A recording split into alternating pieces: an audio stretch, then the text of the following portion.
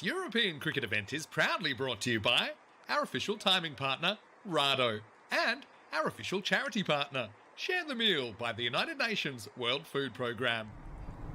Hello, good morning and welcome cricket lovers to a wet and damp Belgium as we get set for day 2 of this European cricket series, and it is the Challenger division. Yesterday we did see 3 teams in action. Today the other 2 teams that will feature in the division will take part. Ostend will be here and Gent as well, so we wish them luck. Yesterday belonged to Bruges. They didn't have the best of starts, losing their first match, but they came back well, winning the next 3 on the spin. That took them to the top of the standings. Some of the players to look out from what we saw yesterday from them: Usma Butt, he was in great form, scored a fine 96, but he made contributions in every match. Waka Baba, now he's somebody who I think is ready to go big today. Once again though, made good contributions with the bat yesterday. And then of course, as well as those 2 players, something like Anib Butt, he was a great all-rounder, showed his true talents towards the end of the day. And Shazib Jilal is another guy to watch out for, another very good all-rounder. So Bruges, they'll be hoping that their first 2 matches this morning, they can start better than what they did yesterday and stay winning and stay at the top of the standings. Their opponents this morning, Ostend, they're a team that know what it's like to play on the European Cricket Network. They have played on 2 previous tournaments, and one thing I can tell you about them is that their ranking when it comes to their bowling and fielding is very high. So I think that some of their bowlers are going to enjoy bowling on that pitch behind me. Now look, we will keep you posted on the weather. Of course, as you see, there is a little bit of rain about at the moment, but if there are any changes, if there are any delays, then of course I will come back and inform you, and you'll also be able to see the updates on the bottom of your screen. Let's hope the weather doesn't play a part in the day, because otherwise I think we're going to see an action-packed day here in Belgium.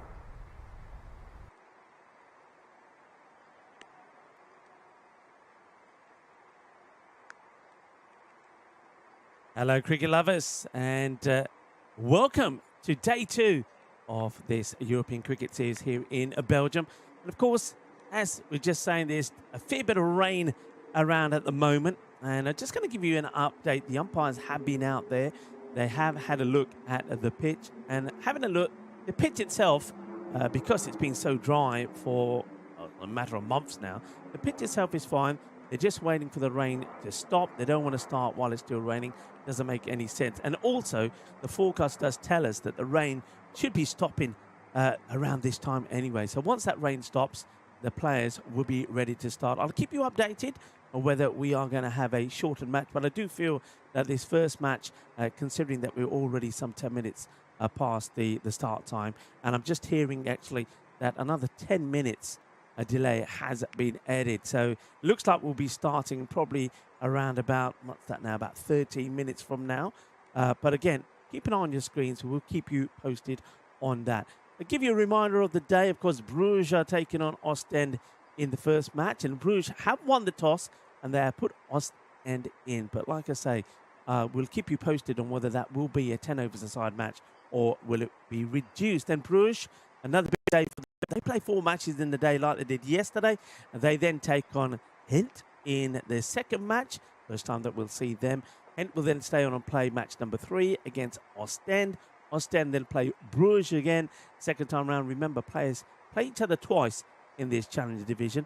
And then the final match that we have in the day will be Gent against Bruges. So we're expecting a big day of action. And we're also expecting the rain to stop. Once that rain does stop, we'll stop in about, well, we've been told it should be stopping in about 10 minutes time if the forecast is right. But like I say, at the moment it's light, it's not heavy, it's not dangerous, and I think the umpires have made the call that as soon as it does start to stop, that the players will go out there and start. So expecting a very big and entertaining day once again today. So I'm going to leave you with that news for the moment. I will come back and give you some more updates if they are. Keep an eye on the bottom of your screens as well on the timer, the Rado timer, of course.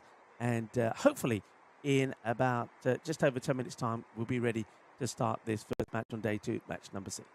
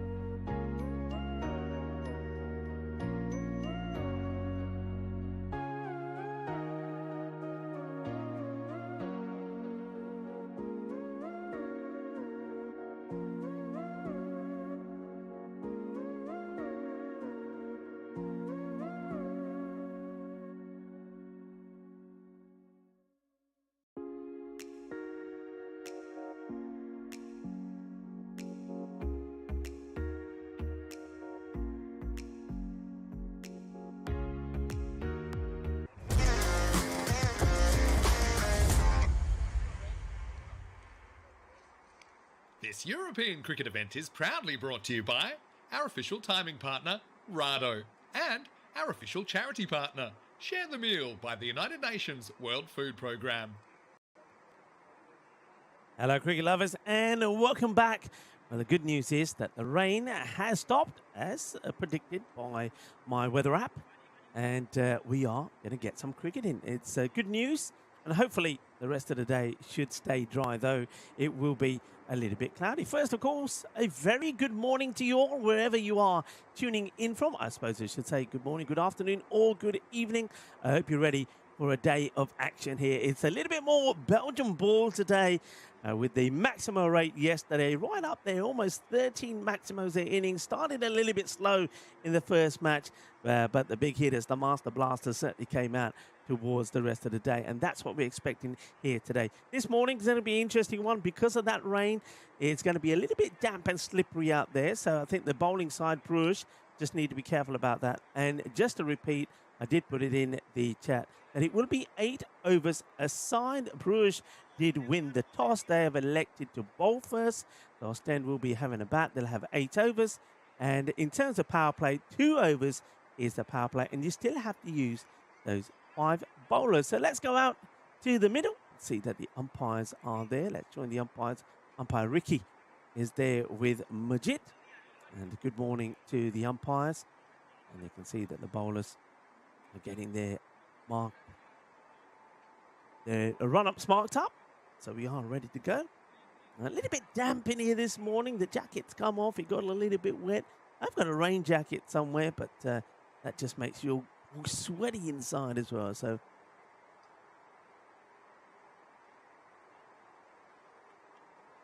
we are getting set here. Thanks, Bowler, just giving me an update. So let's take a little reminder as they get ready there how Bruges went yesterday. They didn't start well. They lost the first match when they only posted 96, and ICCB, the International Cricket Club Brussels, knocked them off with 18 balls to go. So Bruges got no points from that first match, but everything then changed. The batting started to click. They scored 172 against the Mechelen Eagles and won by 39 runs. They then chased 150 against International CC Brussels, got the revenge there, and won by 4 wickets with 3 balls to go.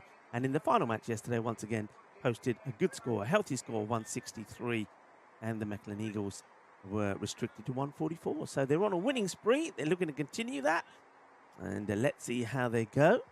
They've got their bling on their numbers. It's Shamir Mohammed. He's going to bowl the first. Now, he doesn't look too threatening with the ball, but he does take wickets. So here's the first. And it's kind of defensively played away by the Ostend better. Ostend, they've got bright red and black as their colours. The red tops, black pants. Slightly different shade of red to that of Bruges. Tossed up, and that's played nicely down the ground. And it's going to be fielded. And this is where it becomes tricky now for the bowler, which is probably why I think they've decided that they will go with Shamir to start off with. The quicker bowlers, of course, will struggle gripping the ball. The likes of Nishan Singh, perhaps, and even Anib Butt, Waka Baba. So maybe the slow bowlers are going to be used more, which is understandable. That's a very, very good delivery. And he's gone. The batter is saying, well, hang on, what happened here? And he said, how did that happen? Well, the ball must have gone through, hit the bail. He's not too convinced. But Aslami is going to have to go. That's the first wicket. And he's going to go for a duck. And joy for the Bruges side, but no joy, unfortunately, for the batter. Going to go without scoring.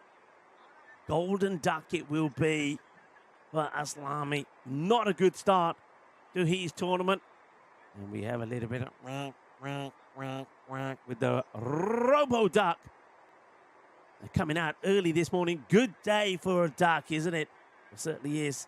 If you are a duck, not so good if you're a batter. As Aminullah Aslami goes without scoring. Just a very good ball. I think that skidded onto him. And then he didn't realise that it had taken the bow. He was like looking around thinking, really? Did that happen? Yeah, it did. And Shamir, well, is he a little bit more lethal when the pitch is a little bit damp? Does the ball skid through a bit more? Oh, this is so close to another, you know. So close to another. Sadat Salam.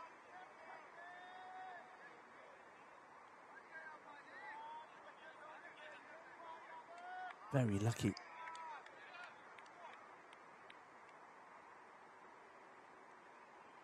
And here comes the next. Good areas. Good areas. Ostend, I don't know how often they've played on this pitch, but they're going to have to adjust. And adjust quickly. Bowlers do get plenty of bounce. Oh, the Rahimi just having a chat with his partner, saying, hey, come on. That's Omid Rahimi now. We know him very well. Very good cricketer. Also got Ansalula Ibrahim in the side. Very, very good bowler. Now, they've got some talent there, but they're up against it, aren't they? Only the one run coming off the first. 1 for 1. And that was after we saw the wicket there. Very good wicket, very good over there by Shamir. And it's Islami, who doesn't get off the mark, goes for a golden duck.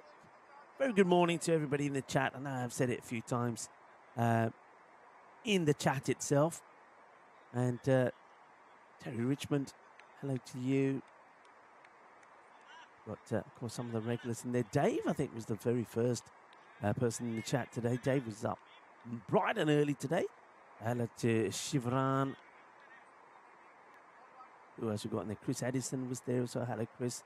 Just a reminder, 8 overs aside. That's the next is going to be Usama Butt. That's a very nice shot. It's skidding away. Will he get to the boundary? It looks like it just stops before it gets to the road. Nice shot. Good footwork there by Rahimi. It was like he was charging at it, and then at the last moment, decided, well, maybe that's not the right option, but made a good adjustment to get it in the gap there between point and cover. Tossed up. In the air, this could be another. Oh, well. Not going to be easy. It's skiddy. You got to watch your footing as well, but it was up in the air long enough, wasn't it? Now take a look at this again. Not where he wanted it to go, but the fielder needed to get down, didn't he? Needed to get down and dirty. Diving too handily forward. Didn't fancy it. Got dirty anyway, but didn't take the catch. Slightly could go on. Quicker and wider. Dot ball.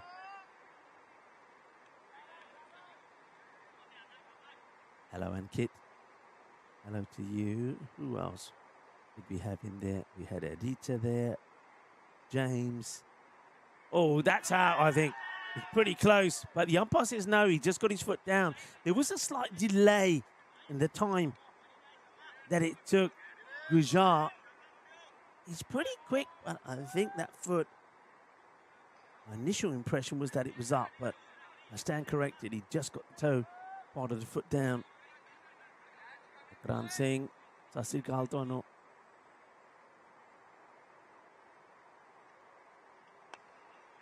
There will be no run there again, so Usama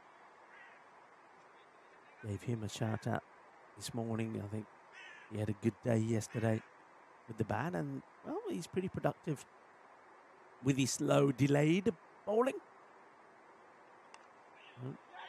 Only going to be a single. It's tiki-taka this morning. Tiki-taka, tiki-taka. End of the over. And that one only goes for 4. The first one only went for 1. 5 for 1 after 2.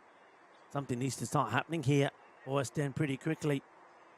One thing that both these teams will know is that the bonus point does not apply when it's a shortened match. So there'll be 3 points to the winner and 1 point to the loser, whatever happens. Hello to Yogesh Kumar, who was in the chat a bit earlier. Dragon Warrior. Oh, I like in the name Dragon Warrior. Kroom. Welcome to you, Kroom, as well. Namaste. Namaskara. Assalamu alaikum. Sasri akala. How are you on? Buongiorno. Buenos dias. Nobody then. Just a single.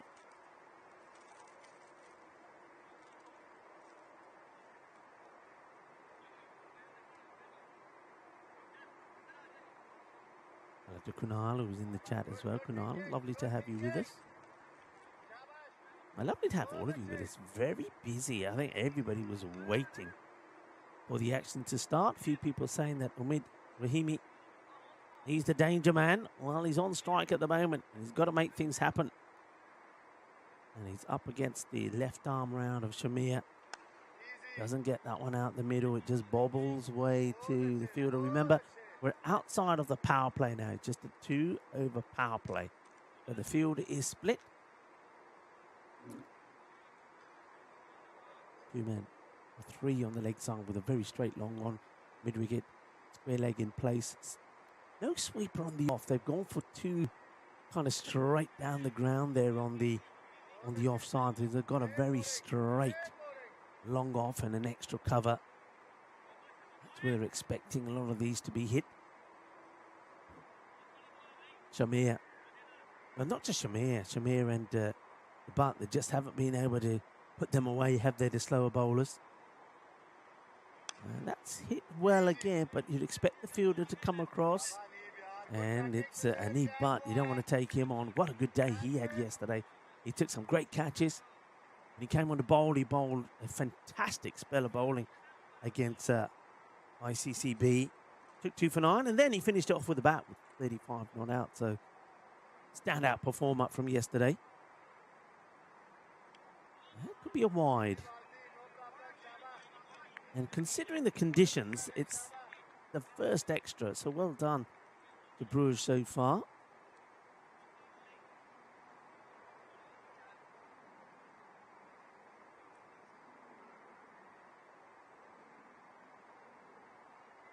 Slightly shorter, and this time 2 wide outside the off. So a couple of extras creeping in after no extras at all. Ash, hope you're well. Ash saying, take these dogs for a walk. What dogs do you have, Ash? Well, Ash, when you come back, you'll have to tell us what dogs you have. I knew you had dogs, Ash. I thought you just had ducks. I thought you were a duck person, not a dog person. I'd laugh if one of these dogs is called Derek. Well, Ash, if you've come back, probably not. But somebody remember to ask Ash what dogs he has when he comes back if I don't. Hello to Raj Verma, also in the chat.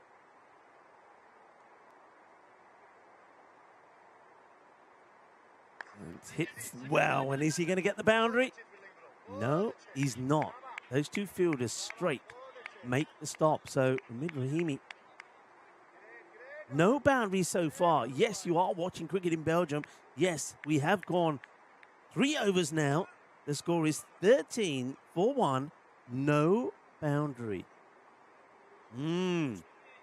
West End playing their first match in this Challenger division. So this week, Monday to Friday, is the Challenger division. 5 teams will play each other. They'll play each other twice.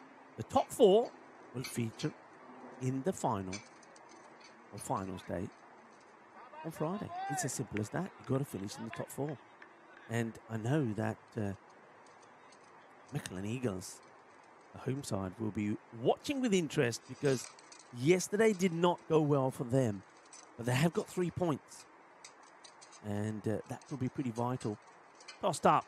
And that one probably will go all the way, will it? There is a fielder there, but he's going to clear them. So Shaba. Finally, the start of the 4th over. We see the first boundary.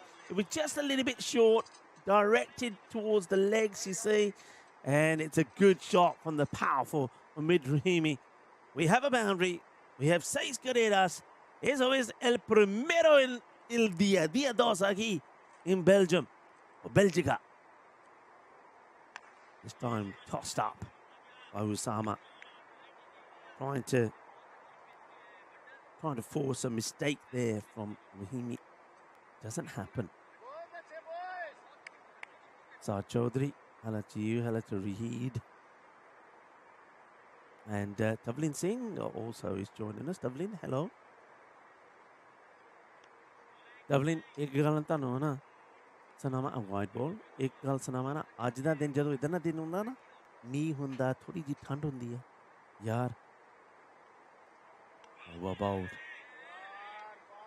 ठीक है ना thermos मसाले दी चाह ना मिल जावे बंदा खुश हो जावे मसाला दी चाह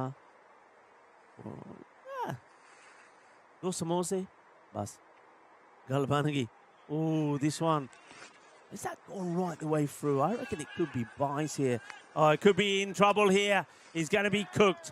He's going to be absolutely cooked. And, well, first of all, what's the umpire giving there? Umpire saying, is the umpire saying one short? Well, if that's one short, then it can't be any runs. I don't think there's any runs here. I'm looking at umpire Ricky, who is giving the one short signal. So I feel here that Salman is going to be run out. So let's watch this again. So I'm sure it's a bye. Now let's see here. Does he get past the line? Maybe he doesn't there. So, and then if you keep, I don't know if we got the umpire all the way through. Umpire signals. There's no run there. There's no run, so there should have been one at least. No run. And, yeah, run out. Someone gets run out there. That could actually be a good thing because they need somebody with a bit of firepower. Someone had scored 4 of 12, so I get the feeling that Omid Rahimi knew exactly what he was doing there. And now there's some discussion. Yeah, now did the batters cross also? That's the other thing. So who should be on strike here?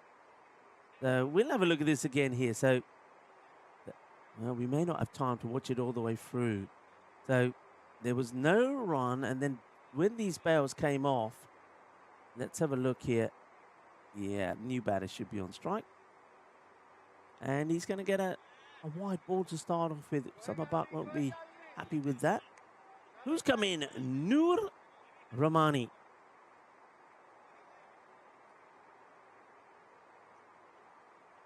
Shot. Well, that's why you had to get Salman out of the way, because he was just chewing cricket balls away. I would be chewing on my samosas with some masala cha if I did have some. So if anybody's coming down to the ground here, to Vraybrook Park Cricket Ground, do bring some masala tea. And, well, the tea alone will do. But if you want to bring me some goodies, some snacks, some samosas will be nice. End of the over. Struggles continue. It's 28 for 2.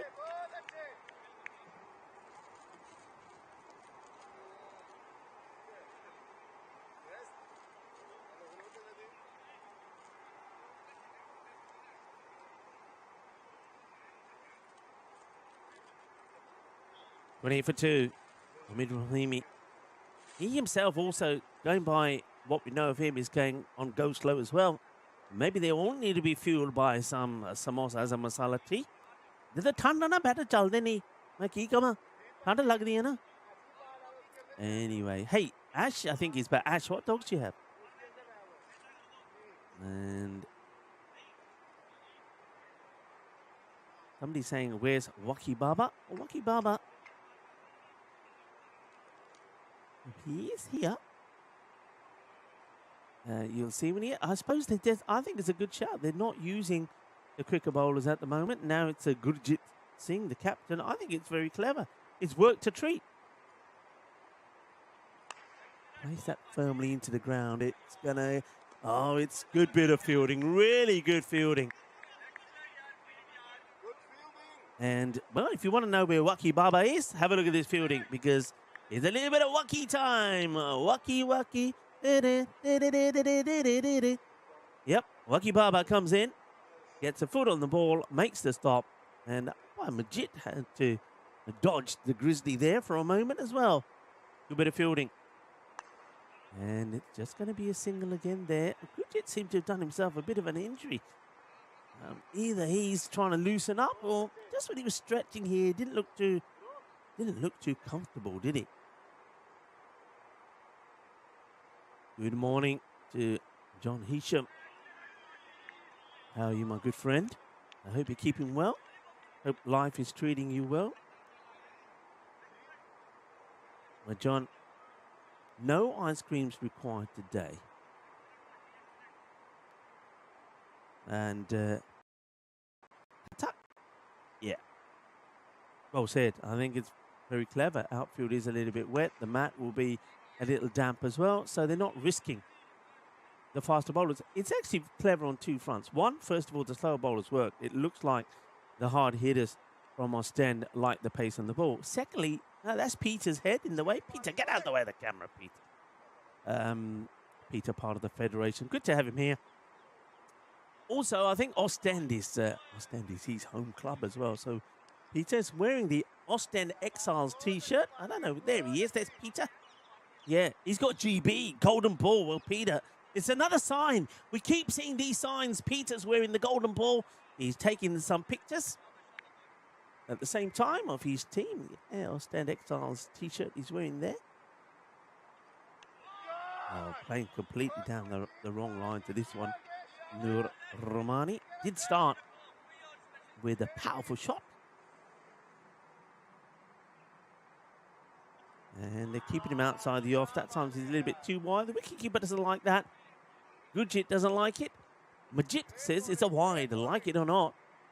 And good morning to Danish as well, our cameraman.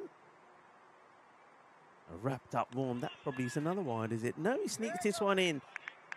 To the displeasure of Romani. It's another over that's completed. 33 for 2. 5 overs completed. 3 to go. Yeah, that doesn't look too healthy, does it? That the Manhattan. And even that big tower there, 4th over, that was 15 off that over. So it wasn't massive compared to what we've seen. It's gone 1, 4, 8, 15, and 5 off that one. Hello, Abdullah. He thinks it's all over already. They should whack everything now. I think I agree with you. Anruk Singh. Galtari sahiya. Maro, maro. Ye anda nahi hai. Ye ball hai. Nahi tutda. Maro. Bat ke maro. Chakke maro.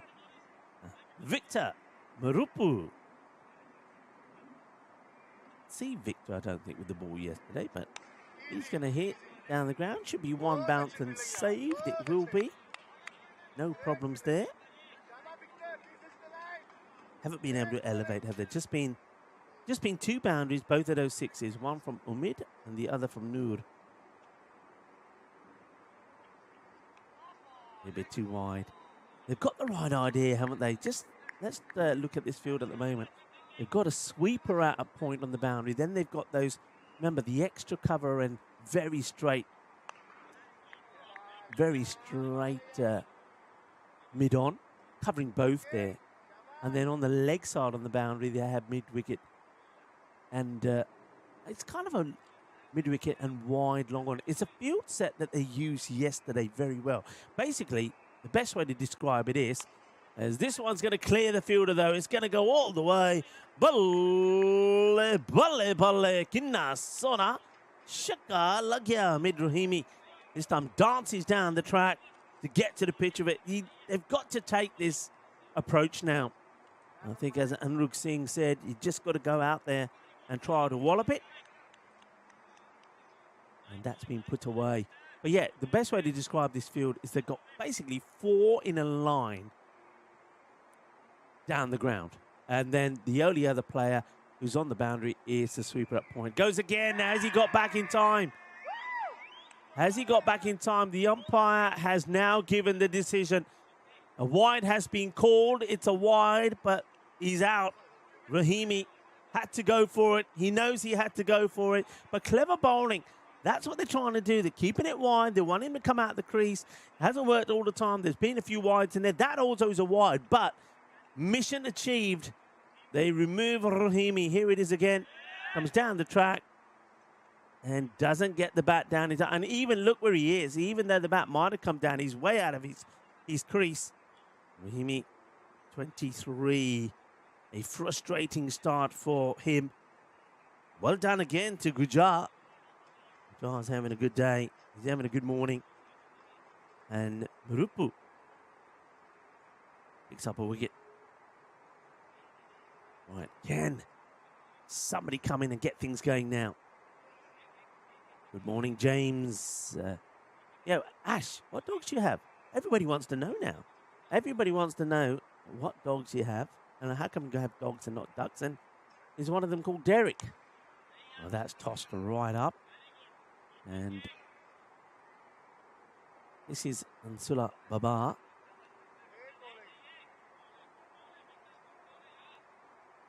Gets a single. Nur Rahmani has to do the same. Has to attack.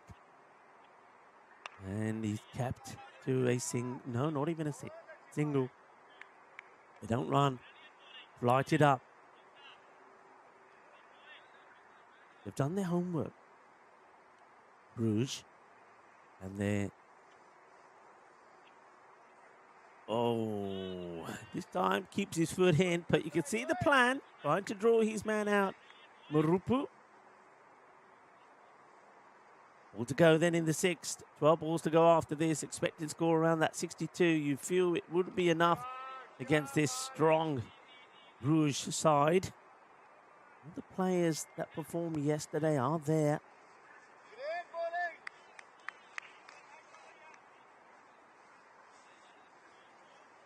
Marupu. You can see that he's in no Dilal. I just said all the players here, but Shazib's Dilal, a man I mentioned this morning in the intro. He's not there, so that's who. No, he is there actually. Beg your pardon, he is there. My eyes deceive me. So Jalal also is there. So that, yeah, they're full strength. When it comes to the batting, all the batters that performed yesterday are still there. Gurjit comes back, the captain. Up in the air. Once again, should only be a single. Oh, the fielder. That's what is he doing? He's playing a bit of hop skip all by himself, and they might take another. Well, I have no idea what the fielder. Well, yesterday was. I think we were talking about snakes being celebrated. Well, it's like it was a snake. They're gonna sap aa dekh lo. Ay, sap dandi bandi. He was having all sorts of trouble there. Looks like this is being called a no ball as well, by the way. Thanks very much, Lucky. It was because the keeper encroached.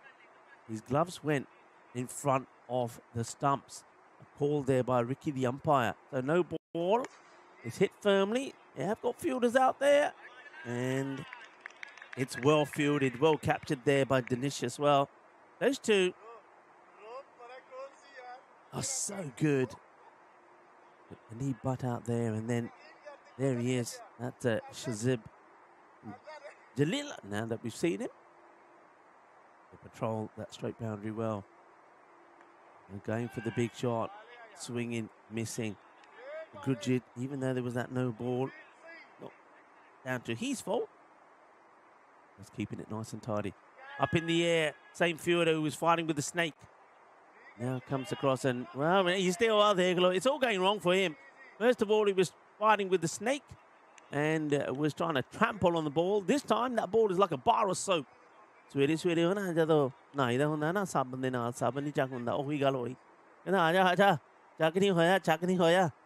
slipping and sliding all over the place.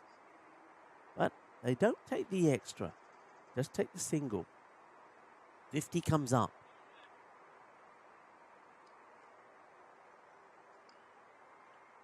Another wide delivery. Extra. Remember I said after 3 overs there were no extras. Well, it's gone to 11 now with that wide. 1 no ball and 10 wides. Okay, has he got enough? I don't think he has, you know. And it's a very good, comfortable catch from Anib Butt. And Nur Rahmani had to go for it, really, but he's going to go for a runnable 12 after hitting 6 of his very first ball. It didn't quite maintain the hitting that was required. Anib takes a good catch, and Gurjit, to his joy, picks up another wicket.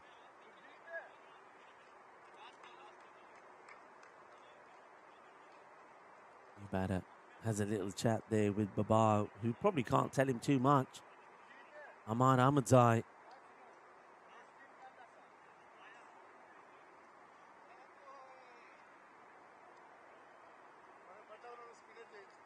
God gets ready to face the one ball remaining from Gurjit, who's holding right arm round the wicket. And he's going to squeeze this one through, and it's the end of the over. Another good over, 52 for 4. A low-scoring 8-over-a-side contest this morning as Ostend, being put into bat, just really never got going. It was always going to be difficult. Only one came off the first, and they lost a wicket. 4 off the second, 8 of the third. It was 13 for 1 after 3 overs. They've got nice little huts around here. There's one of them. And nice to get in there, get set up and stay dry when there's a little bit of drizzle around. It is a lovely setup. And we walked back to, we needed the app Find My Car to get to the vehicle yesterday when we finished. And yeah, we found some beautiful. Well, he knew what he had to do. Good job. But you need the ball in your glove. Watch this. Oh, Gidirgi. Also been called a wide as well. So here is Waki Baba. Right. High. Mighty. Wait for the knock. Oh, it only lands just about a centimetre away from where Lucky is at. Well, lucky you're lucky, because otherwise this would have been a little bit of a knock-knock. But it's a good hit, good clean strike. Waki Baba being asked to bowl, but bowl just some spin. Good comeback. It was a little bit fuller the earlier delivery, which, Baba battered Baba. Well, it's the Baba versus Baba battle. Remember Baba Papa? I used to love those. Oh, that's a good-looking shot. And he's going to go all the way. Bolle. As Baba goes big. Boom. Shaka. Lugyow. That's a bit more like it. Gives himself room. Opens himself up. He kind of knew where the ball was going to be. I suppose there, the only thing that Baba could have done was get it fuller or quicker or follow him. But he decided to keep it the same. And he gets muscled to the boundary. 65, 3 balls to go. Can they push on here? Can they get into the 70? 69 expected. I think they can pass that. Could be the best over so far. It was 15. That was over number 4 from Usama. But can they go beyond that? Of course, that ball will come back wet and slippery from the, I call it the Isla out there on the offside.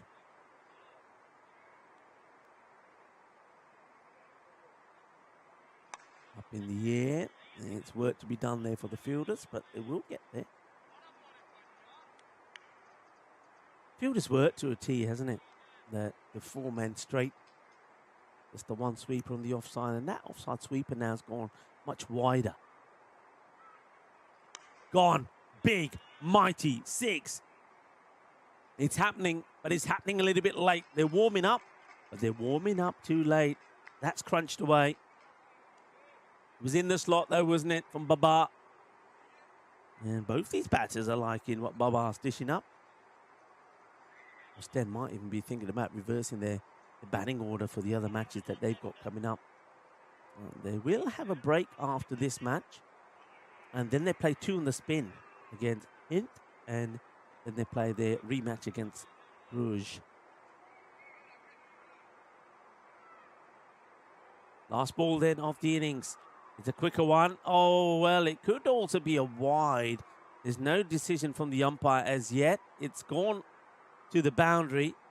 And it's going to be a minimal. Well, that will take that, say Ostend. It was always going to be a wide. The wicketkeeper couldn't really do too much about that. It wasn't a good delivery there from Baba. And so, could be another 78 now. And it is a very, very expensive over. Could even go supersonic. It's gone for 26. It was 52 at the end of 7. So, look, remember what the expected score was, 63. And I said, oh, no, they'll get past that. They'll get into the 70s.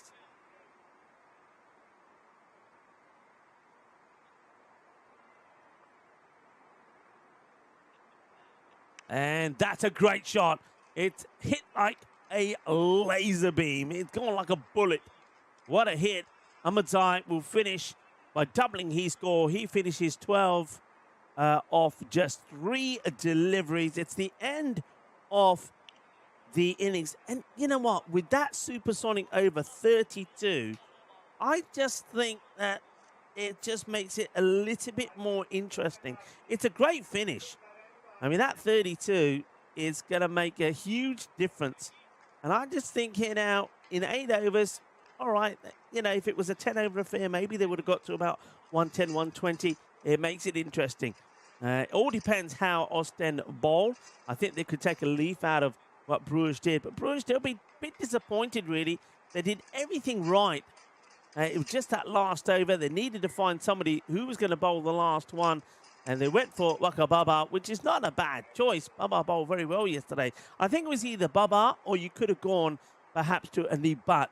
They decided on Baba, and, well, Baba got absolutely bombarded to the boundary. 32 runs come from it. It's quite a weird finish to the innings, really, isn't it? A match where nothing happened. It was tiki-taka, no eye, boom, boom. And then the very last over goes for 32, goes supersonic. But yet the score is 84. So on that note, we'll take a break. We'll be away for about 10 minutes, but don't go too far. Make yourself a cuppa and come back, because we're going to see the chase from Bruges to see if they can make it 4 wins on the spot. No bonus point up for grabs, but they are sitting at the top of the standing so far. If they get a win here, I think they will know that no matter what happens, we will see them again on Friday. I'm Rika Full. I'm here with Paulo, with Lucky, and with Dinesh. Join us back when we return in 10.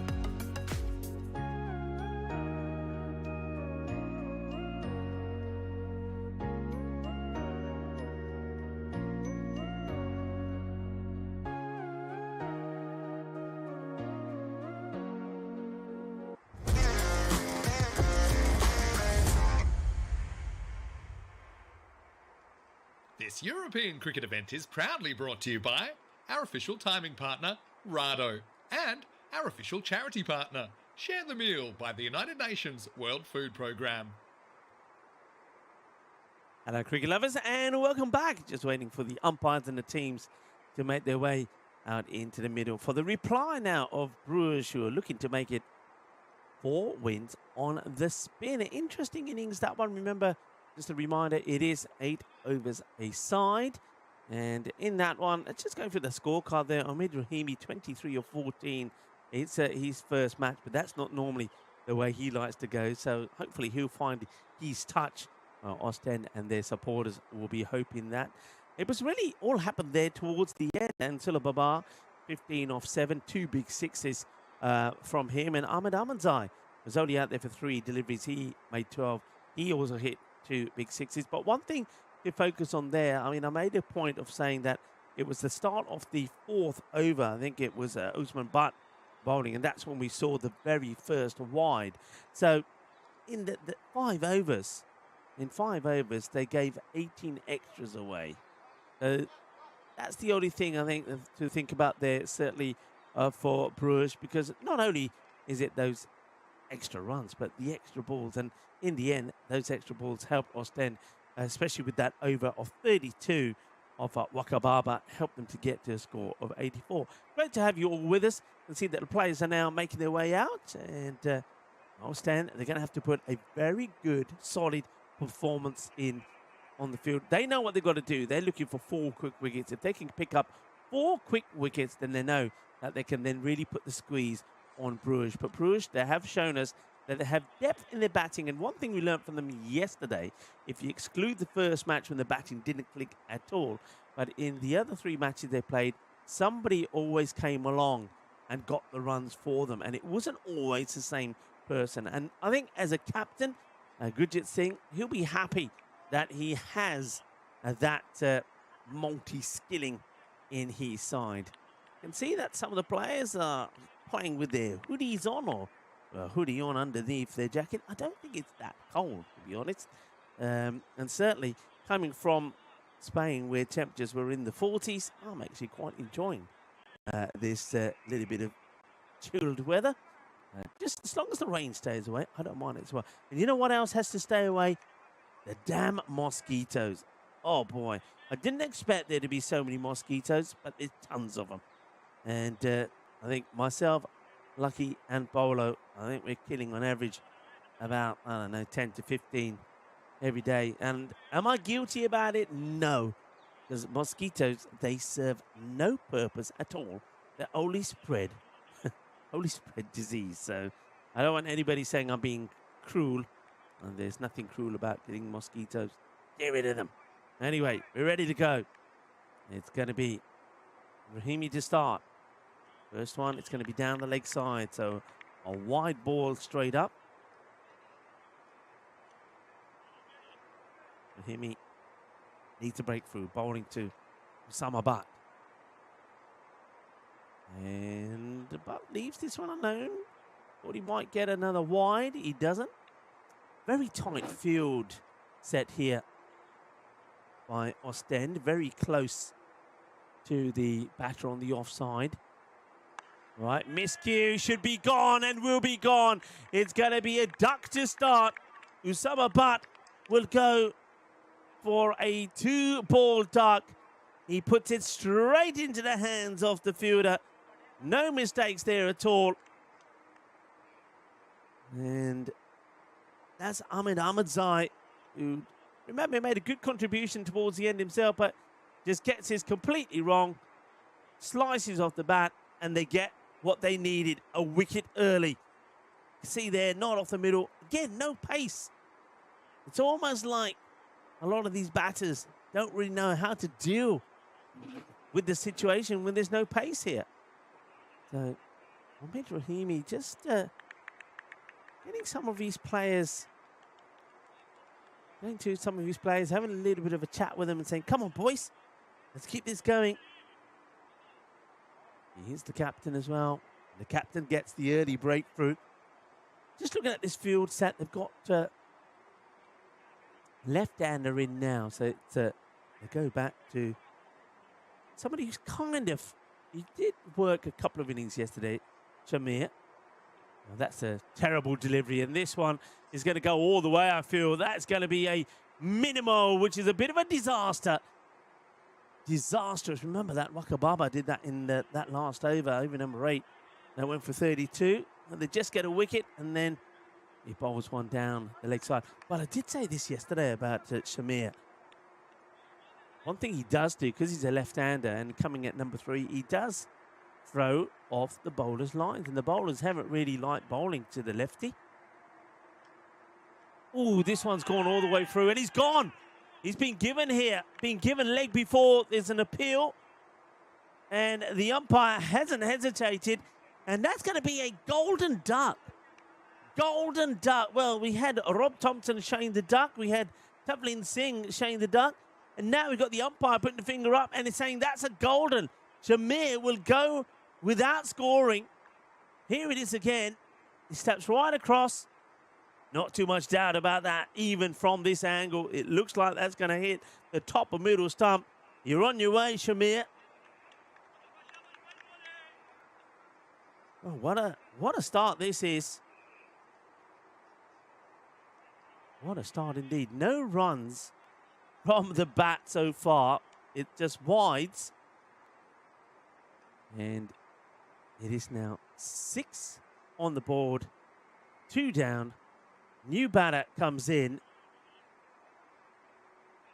Is this going to be a low-scoring classic? Well, maybe. Quicker ball. Gets worked away, though. And that's going to be cuatro carreras as Jalil gets a boundary away. Well, I said they need to pick up probably 4 wickets, and they feel that they're able to contain. Still got 2 good, powerful, aggressive players out there, remember. Oh, that's going to go all the way. Shaba, Kinna, Sona, Shaka, Lagya. Pressure? What pressure? Says Shazib Jalil. I eat pressure for breakfast, he says, as he hits 4 and 6 and looking pretty slick. Nice shot played.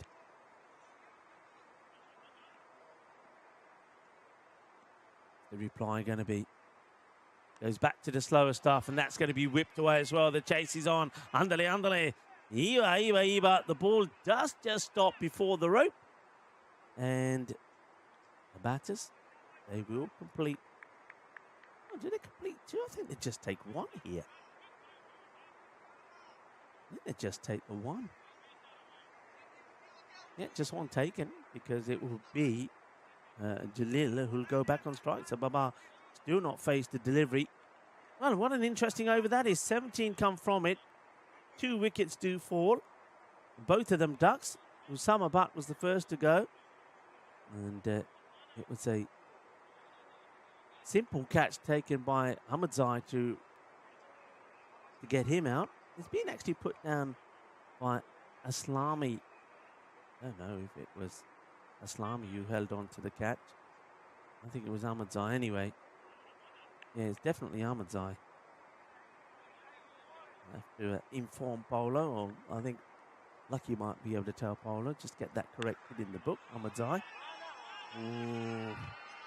6 runs. Boom. Well, Jalil, you know what he wants to do. He wants to finish this as quickly as he can.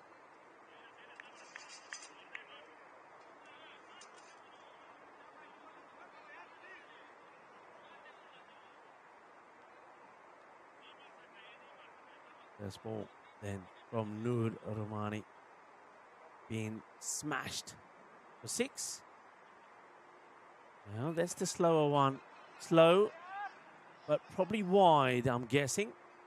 Looking at how much ground. Yeah, there's the call there from Ricky, the umpire.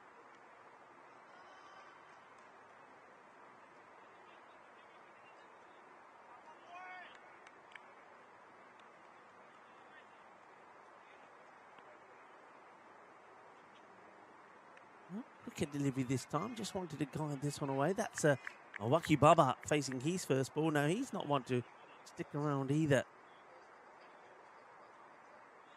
Rouge.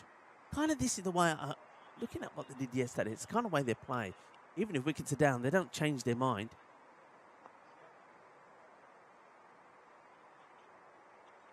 Well, doesn't quite get this right. Goes back in his crease, slipping and sliding the fielders. As the outfield is a little bit wet. Who was that went all over the place? That was Sadat Salman.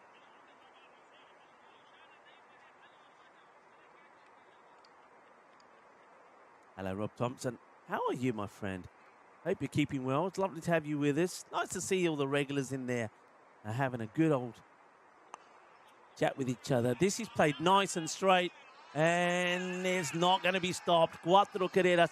That's where that field setting for Bruges really does work. They put 3, if not 4, straight in the line there, and anything that's hit straight doesn't go to the boundary. And this one, it's hit straight as a dart, really, and it, dissects the fielders. It's what we call threading the needle. Does that well. So Jalil. Oh, he's got the swivel on this. And that's going to go to the boundary. It's a very interesting field set here. I'm looking at it. They've got 2 slips in here. I mean, why have you got 2 slips? Look at that. You got 1 slip. You see one there. They've got 2 slips in. To Nur Rahmani, who's bowling gentle. Well, I wouldn't even call it medium pace. It's slow. But 2 slips.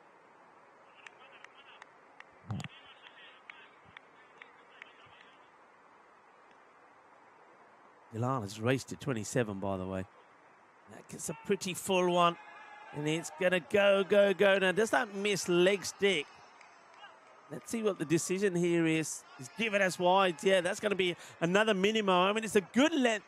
The length was good. He just strayed down the leg side. No contact on there. Wicket keepers a little bit slow to get down, in fairness, is part of their Safi. And that is going to be another minimo.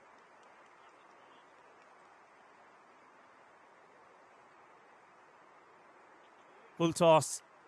And wide again. The keeper's done pretty well to get a foot onto this. But Nur Rahmani, not sure what's happened to him with this over. Remember, the first one going for 17, but at least 2 wickets fell in that one from Umid. But Nur, well, maybe he's just having difficulty gripping the ball. But he's all over the place at the moment. Tosses it up, and that's going to go a long way. It's going into the river. That's where that's going. That ball may not come back. It may not see dry land again. Adios, Balota. How many extra balls did we order?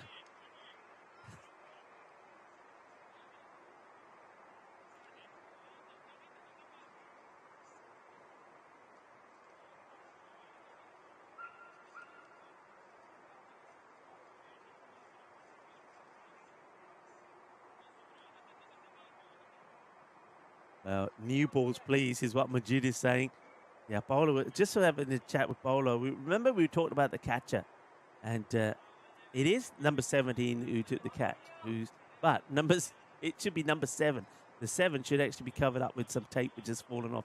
It was Aminullah Islami who held on to the catch. So we get that right. Thanks, Bowler, for that. Bowler then has to dash back and get another ball out there. It's 48. 48 for 2. That over was another supersonic one. 2 supersonic overs in a low-scoring match. You don't see that too often. Nur didn't go well. And interesting that they're not going to try a different bowler. I think I would have tried somebody else here.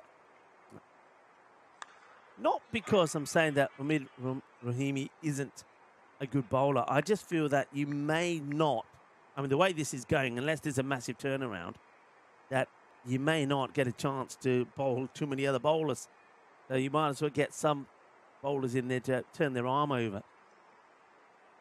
I mean, Rahimi, the captain, feels that he can get the breakthrough. And, well, this is being just given out. Has that bowled him?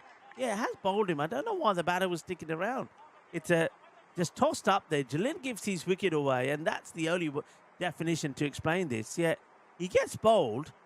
I don't know why the bowler is appealing. I don't know why the umpire has to give it out. I don't know why the batter is surprised. I don't know anymore. I thought it was a simple game. If that round thing hits the woodwork, then you're out. If the bails come off, you're out. So I don't know why everybody seemed so surprised. The bowler has to ask the question, why? The umpire has to give it out. Why? When the bails are down. And the batter, oh, look at him. Look at Jalali. The bails are knocked over. He's just like, yeah. He's still there. He's thinking, well, why? Where do I go? Oh, look, they're down. I'm out. Okay, bye. Bye, everybody. Well, bye indeed. Jalil, 33. Explosive. But gives his wicket away. One thing, actually, we'll go to that maybe after this delivery to Anib, but I said they needed, that's another wide, that's the 50 up. I said they needed 4 wickets and then they could put the pressure on. Well, Rahimi has picked up a 3rd. Can he pick up the 4th? And then we have a real sort of battle towards the end. Well, that's not going to help. That's a terrible ball. It could be another minimo, you know, if it's gone all the way. Has it gone all the way? Well, I think it has. It's another minimo. So we've had 3 lots of minimos here. That's not really good enough, is it, for Mostend? So 55 now. There's 30 required. 34 balls. Rahimi gets that one all wrong to the new batter, Anib Butt. It's a bit of bat onto this. It should just be a single. Yeah, one thing I was going to say about Bruges yesterday is that the number of times batters, apart from Usama Butt, who went on and scored that 96 in match number 2 against the Mechlin Eagles, a lot of the batters make starts and get out. The number of batters that got out in the 40s yesterday, particularly from Bruges, but in general from all the teams, was very high. Took a ball and partially stopped. Wonder if there's a bit of bat on this.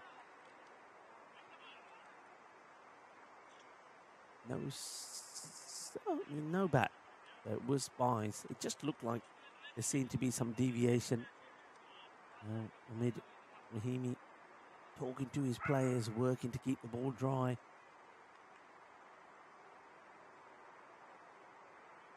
Well, goes for the big shot. Is there enough on this? 1 bounce, 4 runs.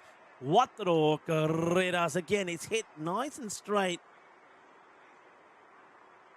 Not a change that they've managed to make here with this field. I must admit, the field setting for me is being pretty interesting. They've removed the... No, they haven't. The slip is still there. They've got a slip in. A slip and a gully. And then they've got 1, 2, 3 in close on the offside. I mean, number 24, who is Gulnazar Khan, is literally standing at that short mid-off. I mean, I don't mind it's attacking field, but it's the kind of field that you have when you have a lot of runs on the board and you're applying pressure on this team. Say, look, you make a mistake, we'll get your wicket. It's not the field that you'd really have when you're only defending a score of 84. 62 for 3. And scoring at the kind of pace that Bruges did, apart from that first game yesterday, that what you would call in normal T10 case a very good power play. Well, 48 of 2 was also good. We will see another bowler who starts with a short delivery, which is going to get stopped by Aslami. We know who he is now. Number 17 on the back, but it should be 7. Aslami comes across and makes the stop. He was the man who, unfortunately, also got out first ball in the day. Going to be worked away. Aslami again chasing hard. Ándale, ándale. Si puede, si puede. Has to pull the handbrake. But both scored runs yesterday. That's why I said they really did distribute the run scoring well. But that 35 was his highest score in that match-winning performance. Oh, that's going to be a no ball, surely. Has to be called. It will be called. And it will also go for 6. So it's a 7-up. It's all happened in this innings. It's a first match to forget for Ostend, really. They did themselves no favours with the batting.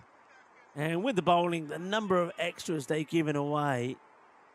I mean, I was saying that Bruges will be disappointed with the number of extras they gave away, which was 18 in the end. Well, they've given more than that, and the no ball has been punished. It's been put away, and they are almost there now, as we see a towering 6. Talking about towering, St. Rombold's Cathedral, the city's massive Gothic cathedral, has a 97-metre tall tower that was supposed to be even taller. You can climb 538 steps to the top for panoramic views of the region. Even see Brussels on a clear day. St. Romuald's Cathedral, that probably could have cleared it. It was thumped. So, a knee butt. Well, we'll go again. Doesn't quite get this out the middle. Hits the short mid-wicket. The emergency man, Sadat Murtaza, who's got 999 on his back. But it ricochets off him and they'll take a single.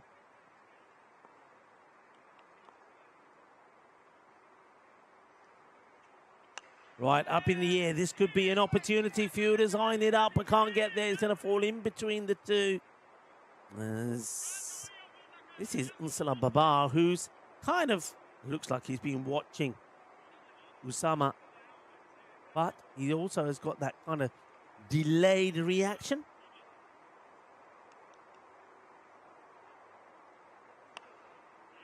I watched. No run this time. Oh, he's gone here. He's gone. Direct hit. That's the end of Waki Baba. Oh, boy. Waki Baba. What was he doing here? I mean, there's yes, no, yes. I mean, it's hit down. If they're gone straight away, it's a single. But you can see Baba is ball watching. Then he decides to go out of his crease and he gets run out. The line belongs to me, says the umpire. And that's out. Great shot of that as well. Great work there from Danish. And they lose another wicket. Oh, Baba. I mean, one thing that I was very critical of yesterday, and it was not just to Bruges, but the batters backing up. I mean, usually they're not. And just looking at Baba there, he's not even watching his partner. He's got his, head turned to him, watching the field or watching the ball, and then decides to leave his crease, by which time his partner said, well, if you're not watching and you're not coming on going back, and then he gets himself run out. So that will be a wicket. It will be the 4th, but it's come, you would feel, too late. The score 79 for 4. Babar gets run out.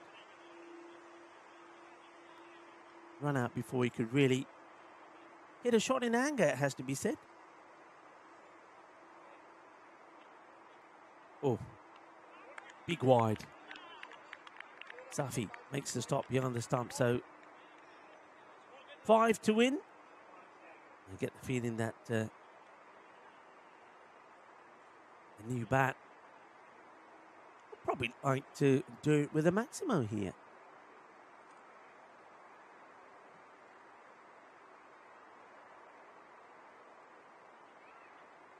Well, he's just going to take a single. Or will he? Yep. I didn't think that any butt was going to be trucking down the other end to turn it into 2. He wants to finish things off here. He's made a fine 20. And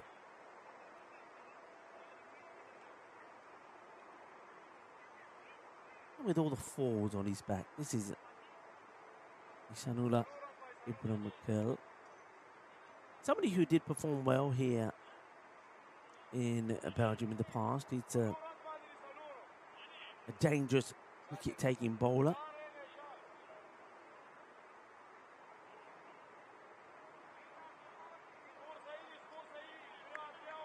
Taking a bit of time here, I think, just letting the scorers catch up. And while we're waiting for the scorers, let me give you one of the first international days being celebrated today. It's a National Couples Day. Love isn't always easy, but when two people pair together to make a couple, it can create a whole lot of fun. Couples who are committed to each other can enjoy celebrating National Couples Day. So, National Couples Day to everybody. And well, while we're waiting, take an opportunity to say hello again to everyone. Yeah, I think it's just the scorers just updating things when that wicket fell. So it is National Couples Day. Well, do remember to do something nice for your partner. And maybe if they're coming home from work a bit later, go out, buy some flowers, some chocolate, trade a beer, whatever it is. But enjoy National Couples Day. We're still waiting for the action to resume. Not really sure what the issues. I think there's something there with the scorers. Unfortunate when it's only just 5 required. You'll probably find when we come back, the next ball will be hit to the boundary. I can also start talking to you about another very important day. No, we're okay. I think we're ready to go. Or are we? Now there's some changes being made in the field. Changes that have come too late. I've started to see them now put players back on the boundary straight. Could be done probably a while ago. And, well, that will probably finish the game. It's going to be a minimal, and it's done. Oh, is it? Well, hang on. It doesn't go to the boundary, says the fielder. No, it stops, but it will be a wide. 2 will go on the board. And Gujar will get a chance to finish things off here. Well, he never thought he would get another chance with the bat. Yeah, day I was going to mention is World Breast Cancer Research Day. We'll talk more about that a bit later on. But the day begins with a clear mission to honour and boost people behind scientific breakthroughs that save lives. But we'll talk about that throughout the day. And, well, okay.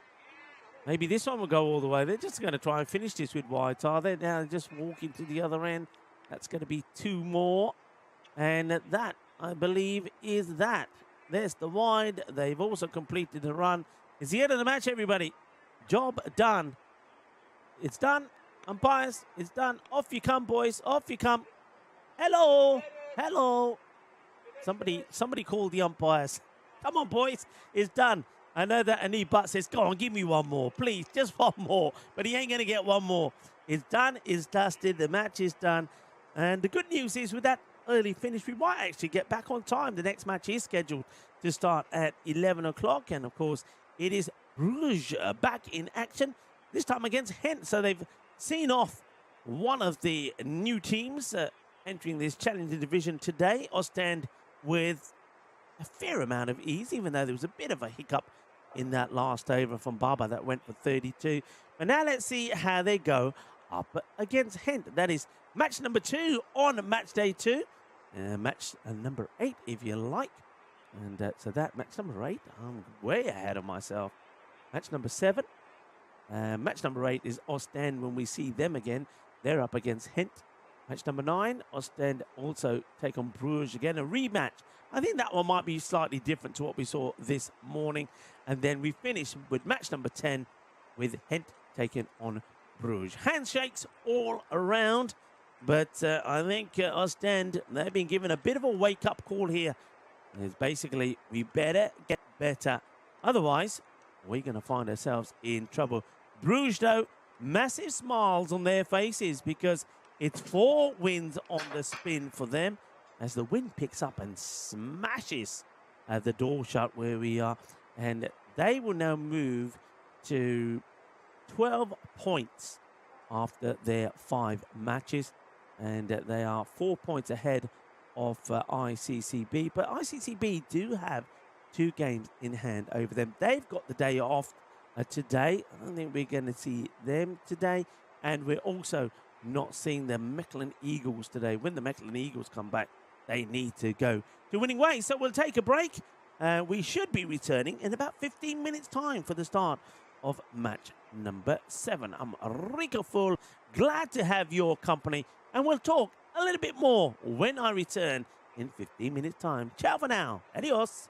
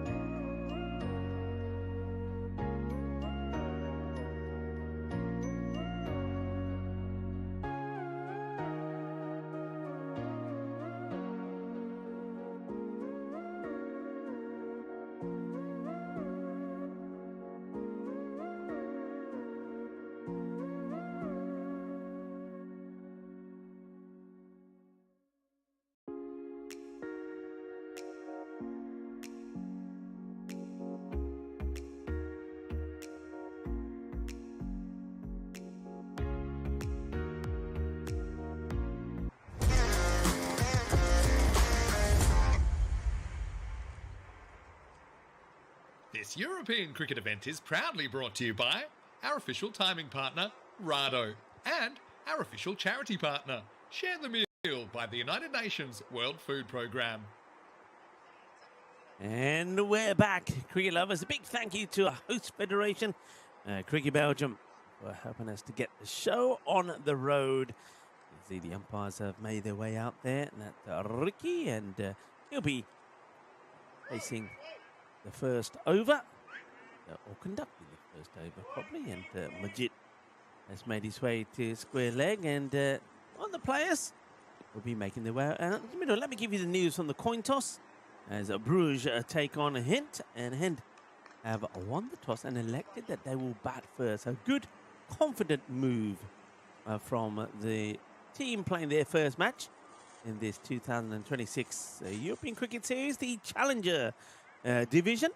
Good morning to John Gray, who's joining us in the chat and becoming part of the fiesta. Welcome to you. Also, hello to Patel Milan.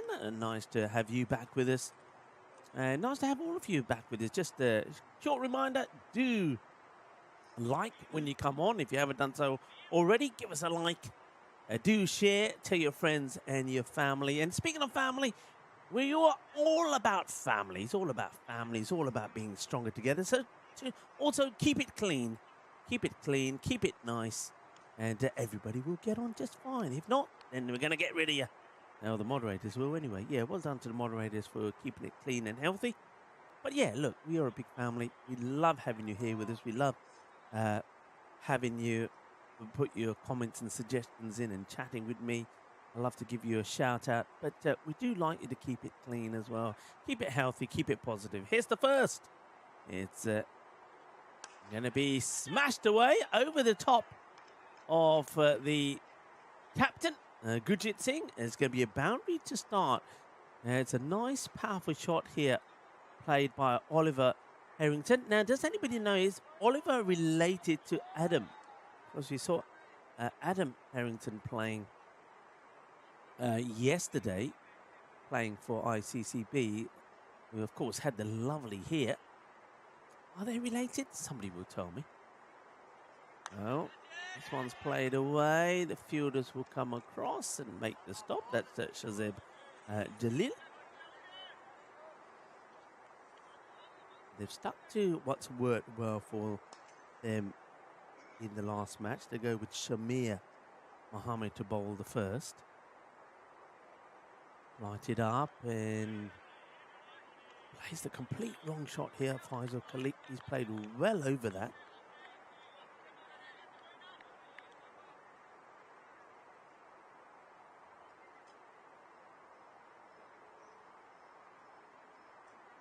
A bit shorter.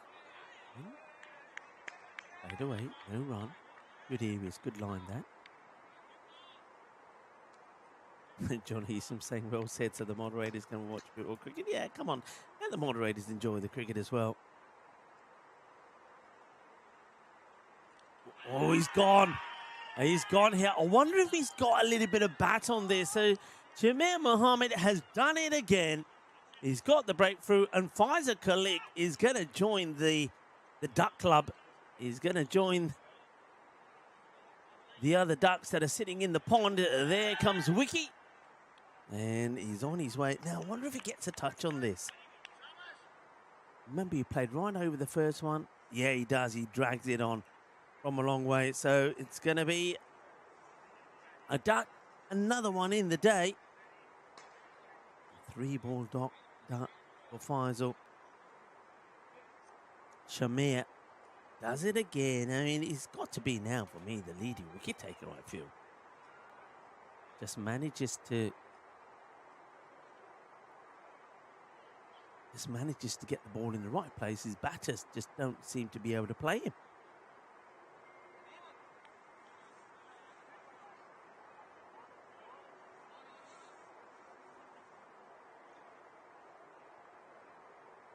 Yeah, well, he is now the top wicket taker. I think he now has 8 wickets.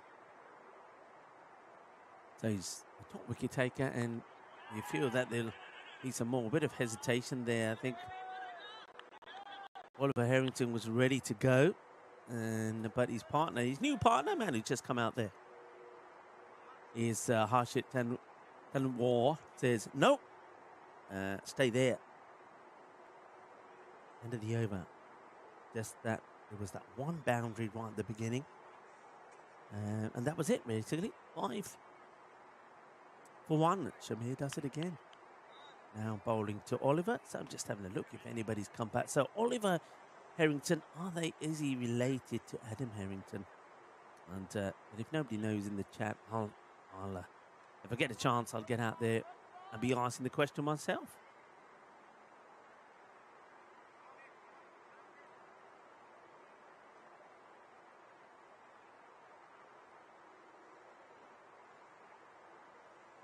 Next bowler looks around, checks his field. It's Usama.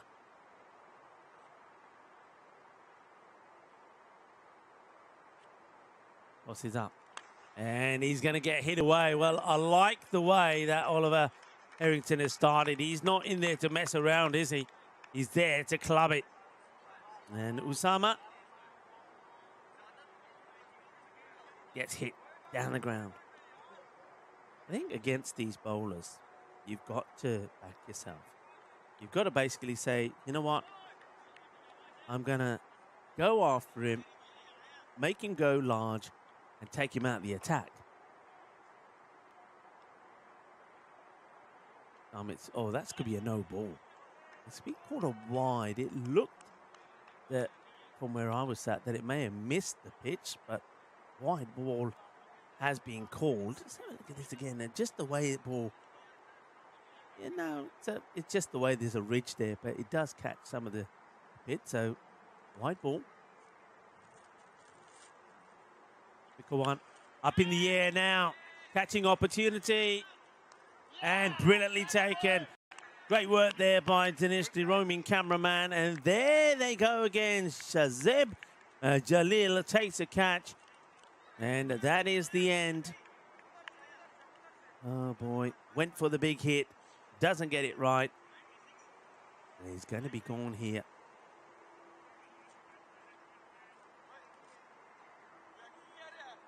Shaking his head as he walks back. Just went for the big shot. It's a quicker ball this time. Skied up in the air. And the catch nicely taken. And you know what that means? It means it's going to be another duck. So Harshit Anwar, he goes for a 2-ball duck. One of those days, isn't it? It's definitely going to be duck day today. And there's not an international duck day today, so I don't know why. Maybe because we've had some rain and the river has filled up a little in some of the ponds. So Usama, after getting Oliver Harrington off strike with the wide, well, maybe that was part of the plan. So Harrington loses another partner. He's the only batter to score at the moment. Waqas Khalil. The wide.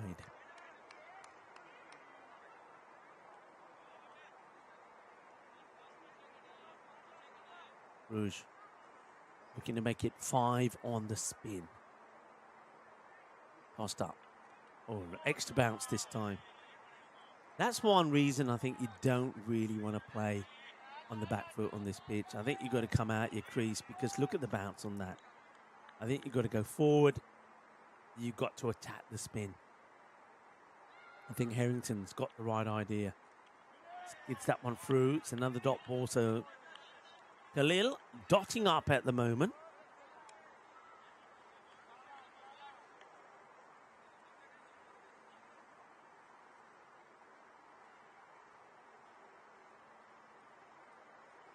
That's a good shot.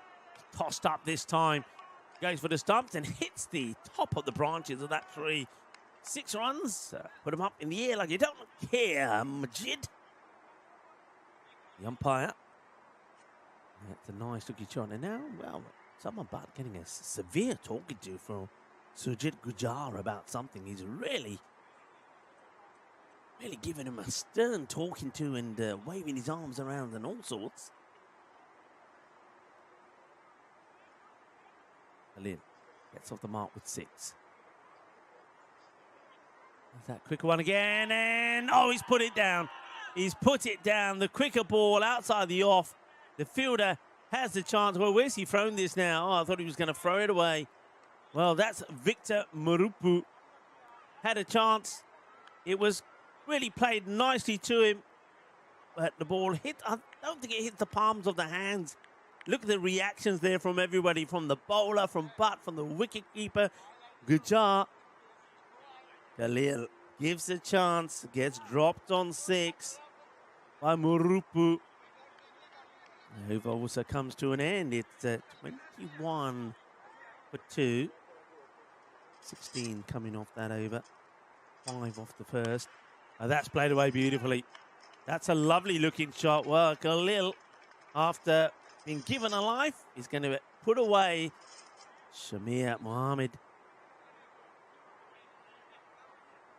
Being used to that treatment today. That's 4 runs as he just gives a little bit of extra width this time. I'm liking Terry Richmond. Gloria, again a moment. I will survive. And survive he does. And then he hits the next ball. For the next ball for 4. And that one will have to be found. That's going into the island. The picnic island, I like to call it.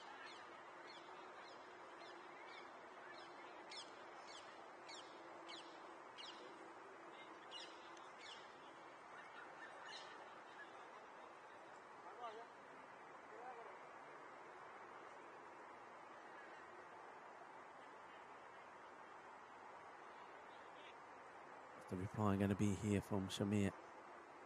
Well, that's hit flat, but they normally do have the field set well for these kind of shots. It's worked well for them.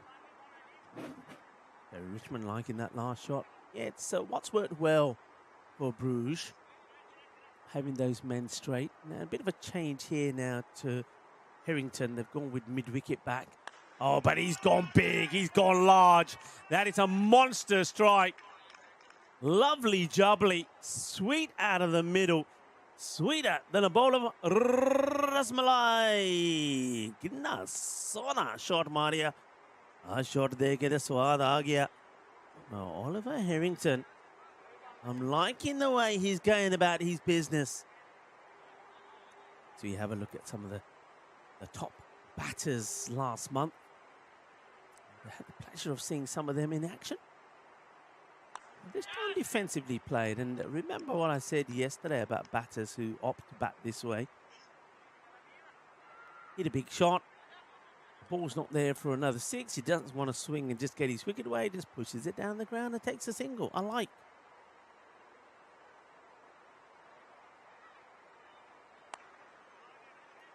Ooh, the fielder is going to give a boundary away here. That's not good fielding.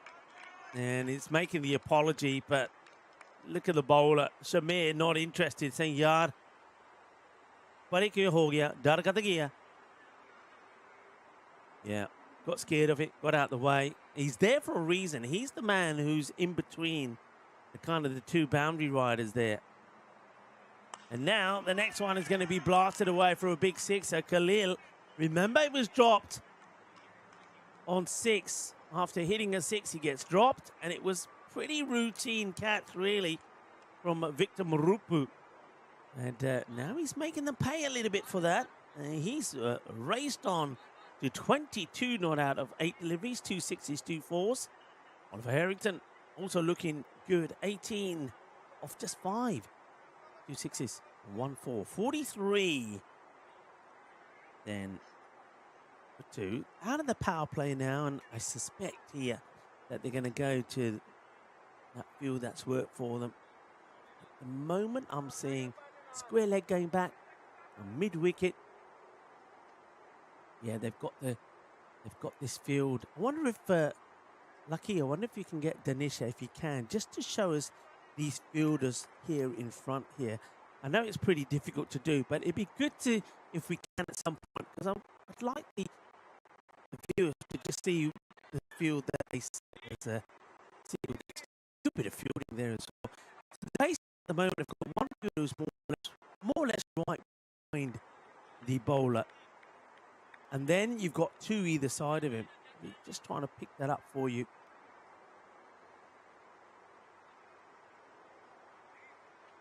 Crossed up, hit firmly. But this is one of the fielders will come in play here. And that's where, see, a lot of these, some of the other teams are seeing these going to the boundary, but they've got those three in a line. So there's one of them there. So you can see that's the man who's kind of right behind the bowler. To his right there, the top of your picture, you can see the other fielder. Then he's got one to the left. That's in the air. It won't go to Marupu, though.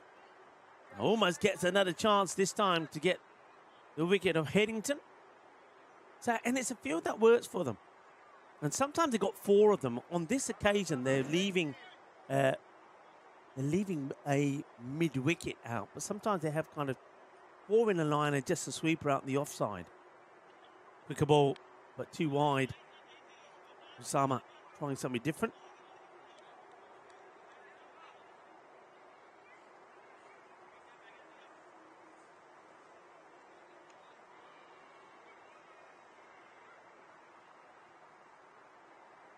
Slow and good delivery from Usama again. Just playing around with his pace after a quicker delivery. He's given that some air and he's kept it nice and slow.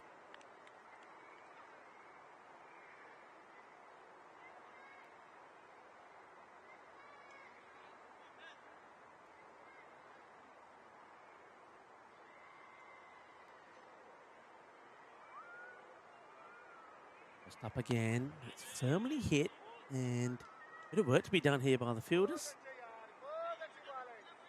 Get there, and that's where that field once again comes into play, so that you can see they've got that extra sweeper out around that extra cover, just helping to strengthen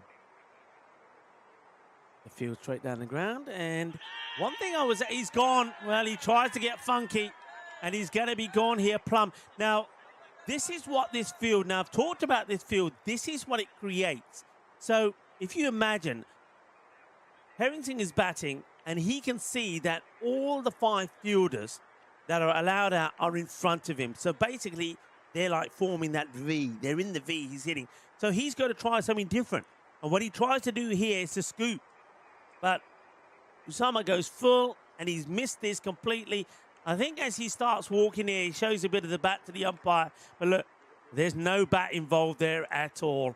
That is good bit of bowling. It's a very good wicket to get because Harrington was looking good. The first error in judgment, really, from Oliver Harrington. And it's going to be the end of him. Tries to go with a scoop. It was not the right ball to do it. So that's the end of him. He'll go for 20. We have another leg before. And Usama picks up another wicket. The 2 for 21 for him. It was also the last action in the over. So after the one that went magical from Shamir, that one, only the 5 runs come from it. 48 for 3. And they're going to keep the slow stuff going. It's going to be the captain. I feel we're struggling a little bit. Gurjit, he doesn't look to be 100% fit. Looks to be holding his he's bowling arm shoulder a lot. He's going to come right arm around the wicket again. He likes to go right across, angle the ball across the batter. So he's just changing the field slightly here to Khalil. Put in a short square, but they've got those 4 straight. And he's gone here. That's an edge.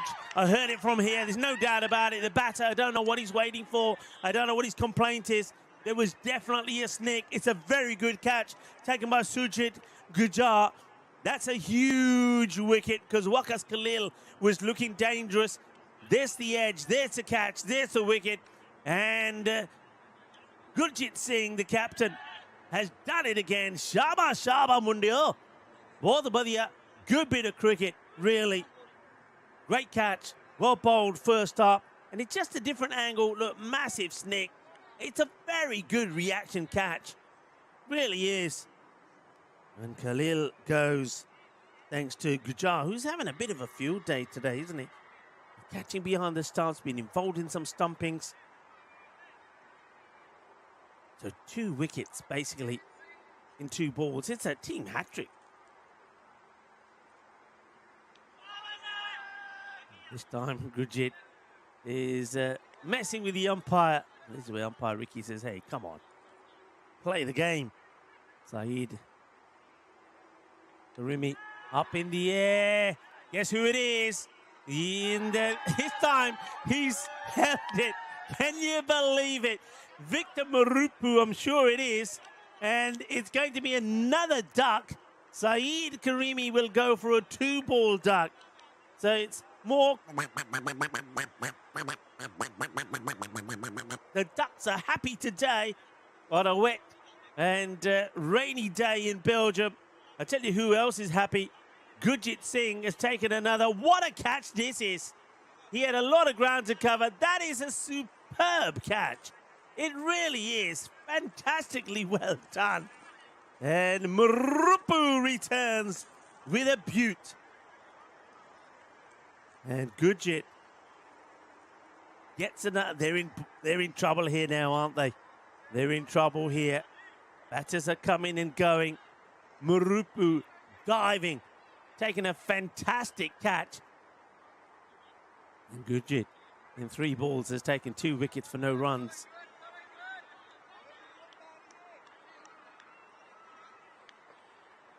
Next batter comes out. Wasn't expected to be out there already. Hey, remember these batters have 60 seconds to get in.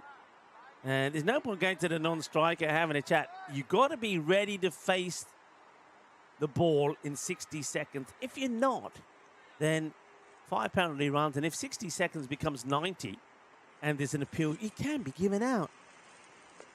Saif Rahman comes in. He digs this one out. He's timed that pretty well, actually. Might even go all the way to the boundary. It will. 4 runs. It was kind of a defensive plod off the back foot, but he's timed it so well that he's going to start with 4.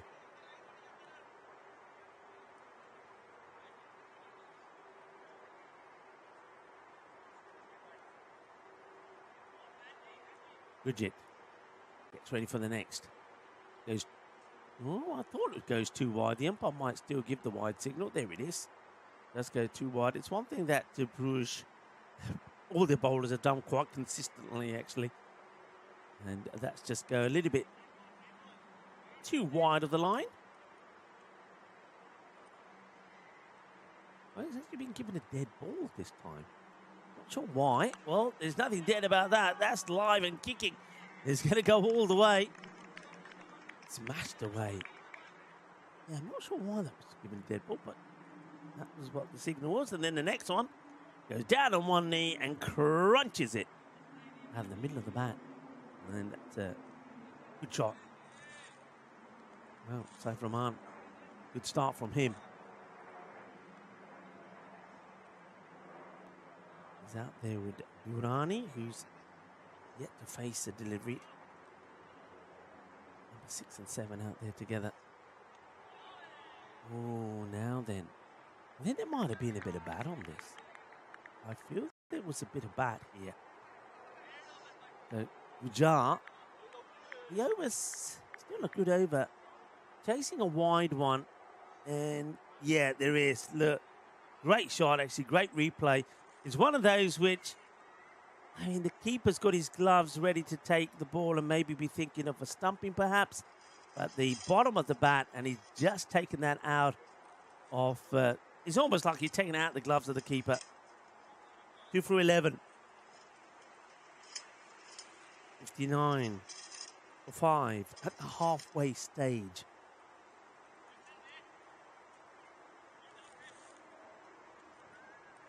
Yeah, John Gray just talking about the time limit there, about batters.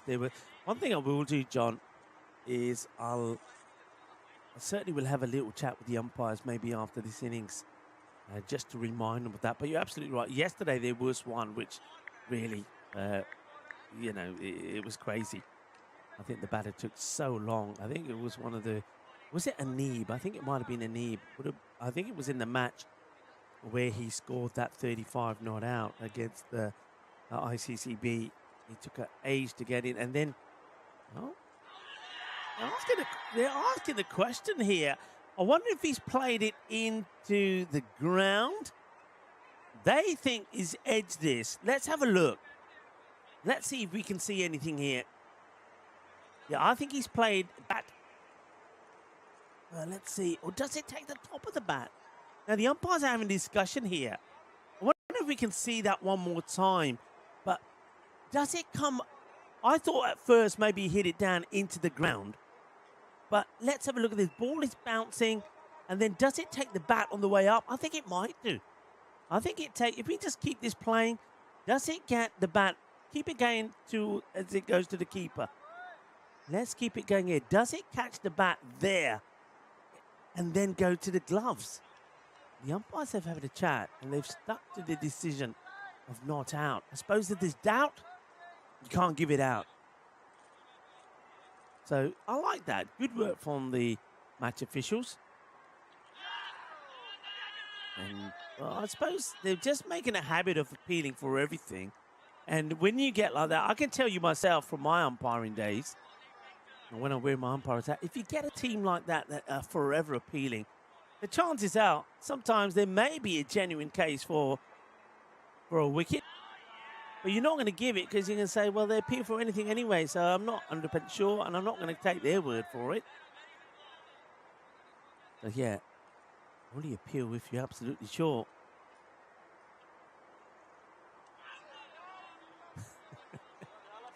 There's another appeal from a few players, but not everybody on this occasion. It's a pretty good over this from Victor, who's come alive after he took that catch. Marupu.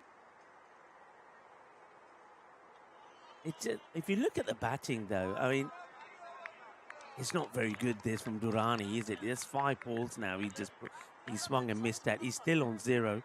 It's only the 1 run off the over. It's 60 for 5. That ball, he's got to use your feet. He's just standing in his crease and swinging. And the ball is being pitched short of a length, outside off, and he's swinging and missing all the time. Have a look at the breakdown of where the runs have been scored at the moment. Good percentage there, there in that extra cover area. Well, good distribution of runs. But here's what I'm talking about. There's that catching one again. It's an interesting one. It's a very interesting one. I was going to say that the keeper and bowler, everybody was sure, but they've been sure about all the others. Do you see what I mean? That's where the umpire thinks, well, yeah, I know they're sure, but they're sure about everything. And sometimes there's nowhere near out. So sometimes if you're a team that appeals too much, it works against you. Where if you're a team that appeals when you're sure, then the umpires will, the umpires will say, oh, these guys, they only appeal when it's like, yeah, I'm going to take their word for it. I see the old clicking scam has died down a little bit now, isn't it? The old clicker. I remember talking to Vinny about that when we were in Hornchurch. But that's another one. I mean, I know there was a big thing about it. What was it, about 3 weeks back? Adios. Adios, baby. He's on fire. Surjit Gujar is on fire. Jabardast wicket keeping. Both pyari, eh? Both pyari. And Durrani, well, Durrani teri rani nahi koi hegi. Ja tu. Rani nahi aayi. Tu ja. Yeah, Durrani, he's only kind of batted out and over, hasn't he? And I think he had to go. Maybe that was him told by Saif to say, look, whatever happens, you come dancing down the track, either hit a boundary or make your way back. Don't bother walking back. Just keep walking. And Durrani will go for a 7-ball duck. That's not good. What was good was the work once again from Gujar and from Gurjit. So Gurjit now has taken a 3-for. Haven't had a 4-for yet. And he's got 3 balls left to see if he can get one. He's going to be bowling to Sairab Zahid, who's come in at number 8. I'll carry on my rant about the clicker in a moment, but I know there's a big thing about it, as I said about a few weeks ago. But it's not something new. I mean, I remember playing as a junior, playing in the third 11 when, well, that's going to be a dead ball. He just steps away here. When I heard of teams doing it and teams had reputations of. And I remember also playing in a team that actually did it. One particular player, whose name I will not mention, was very good at, and he used to, not with his fingers, he was very good with sound effects. It was a bit of a, you know, the bowler's coming in as it's gone past the bat. How's that? And yeah, umpires would fall for it, and that one is just not going to carry. The fielders were waiting. The line of 4 have once again been deployed. Say line of 4, it's actually turned into a line of 5 now. So he literally got 1 straight, 2 to his right, 2 to his left. And when batters do try and do something else, like Oliver Harrington did, he then got out. This innings has come to a bit of a standstill, hasn't it now? 66 for 6. Gurjit finishes with 3 for 16. I don't think quite the best bowling figures that we've had. We had a 3 for 12 from Amit Sinha from ICC Brussels. That was against Bruges. Victor Murpu. One thing they haven't been able to do, is attack the bowling. That's what I liked about Oliver Harrington and also Waqas Khalil. At least they did go after the bowling and made them think. The other batters have kind of stayed in their crease. They've not, there's not been any aggression. They haven't attacked them. So the bowlers have maintained being on top. So tossed up. That's a pretty good shot, but once again, this field is perfectly, I say perfectly plays for it. And this time, one finally beats him. That's a Waki Baba. Like that shot because he's actually put himself into the area of where the ball is. He's not stepped away, he stepped into it. A nice shot there. Saif Rahman now gets one full and he's going to get this one away. He was waiting for that one and it's going to be 6 runs. Maximo from Rahman. And kind of knew the next one was going to be pitched up and he was waiting for it. It was in the slot. Swings well and gets it out the middle.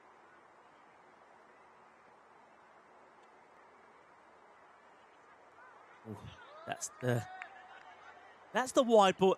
I tell you one thing where this wide ball has been pretty useful. It's so wide the keeper can't stop it. They always run on it. And because they run on it, Saif Rahman now goes to the non-strikers end. And Sairab Zahid is now on strike. Now let's see how he deals with this slow stuff. Will he attack or will he stay in his crease? And he swings and misses it. And that's where it's worked for them. They did it to Harrington. They got Harrington off strike a number of times when Khalil was struggling and Tanwar was struggling. And it just worked a treat. Tossed up. It's hit down the ground, but there is a fielder there, or 2 fielders there. Be nicely dealt with. Good safe hands. That's Usama Butt, who's joined. Who's out there with him? It's we've got Baba there. We also have Shazib Jalil. That's played away, and once again, the fielders should get there and will get there. So they've just made it so difficult for the batters to hit down the ground. I always call it the V. If you go from the bat where the batter is and you just, you draw a V, the batter is at the point, a V outwards. They've controlled that area, and unless you get it over them, they're going to be there to take the catch. Well, why didn't he just pass it back?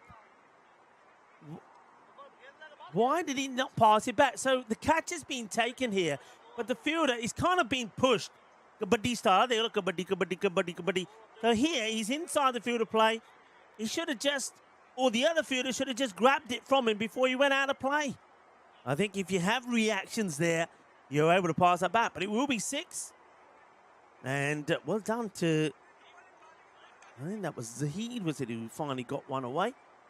Yeah, it was Zahid. So watch it here again. So catch taken. He's off balance, but he just had to release it. But he keeps going backwards. And then he's stepped out of the play. Really, he should have just tossed it back up to Nishan Singh. Haven't seen him bowl today, actually, Nishan. I know he got a bit of a walloping yesterday in most of the times he bowled. 83 then for 6. Great work once again from Dinesh to bring you that replay. Okay, it's now time for Rahimjan Bashahi.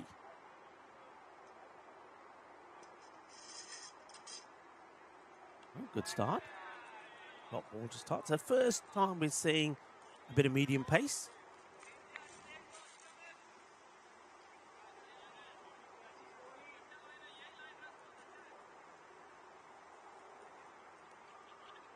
It's going to be a little bit too wide. It's a very good take once again from Gujar.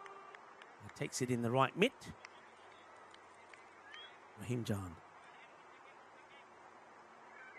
Now what they don't want to do here is give away a lot of runs in the last couple of overs like they did to Ostend. It's a bit quicker here. Benzie's back, gets that through. It's a big swing from Saifur Rahman.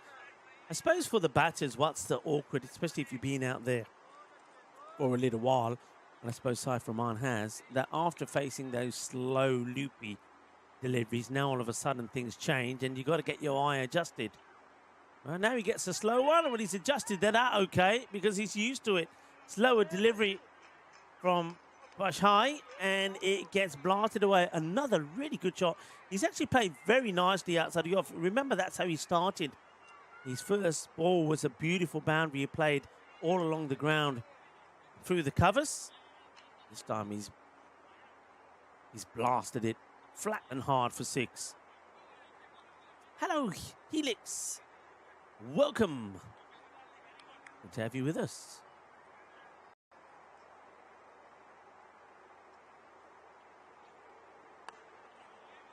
One should just be a single. Can't see there.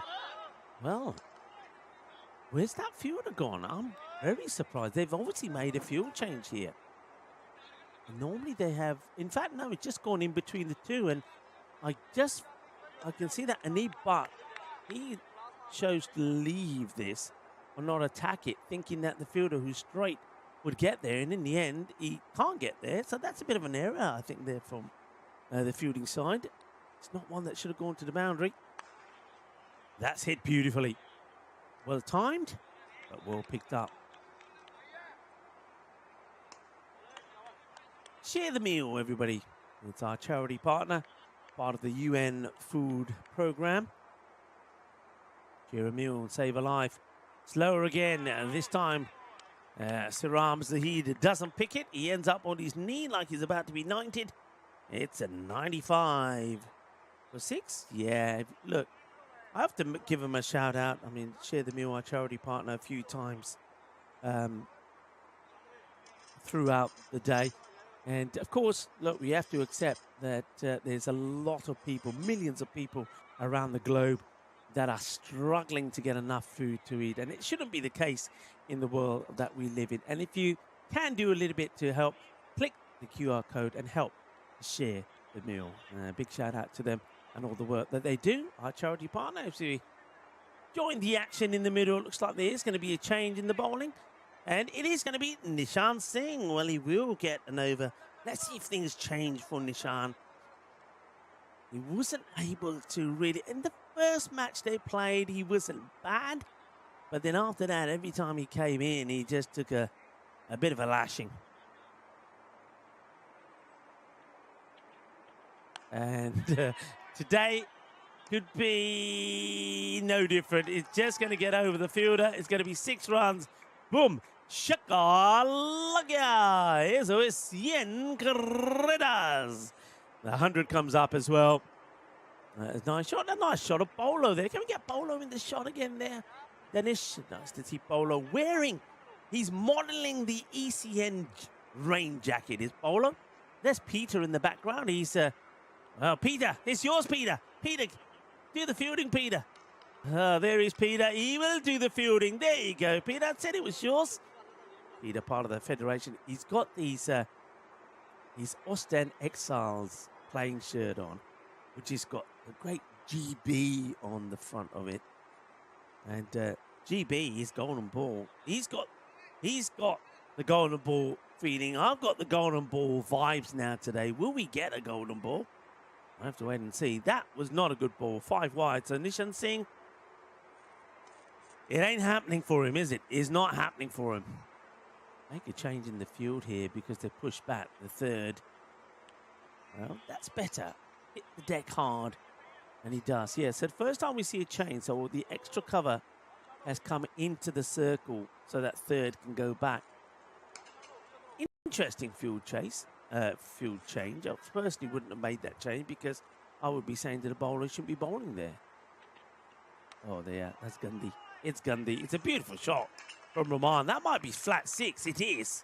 It's wonderfully timed, but Nishan Singh, he's just bowling runs. Pata nahi Nishan Singh nu ki ho gaya na?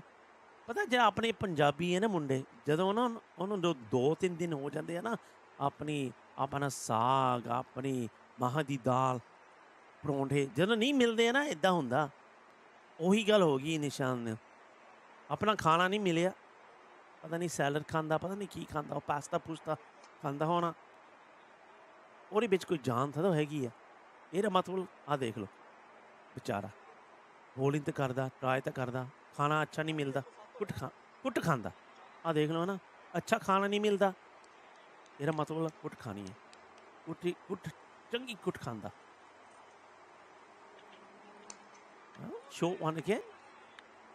Batter looks at the umpire. Umpire says, what you're looking at me for? And short ball works again. I say bang it in. If that's what's working for you, bang it in. Every time he pitches up, he over pitches and he gets smashed to the boundary. 2 more balls to go then. And once again, Bruges, even if these two both go for 6, will be pretty happy with what they've done. It's that banging the ball in the deck again that works. And Nishan Singh, taking a little bit of my advice about what he's doing with the ball. He needs to eat up Nakana as well.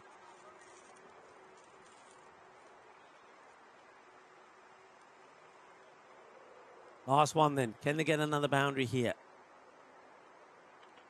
Short, gets played away. Fielder needs to get a foot on it. Does. They might as well try and come back for the second. In comes the throw. It's not going to be easy to take. And now they will come for the second. Will they make it? I think probably just. No, it's been given out by the umpire. So, batter says, are you sure, umps? We'll see it again here. You're probably better off going straight away. It's the last ball. What do you got to lose? Just go. They waited for the throw to come in and be missed by Gujar. Gujar couldn't take it. Then they decided to go. And let's see here. It's a very good take this time from Gujar. And I think because the batter has decided to go round Gujar and change his line when he's running, he's not succeeded in getting in and will get run out. So they'll get one from it. So Nishan Singh, good recovery, I would say. 18 do come off the over and it will finish with 113 for 7. So once again, Bruges are the happy team. They come together. They give a bit of a chant and say, right, we've done half the job. Now we've got to go out there and do the second. Well, they're on their way. Well, I'll be on my way for a little while, for about 10 minutes' time, to be honest. I'll grab myself my iced coffee. That's waiting for me. I'll have a gulp of that. And then I'll be back myself, Paolo, Lucky, Danish, and the umpires as well. We've got Ricky and Majid today. And of course, a big shout out to our scorers who are also doing a fantastic job. And that's, of course, to Munib. And we've got Moise Ali, who was playing yesterday and helping us also with the scoring. That's your crew here. And, of course, we've got Peter, part of the Federation, who at the moment is taking some lovely photographs and doing a bit of fielding at the same time. We'll be back in 10. Ciao for now.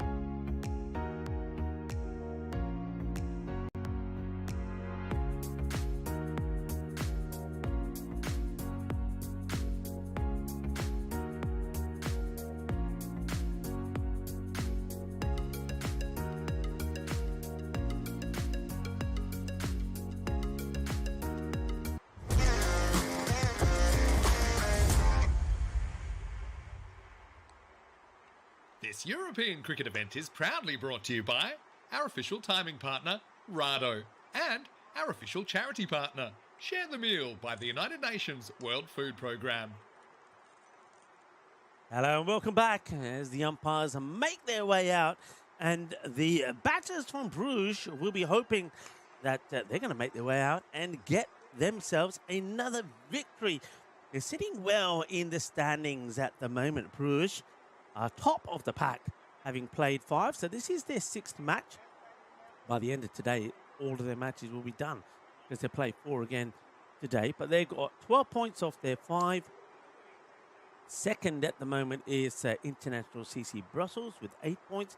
They've only played 3. The Mechelen Eagles, having played 3, have got 3 points. Ostend did pick up a point in the loss to Bruges.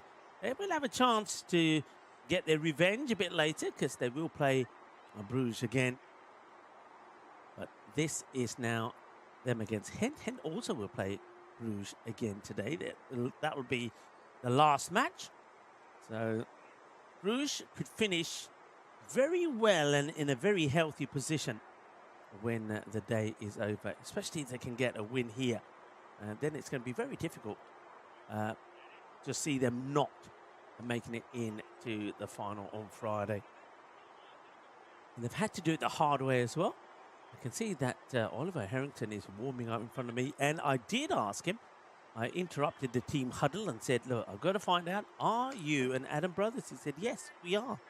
My next question was, well, what happened to your hair? Because, of course, Adam Harrington's got a lovely lots of hair, but he's not got bad hair himself, Oliver. Not quite as long as his brothers, but still very healthy. Oh, what a start. What a start. That's going to be 6 over the offside. I'm sure that's gone all the way. The umpires are checking. That's 6 runs. Yeah, that's a glorious shot. Gets a bit of width, and he's onto it like a flash. 6 runs to start. Out for strike. You newcomers joining us in the chat, and people saying hello to them. And Darning Singh is with us, a name that I recognise this time down the ground, and it's just out of reach off the fielder. And Oliver Harrington slides across and keeps it just 1. Not keen on running 2s, Bruges. So Usama just gets it over the field to see inside the circle, stretching to try and get there. You can see that some of the rain, though, as you're looking at Harrington, I'm looking at the grass. See, some of the greenery is starting to come back.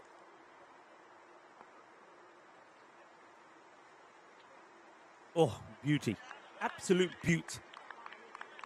Sarab hits the deck hard and gets good reward. That's what I want to be seeing from the fast bowlers. This deck does give you some. There's movement and there's bounce if you hit the deck hard. Baba gets beaten outside the off. Yeah. Be looking to get back into some sort of form today. He gets beaten again here. That heavy ball working a treat.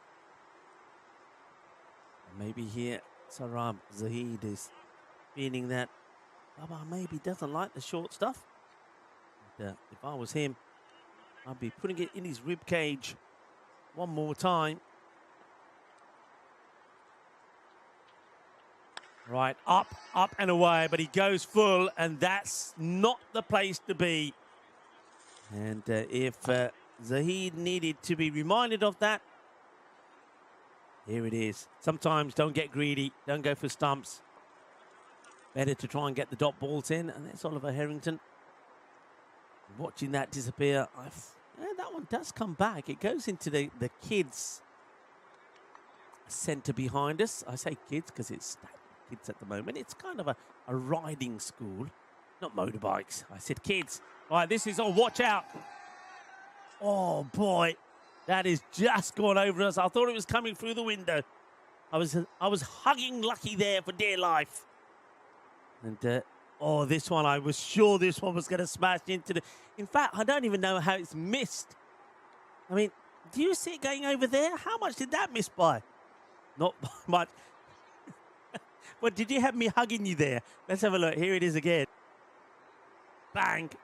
And let's have a look. You can see I'm moving. Oh, look at that. It doesn't miss by much. Look. Ooh. I tell you what, half a metre lower, that was coming in and smashing the window here. I would love somebody to remove the window.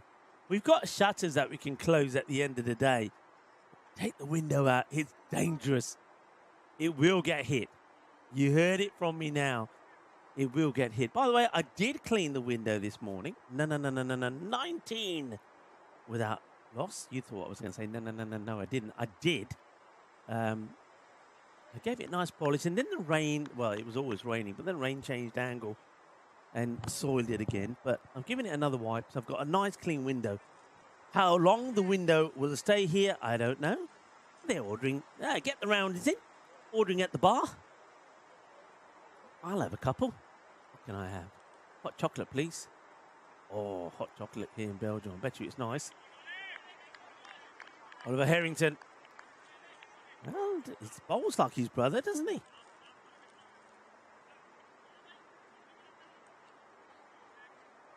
Bowls like his brother. He's got the same height. At least he's got trousers. At least his team has given him trousers that fit him. It doesn't look like he's wearing those short ski pants. Slight change in the field here. They brought mid-wicket in to put long on back. Wide ball signalled here by the umpire Usama Butt, trying to get that shot going outside the off.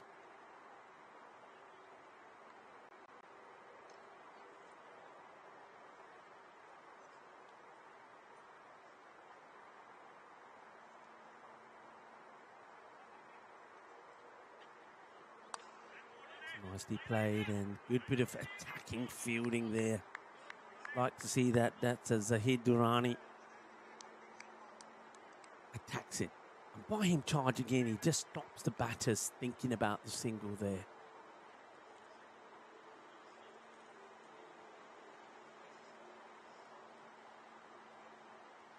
Harrington just loses his run up a few times. That's going to go over everybody, isn't it?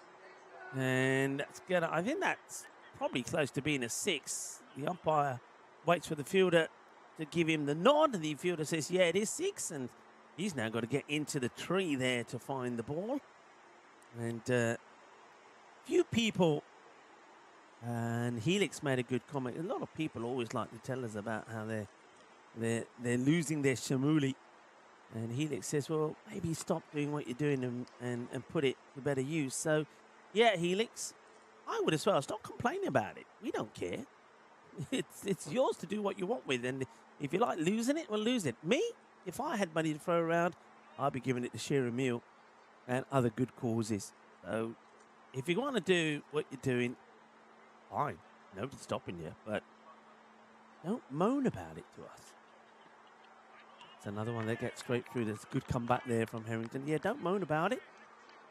You can follow ECN on a number of social media.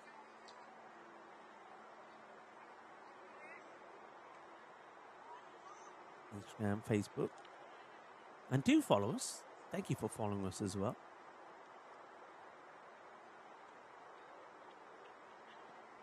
That's that short one again. That's going to get over the keeper. We're just going to be one by here. So it's certainly generating a fair bit of pace. We haven't seen, in all fairness, I mean, Adam Harrington bowled very sharp and quickly yesterday. We see a good shot, quick over here from Zahid and also from Oliver. But we haven't seen too many. And I just think that this pitch, when the bowlers start to run in and bang it in, it gives them a little bit of something. I don't think it's the type of pitch that you sometimes see where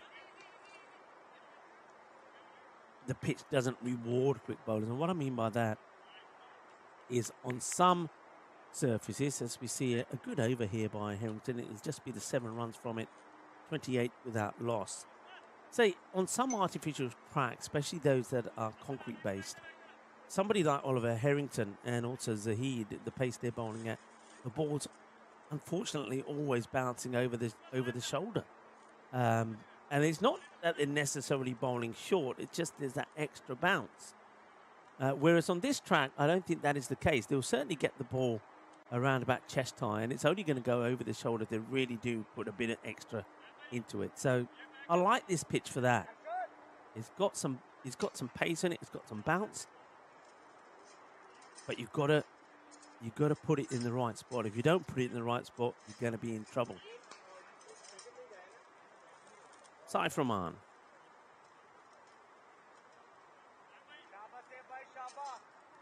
Batted well, didn't he, in the end? He got run out right there at the end on 49.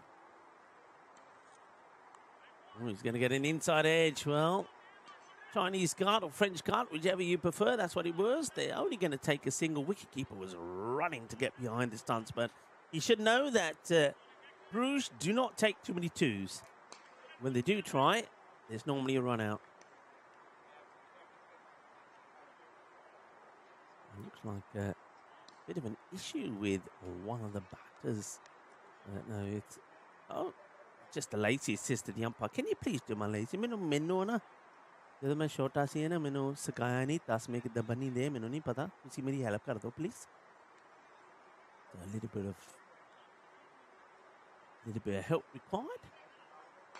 And well, that's what's happening there. That's a different pair of trousers there for that fielder. Oh, it's blasted. Absolutely blasted. Usama Butt, that's his area, isn't it? That's his area. He likes to go big outside the off. Gets down. Look at that, how he goes down on that right knee. Gets right underneath it and hits it up and over the top. I think for him, you're better off putting a fielder out there. But again, it's tough, isn't it? You're in the power play. You've got to get through this over before you can. At the moment, they've got Oliver Harrington, who's right in front of us here. And the little man who's wearing those burgundy trousers, struggling to keep him up, actually. Don't know. I haven't seen the back of his number. I don't know who it is. I think it's Asmat. But, well, now he says, well, I can play there as well. It's going to be 6 more. So, back-to-back sixes. Usama Butt finding his rhythm. Not a good delivery. Way down the leg side. Slower ball, short, down the leg side. And it gets clobbered away. Seis más. Goes outside off again. There's going to be 3 in a row. It's time to do it Calypso style. We're going Calypso crazy. I know that John Heesham, he likes a little bit of Calypso crazy. I know that when I was speaking to John at Hornchurch, he told me about some of the cruises he's done. He's been all over the Caribbean. Well, this is the way they're doing in the Caribbean, John Heesham. Shaka, shaka. Bring out the rice and peas and the Banks beer. Yes, please. Oh, Banks this one in short, the heavier ball. And it's called a wide. I think the square leg umpire said this is over the head. I don't know if it quite is. For me, that's not... I mean, hey, I'm guessing at that angle. It never looked like it was. I think that's a tough call for the bowler.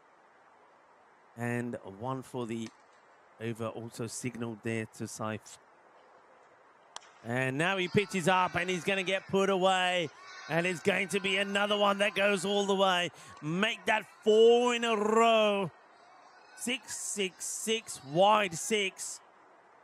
Saif Rahman is being torn apart here by the powerful hitting of Usama Butt. There's no buts about it. Usama is going wild.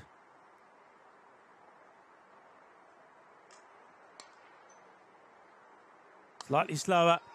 It's gonna be 4. It's gone wide off Oliver. And there's nothing that the sweeper on the offside can do about this one. They just need this over to be over, and it is over, and it's a very, very expensive one as well. And 30 coming off it. It's a supersonic over. 19, then 8, then 30, 58 in the power play. It's what Bruges do. They're going to go straight back to Oliver Harrington. Hosey's bowling here to Baba, who hasn't really got going yet. To Baba, I tell you what I'm doing here. I'm actually bringing my mid-wicket right up. I don't want Baba to get a single. I think Oliver Harrington would much rather be having a battle with him than against Usama. Just quick change in the field. Let's tell you about these changes now. They've got mid-wicket back, long on. Haven't pushed a square leg back. And then a sweeper outside on the off. Long off. And I'm trying to find... Oh, they got third back. They've kept third back to Baba. So... I see there's a bit of a shoe change here. Teams helping each other out. Gurjit Singh... Talk about this in a moment. Let's see this ball. Short. I wonder if Danish can get in front of me here. Gurjit Singh has come to help out Saif Rahman. Saif Rahman, who's just gone for 30 runs, has been given a new pair of shoes from Gurjit. Now, whether they're actually going to go back to Saif Rahman to bowl another remains to be seen. But he's got new shoes, thanks to Gurjit. That's that slower ball, the slower short one. And Saif Rahman is testing them out. You'll see his old ones are just left on the side.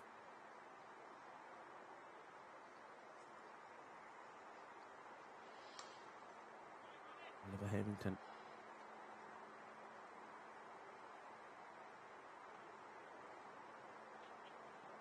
That's too wide. Again, takes the pace off. Just trying different things here to Usama. Baba did get off strike. And that's why I was saying that I put the pressure on him. I wouldn't let him get that single. Because Usama's the one who's firing at the moment on all cylinders. Reggae batting's his Chris Edison. Well, it is when Usama's been there, and he gets a quick, fast rising ball. Well, maybe a bit of reggae bowling as well. This was a bit of spicy rice and peas. Yeah, I always remember that. The good times I've had on tour in Barbados and in the Caribbean. Play the cricket. And goes for the shot. Goes down on his favourite right knee. That's his shot. That's his areas. And that's what you've got to try and plug, I feel. You know where he likes to go. And I think this field needs to... I think you bring that third up. If it goes there, it goes there. But you bring him up and you put a fielder exactly where that's going. Right by that tree. Sometimes you need to be on the tree. But, yeah, but going back to the Caribbean, yeah, rice and peas after the game. But before that, Crater Banks beer used to turn up in the changing room. They know how to do it out there. I'm pretty sure things haven't changed. And John Heacham saying they certainly do, Rico. And John Heacham says the nicest ground I saw was in Barbados. Which ground was that, John?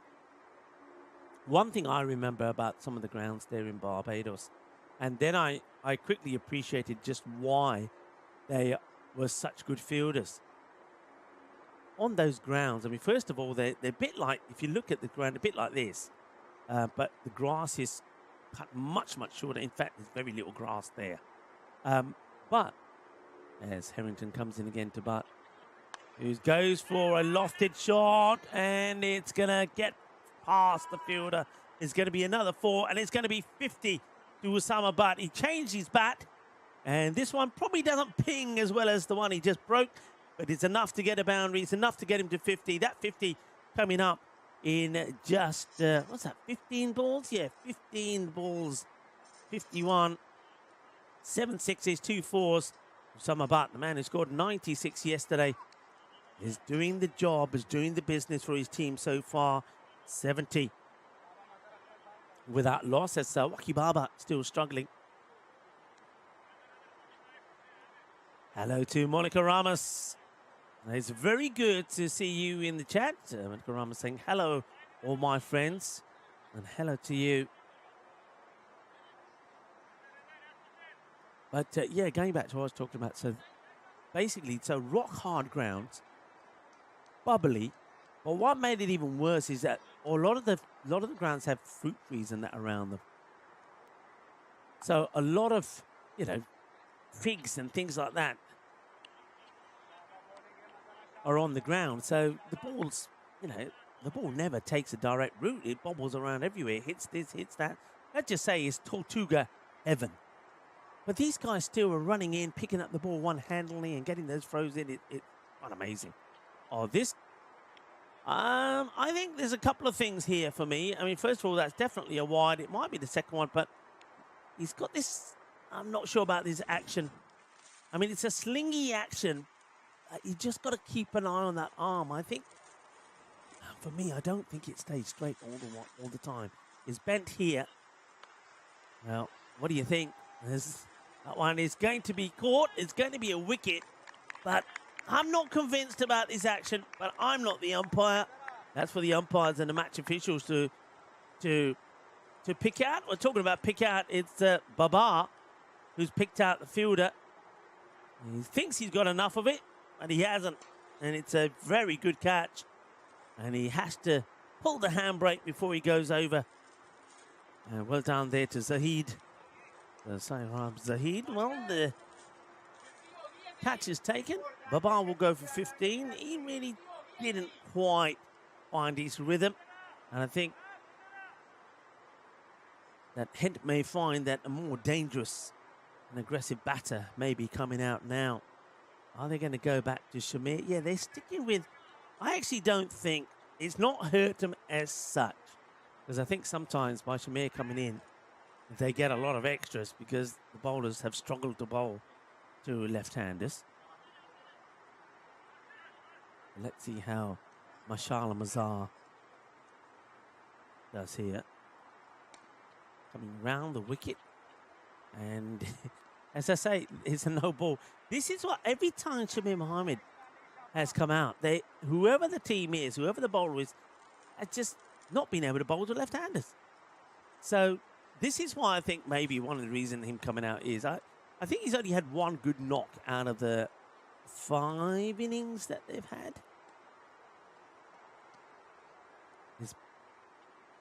I think what I'm trying to say is there are definitely better batters in the side than him, but they feel that him being left-handed, it could work a treat for them. Let's just hope it never backfires on them, though. Gets off the mark there with one he just clips off the hips.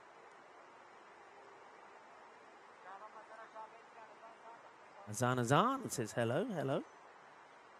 Yeah, so just to round off, that's why they're such good fielders. They field on outfits which are bumpy, when the ball goes all over the place. There's figs and all sorts of things on there. But yeah, still they charge in, they pick up the ball one-handed, they've got brilliant arms. And then when we were fielding, boy, did we have some misfields. Let's just say the fines committee on our tours to the Caribbean did very well. There was a lot of fines, and a lot of them were for misfields. High, but has he got the distance? I don't think so, and it's a very good catch taken by the man who's wearing the special pants. Ismat Hussein-Kul has taken the catch, and it's a big catch. It's a big wicket as well. And it's the end of Usama Butt. So they lose both the openers in this over. And, Mazar kar ditta, Mashal Mazar. Good catch this. Having to take it. Kind of going over his head, but he just did well. Well done to Asmat. Well done also to Mazar. 2 wickets. 2 for 3 with the ball to go. And when you look at the figures before him, They don't look very healthy, so he's made a great impact. Still, more work needs to be done. Abbas Jalil comes in at 4. And he's going to play all around this one. It's a very, very good over.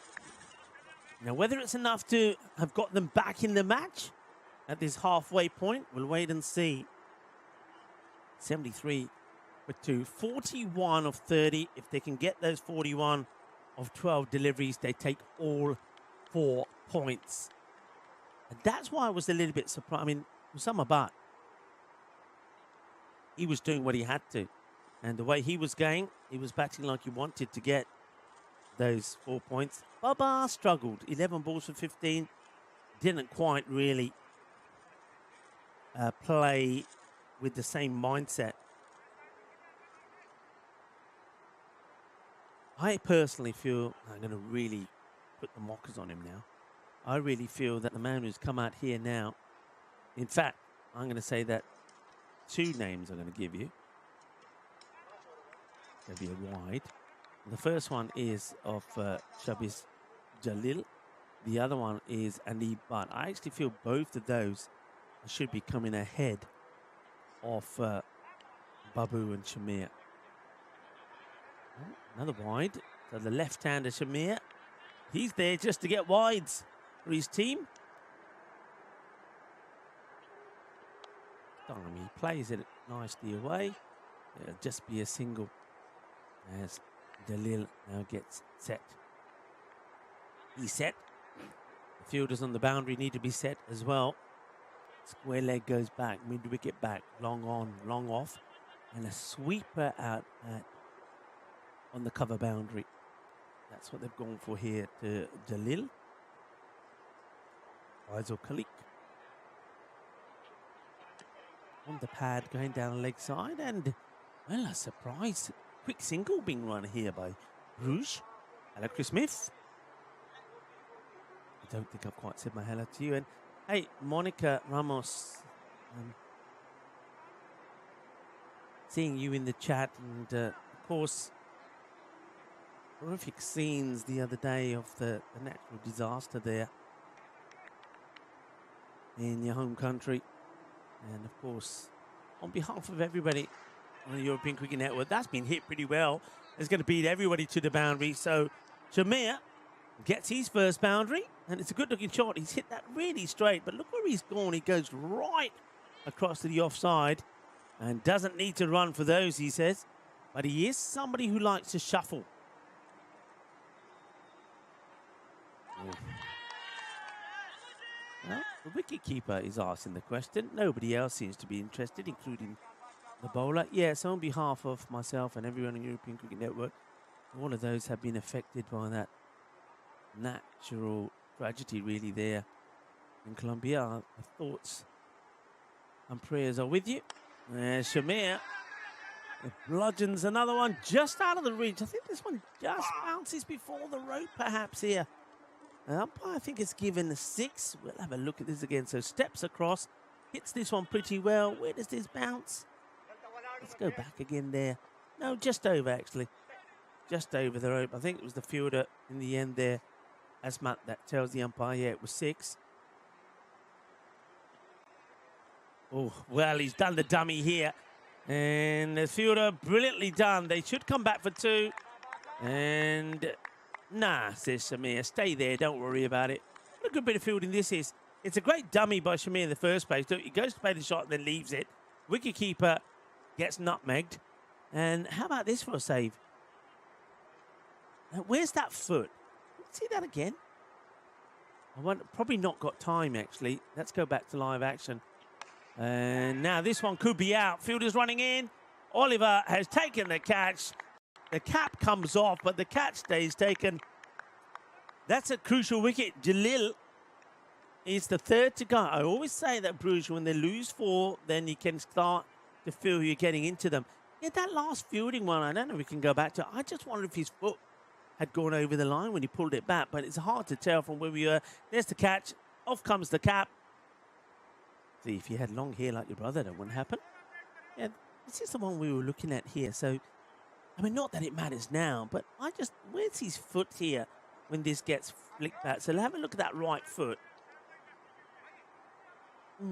Close, isn't it? But of course, going by that, you can't really tell. And the umpires have to give it the way they see it. 89 for 3 at the end of that over. So the bowling changes have worked. Kalik goes for just 16, but he gets the wicket. Now it's time for Mashal Mazar, who bowled very well. But not to the left-hander. Going to be another wide. Watch it, Shamir, here. Look at him move. And, I'll tell you what I'm doing here. If I'm seeing a left-hander batting like that, I'm not coming around the wicket because I think he wants that. I'm coming over the wicket and putting the ball there. And it gets done. We saw him get out to this yesterday. All right, you can do it from around the wicket as well, but you've got to get that ball right at the stump. So that's exactly what I was going to say. Mashal Mazar actually demonstrates it. He's shuffling across. He's shuffling across. In other words, he wants the ball outside the off. So get it right on the stumps. And the reason I said if you're coming over the wicket is the angle. You change the angle for him. And if he shuffles across, even if the ball is pitching on leg, if he goes across, you take leg stick. But it won't matter. Mashal Mazar gets another one. Now that is 4 down. This is when now it gets interesting because look at the batters now. Batters who we know haven't made runs. They've got those 4 big guns back. Runs required, 20. So it's basically a run of ball. But these are guys who haven't batted too much and you can get into them. Gets played away by Shahi. He gets off the mark. So now they've got to be pretty careful here. To get the 4 points, that ain't going to happen.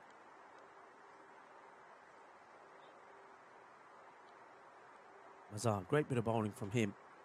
3 for 5. Can he be the first to pick up a 4 for here?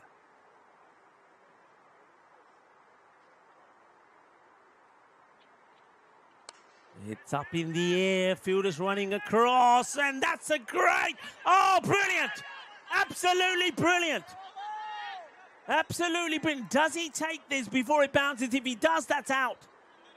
This is absolutely brilliant. Now, the umpires have to make the decision. But for me, I mean, the only thing is I don't know if the ball is taken cleanly by Oliver, but this is just, there's the stop. Where's that foot? When I was looking at it, the foot didn't go past the rope. Now, he's released the ball. Now, he's got his back to us. If Oliver Harrington has taken this catch without the ball hitting the ground, let's see if we can see it. No, it's bounced. It's bounced. The ball has bounced just there. So it won't be out. That's what I was thinking. If it was taken before the ball bounced, it would have been absolutely amazing. I don't know if Oliver Harrington knows. All he knows is he's diving forward and the ball's ended up in his hand. It's been given a 6. I don't think it's 6. I really don't think it is 6. I don't think he's carried the ball over. I don't think it's 6. Because if you look at the fielder here, he's taken off from inside, he's released it, and his foot has landed inside. I don't think that's 6. Definitely not 6 for me. I mean, the umpires cannot, they can't really go by, the thing here is, it's a tricky one. Now that everybody's seen it, and if you're all seeing it the way I'm seeing it, you can see it's not 6, but the umpire really, they've got to give the call the way they see it.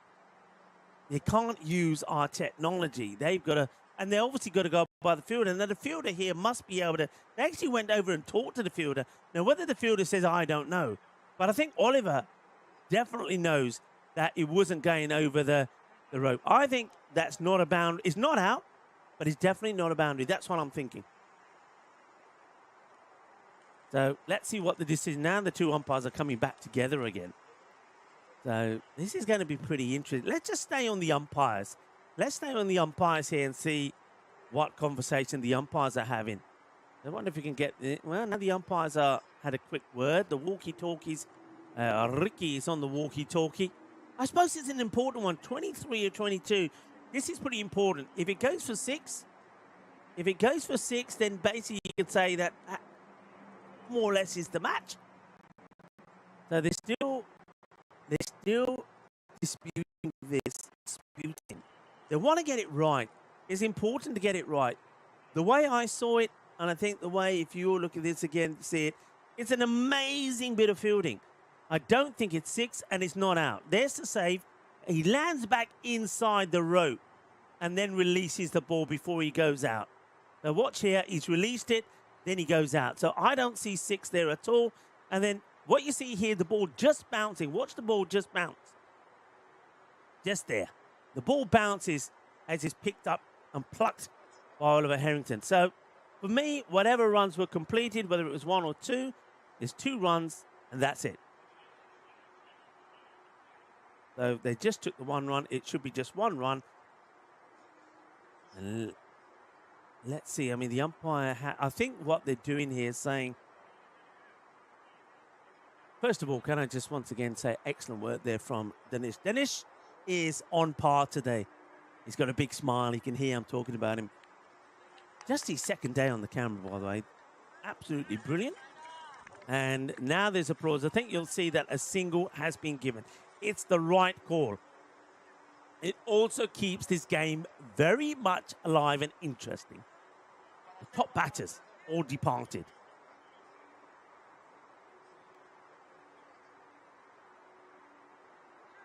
All right. Marshall Mazar, 3 for 6. Ooh.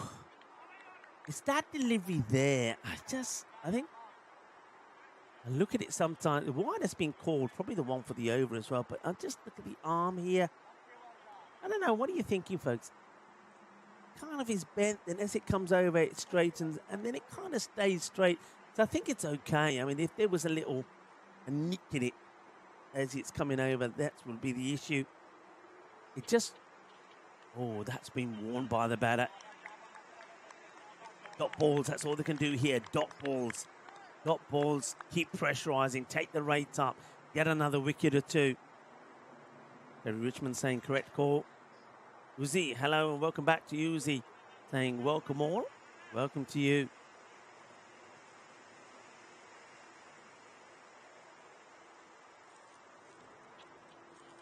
That's going to be a little bit too wide again. So that's now taking it back to run a ball. I think what I'm doing here, I'm going straight back. My next over, without fail, you have to go back to Sarub Zahid. And then I would also take a gamble and go back to Saif Rahman. Now he's got the right shoes. Worked away. There is a fielder out there. The man who made that amazing stop in the field. And Zahid Durrani. They're taking it deep. They're taking it deep. That's all you can say here. That's the end now of the end of the over here. I think that's the end of the over. I think they're just catching up here. So 90s, 96. 4 down. 3 overs to go. And they're needing that 18. It's what I think a couple of boundaries kills the game. Well, there was 1 ball to go. Okay, there is a ball still to go. Remember, there was a couple of wide in there. So, hey, could this be the bonus ball? Marshall Mazar, could this be the one that gets his 4-fer? He's been called back, given the ball back. He's bowling to Laprit Sandhu.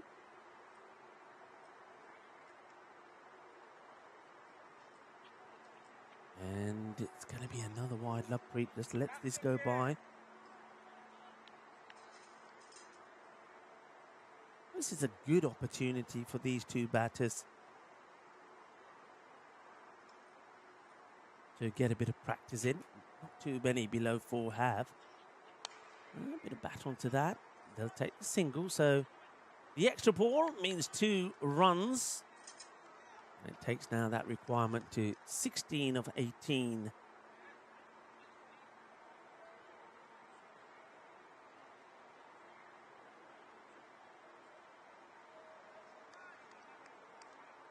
Extra balls will hurt you at this stage, says Uzi. You're absolutely right. You've got to try and get legal deliveries in here. And those of you that are joining us, that remind you of the matches that are still coming up today.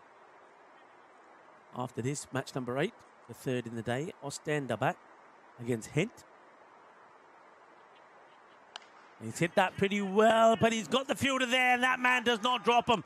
Here's the man with walking sticks on his back, Zahid Durrani, who just remember the one thing there. That save he made saved 5 runs. I'm going to leave that out there for the moment. So another wicket goes. Again, it's sometimes smart cricket, folks. I always say this, that smart cricket. You need a run a ball. Do you need to bang the ball for a big 6 in the direction of where the fielders are? Probably not. Lovepreet Sandhu wants to get the big shot in, and he's not going to. He's going to go. So another wicket goes down. Lovepreet goes for 2. All starting to... I think there could be a little twist here. I think there could be a twist.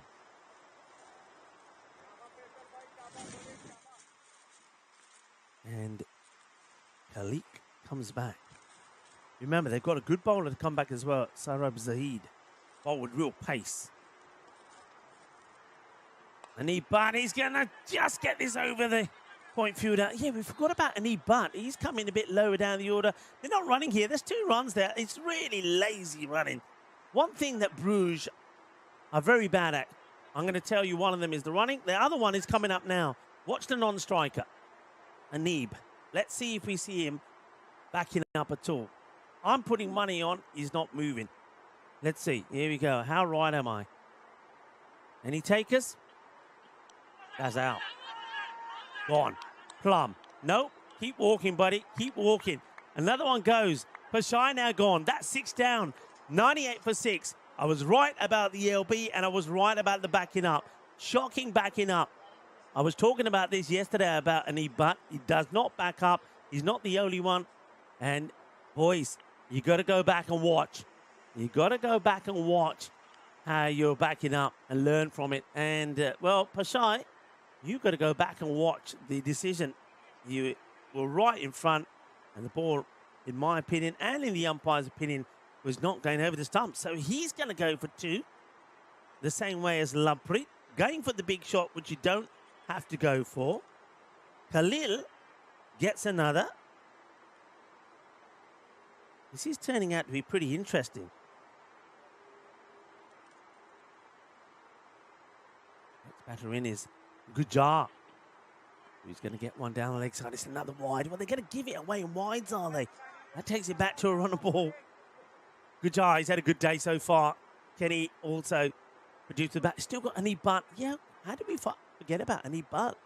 Coming in a little bit lower down the order than normal. Probably because they wanted to give others a chance. Dot ball this time from Faisal Khalik.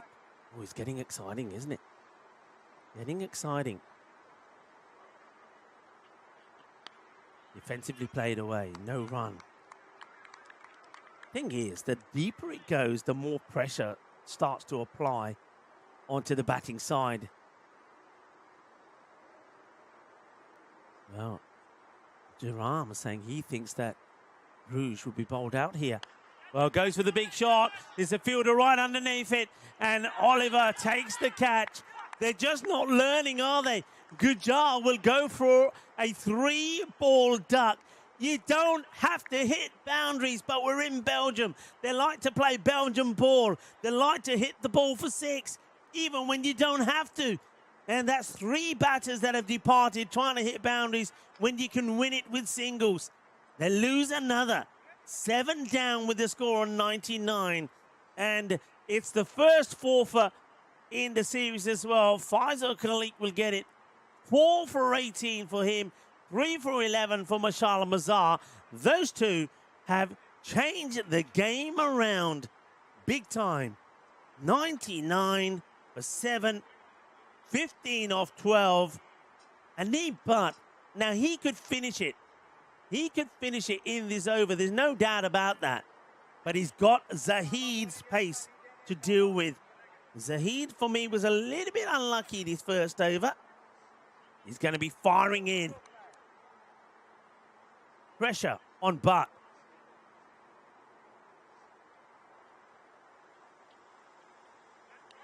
Swings, misses.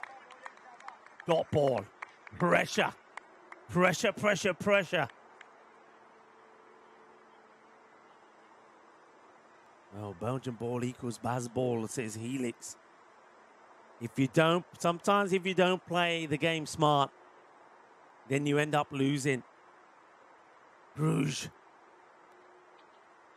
Oh, it's going to be another dot ball.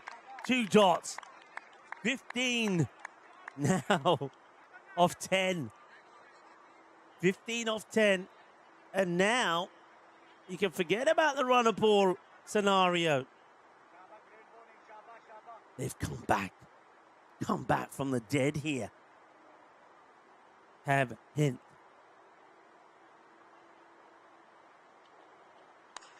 Firmly hit. Gets past the field. They want to try and take 2 here. But again, the running is poor. Running alone, if they had run better, they probably already are close to winning this match. Only take the single. Victor Murupu.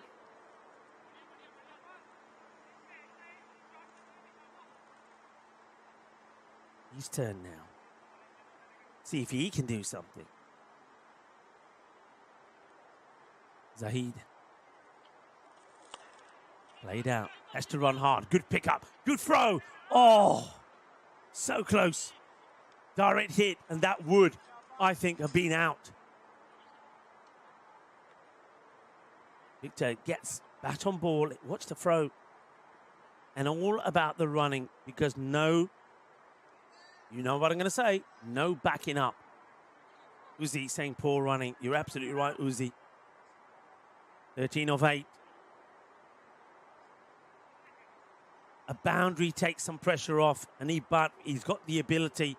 But Zahid, as I suspected he would, putting in a really good second over here. Pitches up, gets played out. They run the first. It's only going to be a single because look at Anib. He already puts the stop sign out.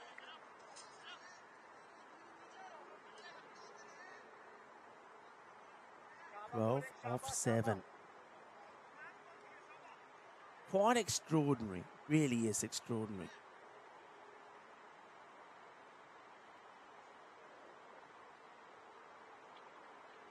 And gets the dot ball in. So we go into the last over, everybody. We go into the last. 12 required off 6. Remember, at one point, it was a runner ball required. At the start of the 8th over, they needed a runner ball. They needed 18. They still need 12 of those. Cracking over. 4 for 18 was taken by Kurlik. 3 for 11 by Mazar. And Zahid also cracking over here. Now, who are they going to go back to? Looks like they are going to go to Rahman. Now, Rahman did go for 30 in his first, but he's had a boot change since. Going to go with it. Just tell you the over by overs, okay? Over by over. 19, 8, 30, 12, 3, 16, 8, 2, and 3. The dot ball to start. Pressure on. 12 off 5. A knee butt. 3 of 7. The hero of yesterday. The match winner against ICCB. Can he do it again here? The pressure is on. He needs 2 good shots. Rahman. Sliced up in the air. It could be the wicket. It could be the match. And it could be, that is the end of an butt. He's going to go for 3. The wicket is taken with 12 runs still required. 12 of 4. Wicket number 8 goes down. And just as I've been saying about Bruges, when they lose the top 4, they struggle. They collapse. And that's exactly what's happening here. We saw that frailty from them way back in match number 1 yesterday against ICC Brussels when they only posted 96 after a good start. Now we see the frailty again. And Hint from nowhere. Remember, that's 1 point. They needed 18 runs and they had all those wickets in hand. It was 96 for 4 at the end of that, the 7th over. You can't believe this. Big swing and a miss. And it looks like they're going down here. What an incredible turnaround. This is from Hent. Bruges. They've thrown it away. They've turned a win into a loss and can't believe it. Now that one is also going to be okay. So 2 sixes now to win it. Just keeping it inside the line. Where does this all go wrong? Well, you got to say it's about the mentality of the batters. It's about wanting to hit the ball to the boundary. It's about not wanting to run.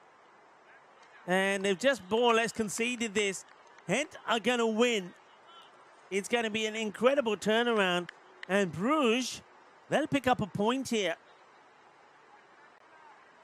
They pick up a point. Oh boy, oh boy. How have they lost this match? It's quite incredible. And that will be it. That will be it.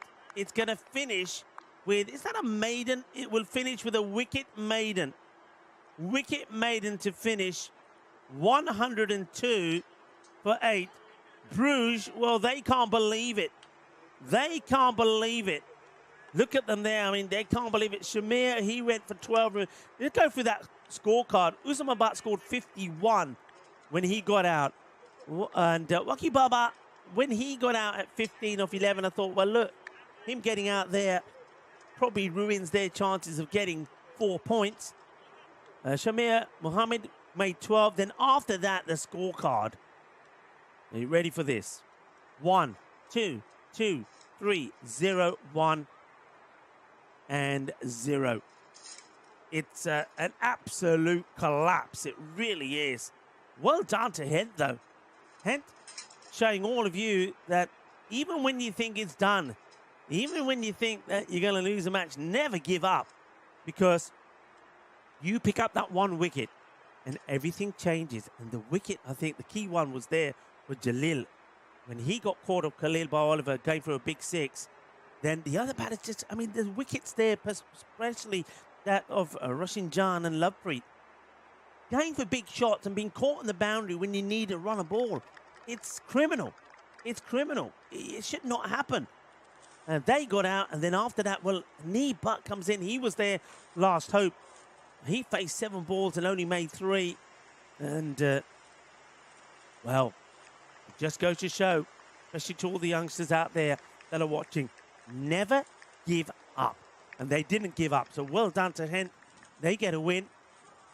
Remember, they stay on the park now as they take on Ostend. Well, maybe Ostend would have learned something from their loss to Bruges, because they take on Hent now. Well done to Hent. What a good match that is. What a turnaround. What a surprise. Well done to Hent. And Bruges, well, they've got this one to sit out. And then they've got to come back, because they will play Ostend and Hent again in the final 2 matches of the day. We'll take a bit of a break, as there's a little bit of silence around the ground, especially from the Bruges supporters. Join us back in around about 15 minutes' time.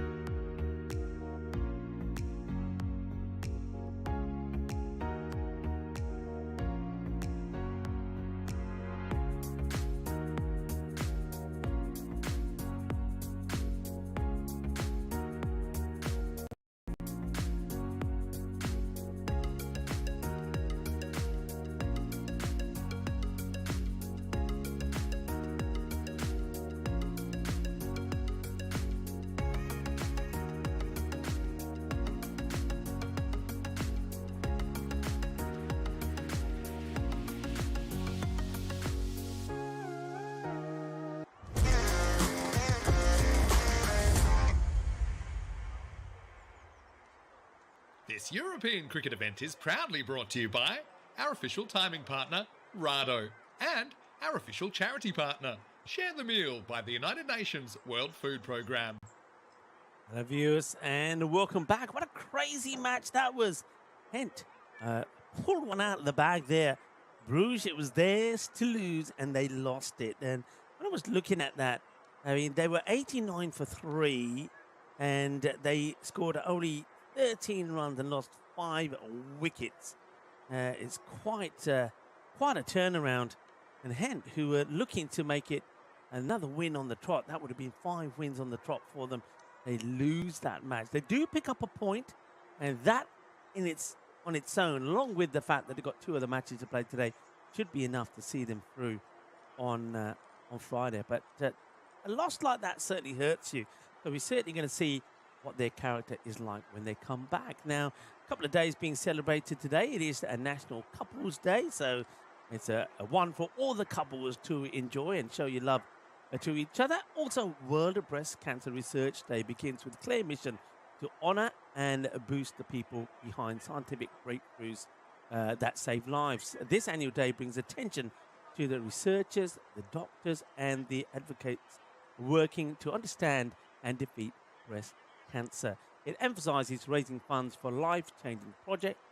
The event highlights that the breakthroughs do more than treat illness. They offer hope that fuels new discoveries. More than a moment of recognition, this day tells a story of global unity. It reminds us that breast cancer affects many, about 1 in 8 women and 1 in 833 men during a lifetime. So it's something that is very worthwhile and very much worth observing today, World Breast Cancer Research Day. Time for us now to make our way to the middle. Ostend taking on Hent. Ostend winning the toss and electing to bat first and hoping that things will go better for them. Zahid with the ball. Bowled the wicket maiden at the end of the last match, and true to ECN form, his next ball is clobbered for 6. Omid Rahimi, the captain, he needs to come good. I think they will rely on him to score a lot of runs if they're to come back from that chastising defeat that they had in match number 8. 8 overs a side match at worst. Ostend made 84. That was thanks to 32 coming off the last over. But Bruges, they got there and got there with 23 balls to go. First one smashed for a big 6 from Rahimi. Ahmadzai is his partner. Goes again. It's up in the air. It's going to be knock. Oh, bang. Right on the side. About 60 centimetres away from the window. And the fielder who was trying to stop it looks at me and gives me a big smile. That's actually Ali Raza. I had Ali Raza listed as the wicket keeper, but Ali Raza is not behind the stumps. He's actually fielding, so we'll actually get you who is keeping in a moment. But Ali Raza, what a good addition for Hent to get in their side. It's going to be a wide ball this time, so 6-6 and wide.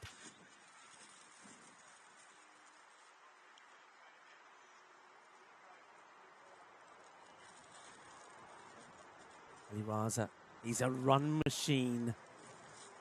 On the network, he scored 1,857 runs, so he's a good addition for Hent. It's going to be another wide. Point is appealing for some reason. Yeah, good to see Ali. He certainly will add some depth and strength to the side. Got Mamoon Latif also coming in for Hent.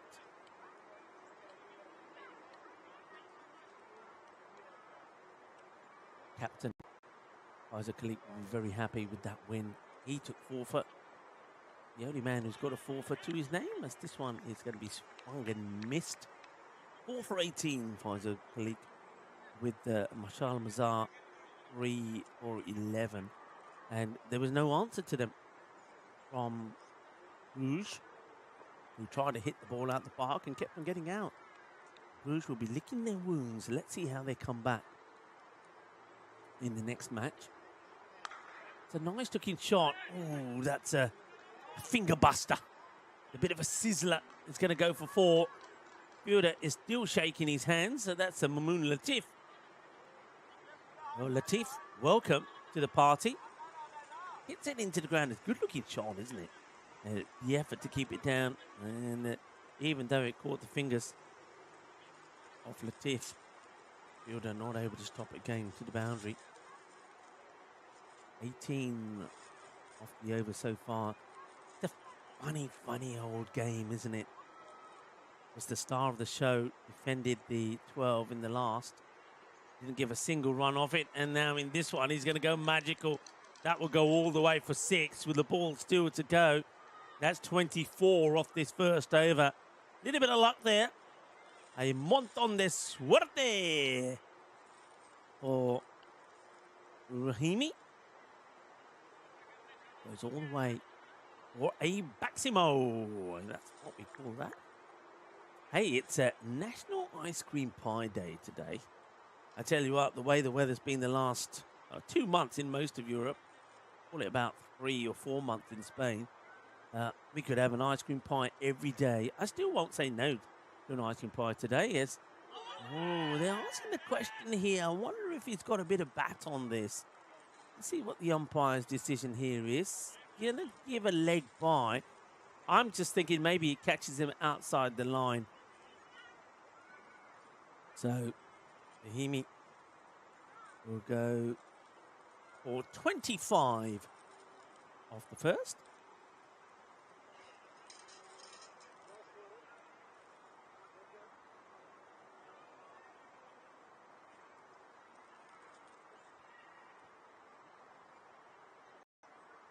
Here it is, so impact outside the line, and it is moving away as well. Good call from the umpire, says Harrington gets ready to bowl the next.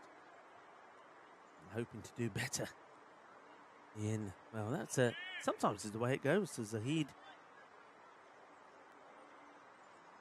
So, keeper is Hashit Kanwar. Give you an update on that. And, well, while we're updating you on the keeper, that's going to be smashed away. 6 runs. And not sure what the umpire is trying to sing and all there. Trying to get the attention key of somebody, but yeah, you can see he's saying, I think he's saying gets another ball. That one's gone. Said it's in the river. He's having a swim.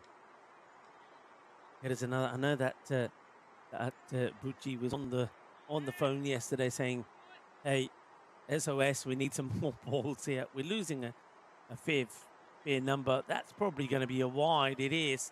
Spear leg umpire says it's over the head, wide ball.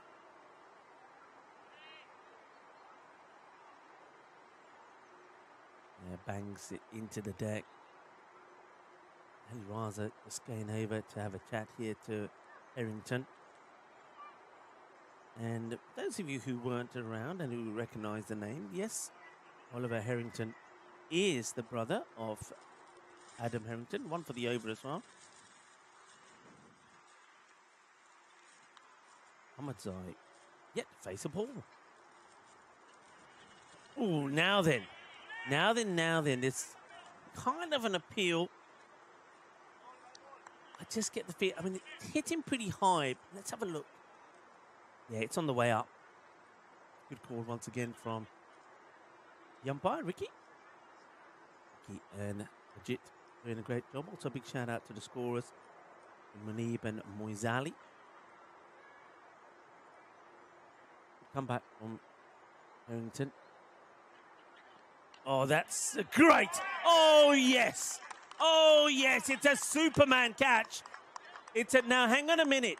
If the umpire's saying that's too high, that would be a no ball. That's going to be a no ball because that's the second one. It's going to be not out. Can you believe it? Square leg umpire saying it's over the shoulder. That means this will be a no ball. I mean, it's an incredible grab. My word. What a catch that is from Harshit Tanwar, but it's being called as over the shoulder. It's a second one because there was the bouncer, so it's a no ball. It won't be out. Oh, it's just incredible. It's a Superman catch. It's a Superman, one-handed, wicketkeeper jalebi catch. Saves. All he does there is save 4 runs because it would have always been 1 for the no ball. That one would have gone for 4. So he saved 4 runs there, but it won't be out. Oh, Rahimi. Rahimi gets a massive stroke of luck. Let's see this again. You don't get tired of taking and seeing catches like this. That is just incredible. Back to the action. Next one is slower, gets carved away. Over point for 4. Takes a bit of the pace off this one, does Harrington. Rahimi fights it away. He looks a different player, doesn't he? He looks a different player to that earlier game against Bruges where he was at all sorts. Do follow us on social media, a number of platforms there. And of course, this is my opportunity to thank you all for all the lovely messages that I get. Can't reply to all of them, I'm afraid, but I use this as my way of saying thank you. Keep them coming, though. Goes down the ground. He's going to get enough of this as well as it goes all the way. Balle. Inna sona. Shakade. Patte. That's going to be 6 more. And Rahimi is doing it by himself at the moment. 32 of 10, striking at 320. Harrington, he's on his way to being magical as well, unless he can get a breakthrough. Thing is, he can't go short because it'd be called a no ball. Oh, the swivel. Exquisite. It's going to be in the trees. Watch out the squirrels. Seis carreras más. And a little bit of the MJ. Ooh, in this one. As it's a tree topper. And it will be magical with the ball still to go. Oliver Harrington thought he had his man, courtesy of an incredible catch from Tanwa. But quite rightly so, it was called a no ball. Well, talking about no ball, we got no ball at the moment because that one ended up probably going through the trees and into the river. Cracking shot. Just to remind you, next week after the weekend, a weekend break for us, but not in Portugal, remember? Now then, pretty full. It's worth a shout, but I think this is once again impact outside the off. It's the second time that Harrington's got it in this area. He avoids going for any more, but 24 has come off the over. The score, 49.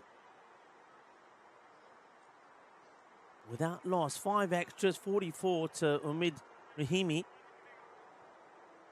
0 to Ahmadzai, who will get ready to face his first ball. What are the odds, folks? What are the odds? You know what I'm thinking? You know how the mind of Rico Full works. What are the odds, says Rico Suave.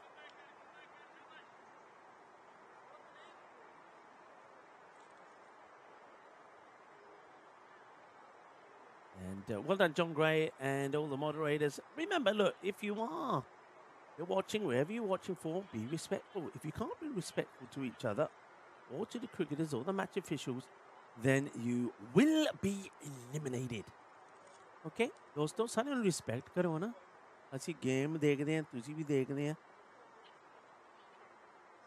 एक दूसरे ਨੂੰ respect करो ਜਿਹੜੀ ਆਪਣਾ comment ਤੁਸੀਂ ਕਰਦੇ हैं ना respectful ਨਾ ਕਰੋ ਜੇ ਨਹੀਂ ਕਰ ਸਕਦੇ ਯਾਰ ਤੇ ਨਾ ਦੇਖੋ ਅਸੀਂ ਤੁਹਾਨੂੰ ਕੋਈ ਫੋਰਸ ਨਹੀਂ ਕਰਦੇ ਦੇਖਣ ਨੂੰ ਮੈਂ ਪਿਆਰ ਨਾਲ ਕਹਿੰਦਾ ਜੇ ਦੇਖਣੀ ਹੈ ਗੇਮ ਦੇਖੋ ਇੰਜੋਏ ਕਰੋ ਸਾਡੇ ਨਾਲ ਗੱਲਬਾਤ ਕਰੋ ਰਿਸਪੈਕਟ ਕਰੋ ਜੇ ਰਿਸਪੈਕਟ ਨਹੀਂ ਕਰ ਸਕਦੇ ਨਾ ਤੇ ਪਲੀਜ਼ ਹੋਰ ਕਿਤੇ ਚਲੋ ਹੋਰ ਕਿਤੇ ਦੇਖੋ ਅਸੀਂ ਸਾਨੂੰ ਕੋਈ ਫਸਲਾ ਨਹੀਂ good shot and 50 came up with the wide then a little bit of extra width and clubbed.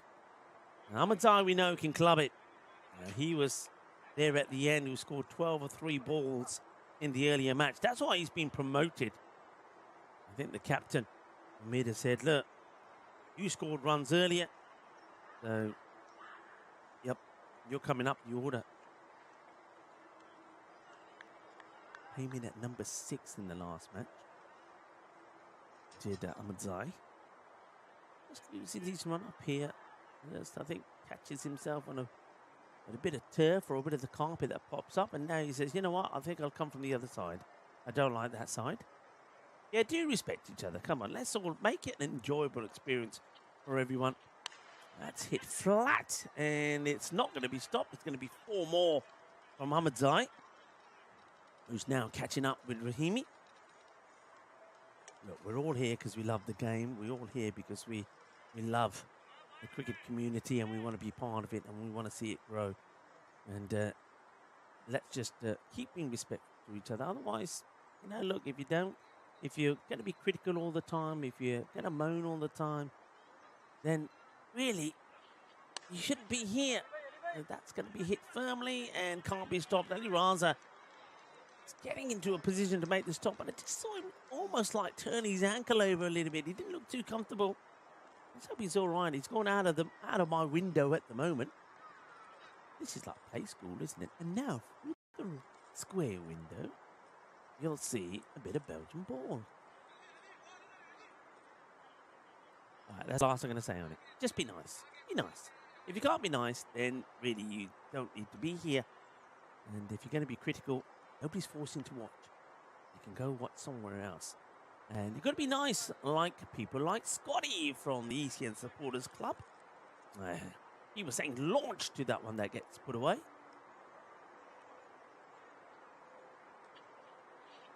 That's firmly hit. Ali Raza, you won't be able to get anywhere near that one as well. As Ahmadzai is now, yeah, he definitely did hurt himself. You can see there he's limping, and that happened at the one before.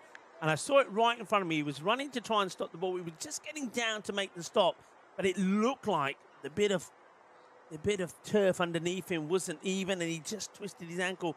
You can see he's hobbling around here. He's not running comfortably.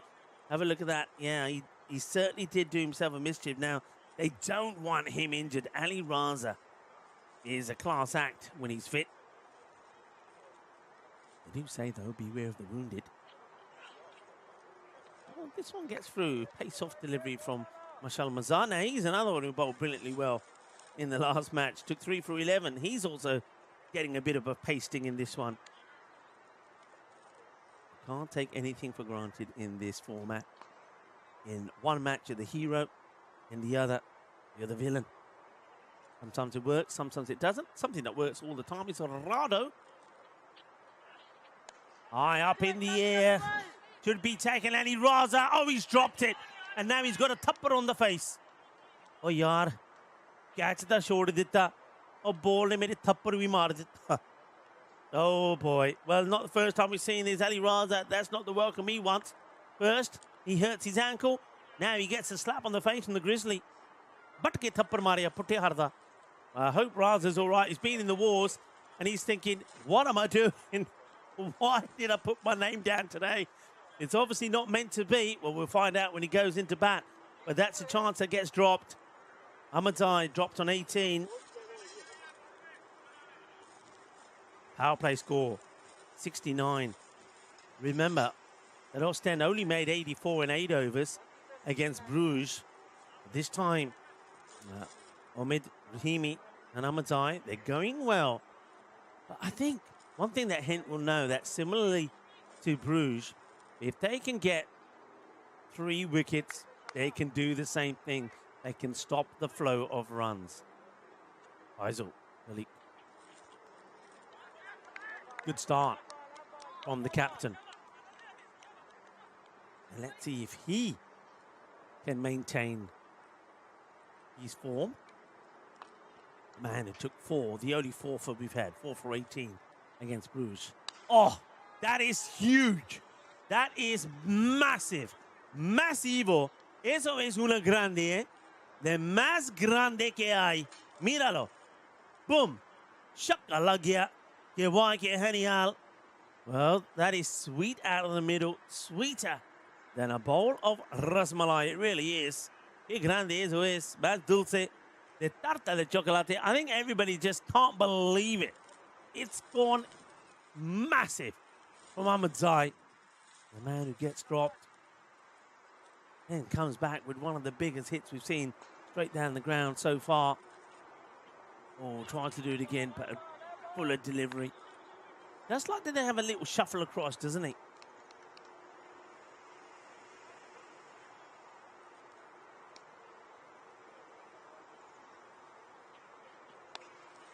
played out the offside, no run.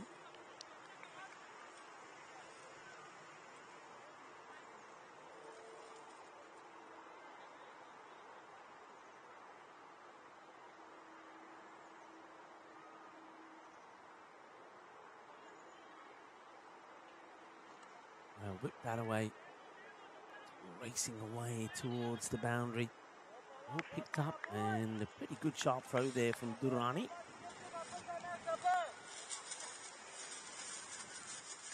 Isaac Kulik now has a chance to have a go at Rahimi. The two captains do battle.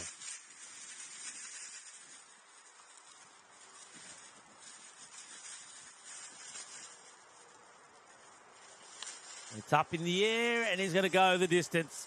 It's going to be 6 more, and somebody's trying to catch it out there. Probably better to leave those in there alone, not worth an injury. The last one from Kulik goes for 6, as Rahimi takes his team's total now to 82, just on 4 overs. As I said earlier, they only made 84 in 8 in their first match in that loss to Bruges.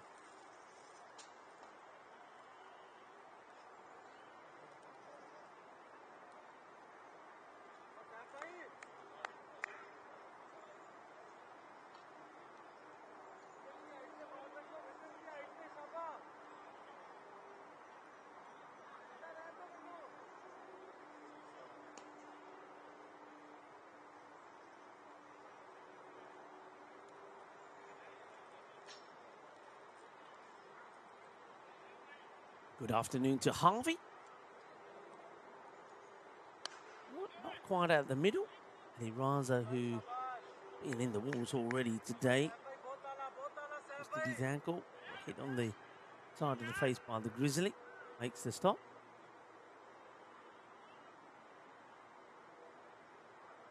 And who's that? Nagendra was asking me my top 5 ECN grounds to date. That's a very good question. That's, just out of reach. I suppose time to perfection. That's probably a Rado shot. Anything that's timed perfectly like this comes under that category. Great dive, great effort. All that you dive could be feeling there. Jokalagia. Yeah, there's a lot of good grounds. Some of the ones that we've been to. I mean, look, just talking about some of the places we've been to lately. Good delivery, heavy ball outside the off from Saif Rahman. Played that, missed that. They have got some good bowlers, haven't they? Have a hint. Hornchurch was very nice. I know, though, it wasn't in Estonia. They've got a lovely ground there.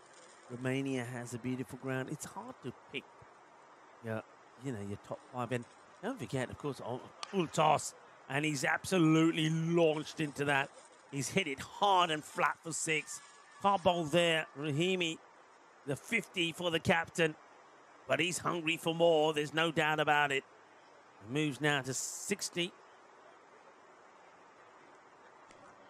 Captain Rahimi going well, hitting hard. Chancellor's innings so far.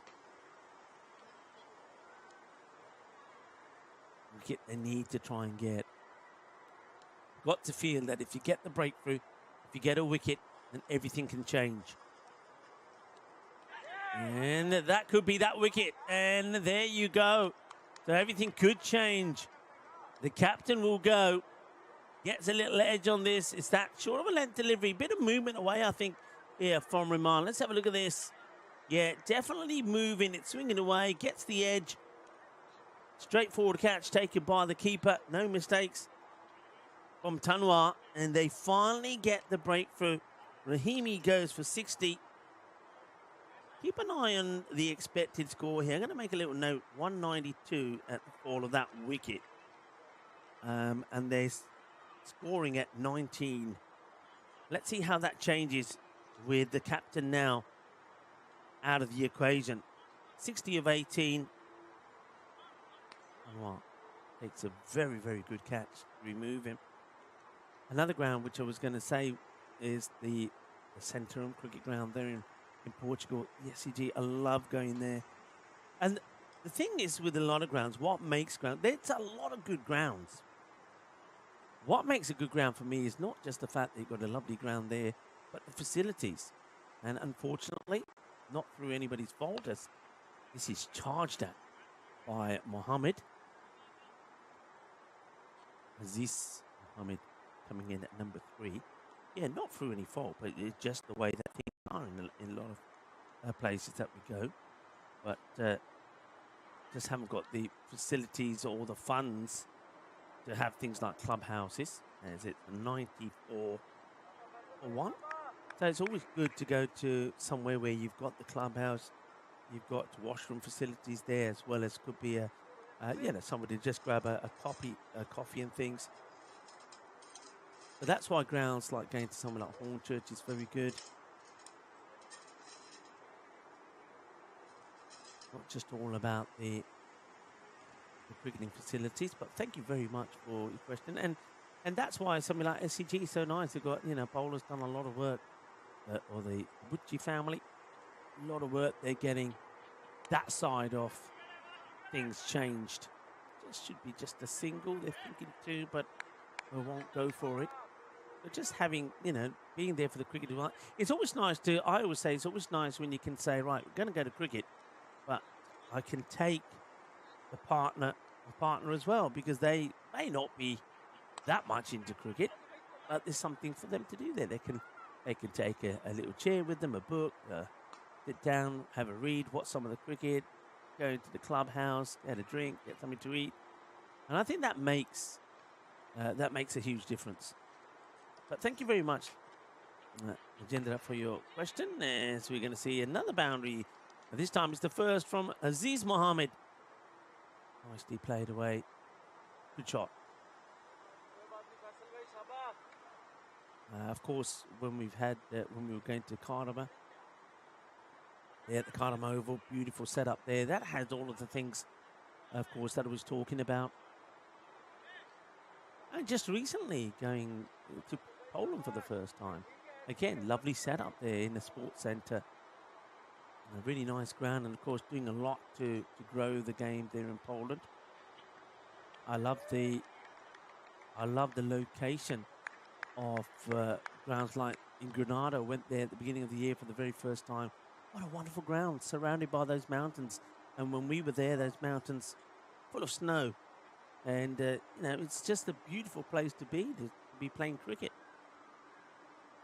And again, these grounds are growing, they're developing all the time. So things like the clubhouse and those facilities will also come in. Oh, well, he will get back in time.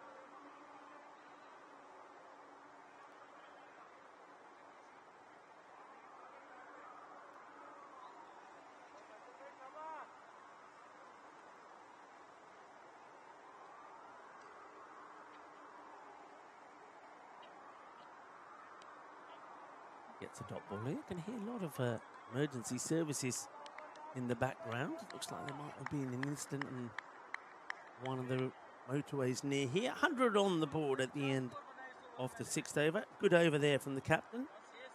Just the 6 runs from it. 100 for 1.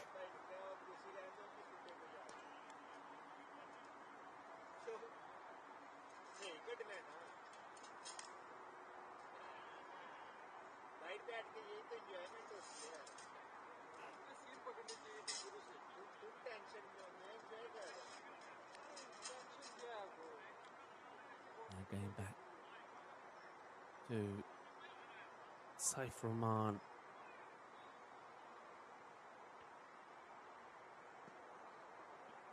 Oh, probably a wide, and signalled correctly by the umpires. Now be careful here, because this is what happened to poor Oliver Harrington. And then he bowled another short one. It was a brilliant catch taken by Tanwar to, we thought, remove Omid Rahimi, but it was over the shoulder, and that was the second one that was giving us a no ball. That's the one for the over. Bit of an inside edge on that. I'll take another single.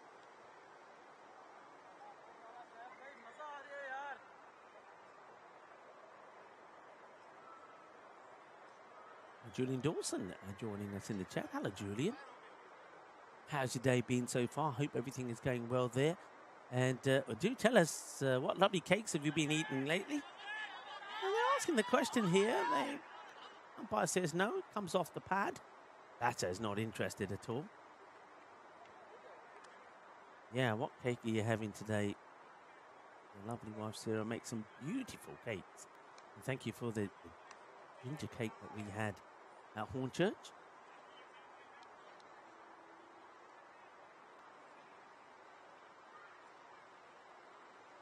Nagindra just saying about the camera, would love to see things the way they were before. So would we. And, well, that's a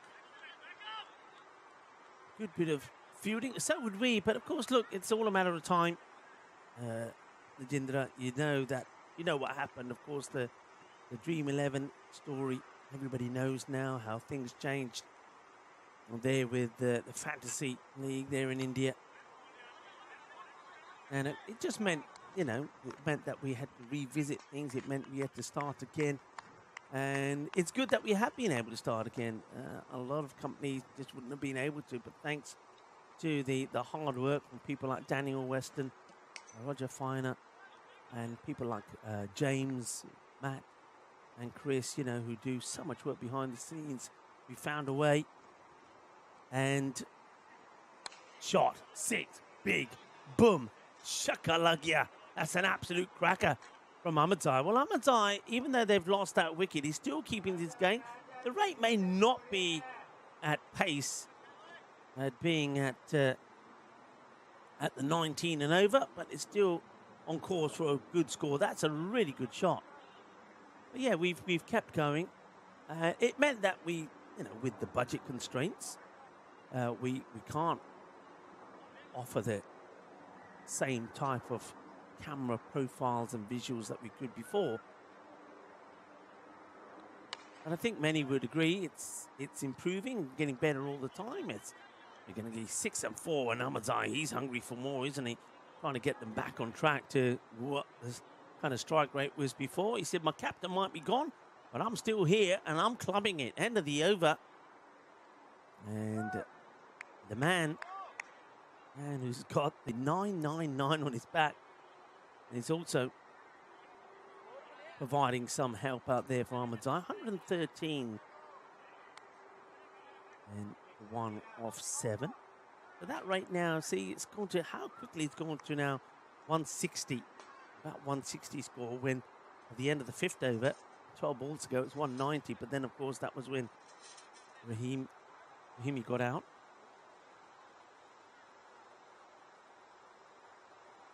Mazar will come back.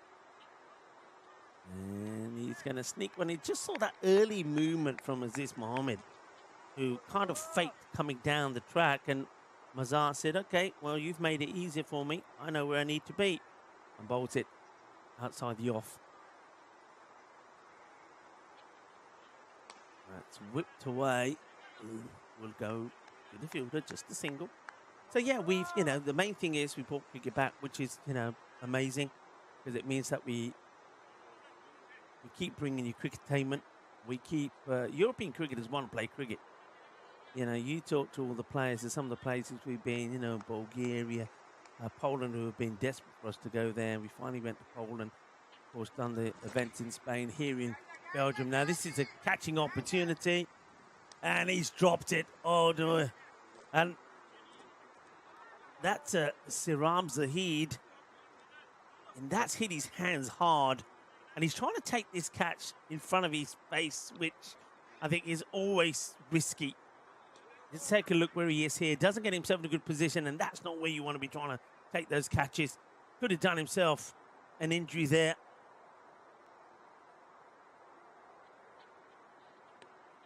Charges at this and going to get nothing from it. Ahmedzai, make a note of that. He's been dropped again. He was dropped from 18 now. Also dropped from 39. Is this just not getting a...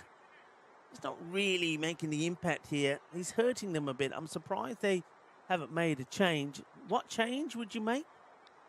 Well, I think you've got to go for somebody. I would be getting Ansula Babar out there. He certainly did hit a few in the last one, low down the order. I just don't think Aziz Mohammed is helping them too much. Well, that is going to be okay. Not wide. It's one for the over, says the umps. Yeah. I think the batter probably wanted it wide, but it's inside there. So, yeah, just to finish with what I'm saying, we started early part of this year in Madrid, and those of you who were with us then and have stuck with us will know that there's been a big change since then. It's not the same visually as what things used to be. Ali Raza this time takes the catch, and celebration from Mazar as he has got the wicket of Ahmadzai. So Ahmadzai will fall for 40 of 20 deliveries, and that rate will just continue to slow down. 116, just the 3 runs off that over. So where they should be accelerating with wickets in hand, things are slowing down, and that's one thing that Hint are over to do. I did say, though, that if they pick up those early wickets, then they could really start to slow things down. But let's see where they finish here. Ostend, given a good start by their captain. He made a very fine 60 of just 18 deliveries. And Ahmadzai's played his part, 40 of 20. Zar picking up another wicket. Raza taking the catch. Only 2 down, so that's where they'll be a bit disappointed. First wicket fell at 94 for 1. But since then, they've only scored, what's that, another 20 runs?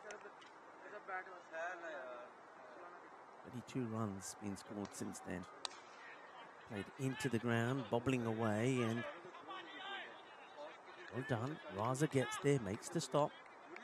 Islami has come out to join Aziz. Captains don't like to do the retirements, but I do believe that they should have done the retirement by now. Finish off what I'm just talking about. What I will say is that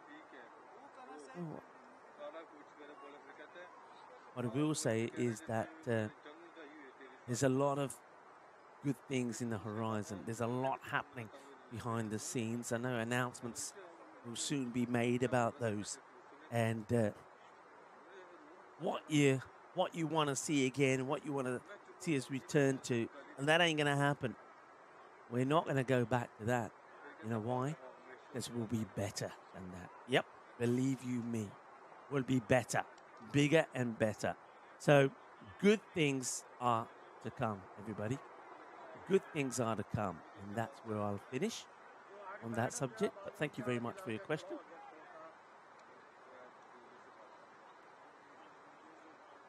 A little bit of, I think is it Raza again who might be, yeah, I think Ali Raza who ran over and made that stop. He definitely is struggling.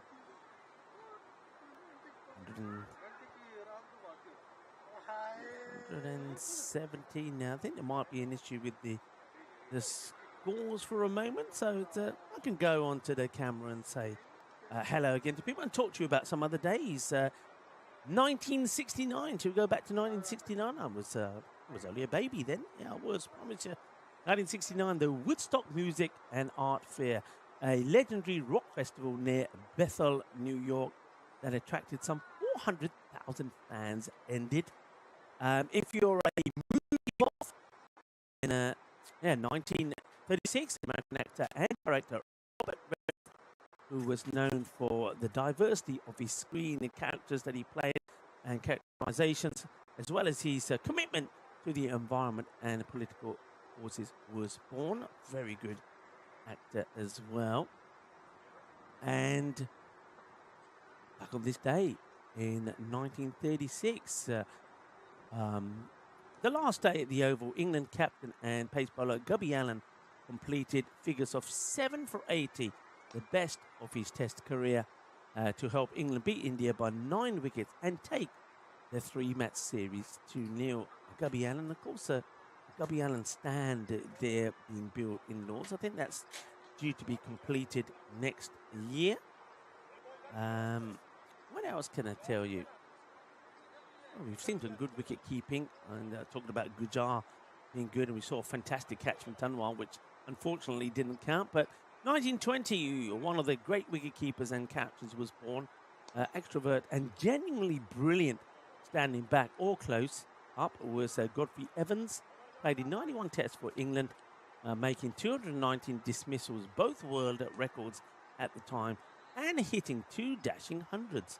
A vivid personality long after his retirement, with the most famous mutton chop whiskers in cricket. He was the Ladbrokes rep who quoted odds of 500 to 1 against England winning the famous Headingley Test in 1981. On that note, we can return back to the action. And it could be a wicket straight away. It will be dropped. Zahid Durrani coming in. Looked like he got himself in the perfect position to take the catch. But the ball pops out of his hands. Wasn't able to hold on to it. Disappointment on the bowler, who gets the ball back. And he's not afraid to show his disappointment. Zahid. High in the air. And, oh, that could have been nasty. It could have been nasty. As Durrani comes charging in, and he almost took out Iman Sanwal here. I just noticed there that Ahmadzai, well, I was giving Ahmadzai out. Maybe that's what the delay was. It was actually Aziz Mohammed who was out, not Ahmadzai. So that's why they had to be adjusted. That was a catch, of course, that Raza took. Asking and wanting. So they will finally get Ahmadzai as well. So he's going to make his way out. So that's the end of Ahmadzai. He doesn't add too many from, I don't have to do too many scribbles from what I had before. 43 of 21 deliveries. And Tanwar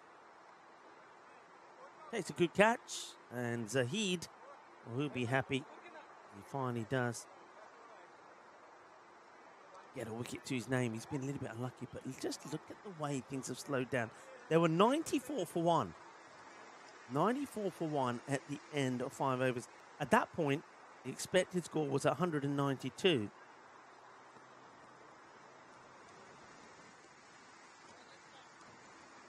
Since then, Woody scored 25 runs, and they've lost now another wicket. So things have slowed down. In the air, not out the middle. So I think you could seriously say that Ostend, they're going to be relying an awful lot on just a couple of batters unless they've got some players to come into their side. Because now they're struggling here. 1 ball to go in this, the 9th, from Zahid.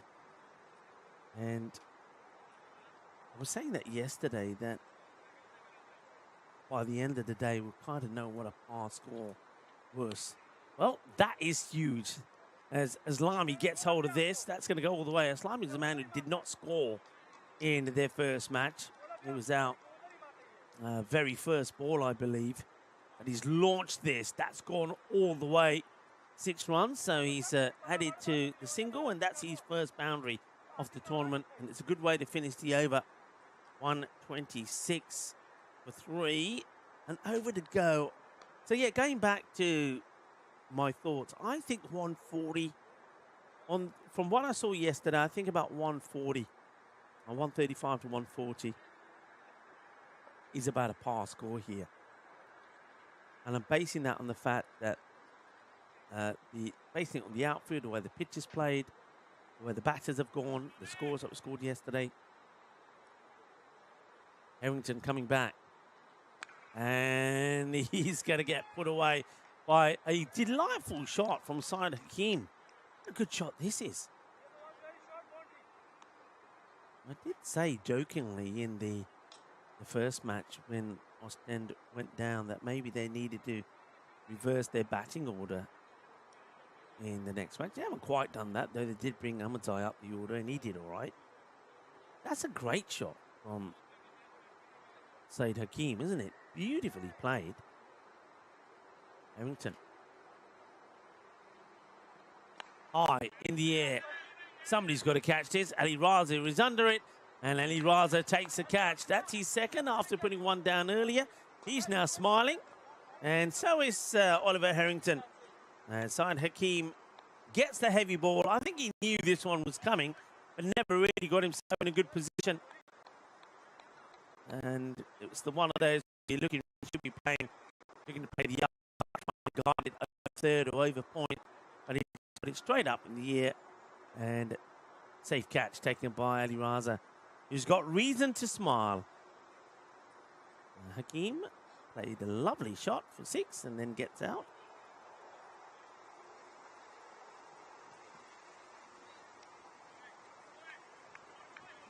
Harrington picking up a wicket, and he's got a chance to pick up more here, because I think all the batters coming in now are going to be having a go. The new batter is Babar. I'm surprised Babar never got the chance to come higher up the order. Let's see how he fares against Harrington. And he's going to get beaten by a good heavy ball outside the off. Nicely played. Nicely bowled, I should say.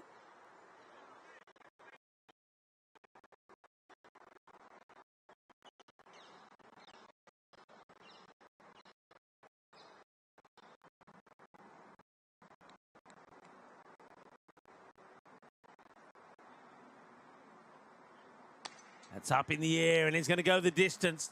He's not even bothering to run. It's a terrific effort from the fielder, but this ball was always clearing him and going for 6. Shaba. And Mazar trying to stop it. And the batter saying to Mazar, na kar. Mera pura shakka ta lag gaya. And he's trying to read it back in if he could. A good hit from Babar.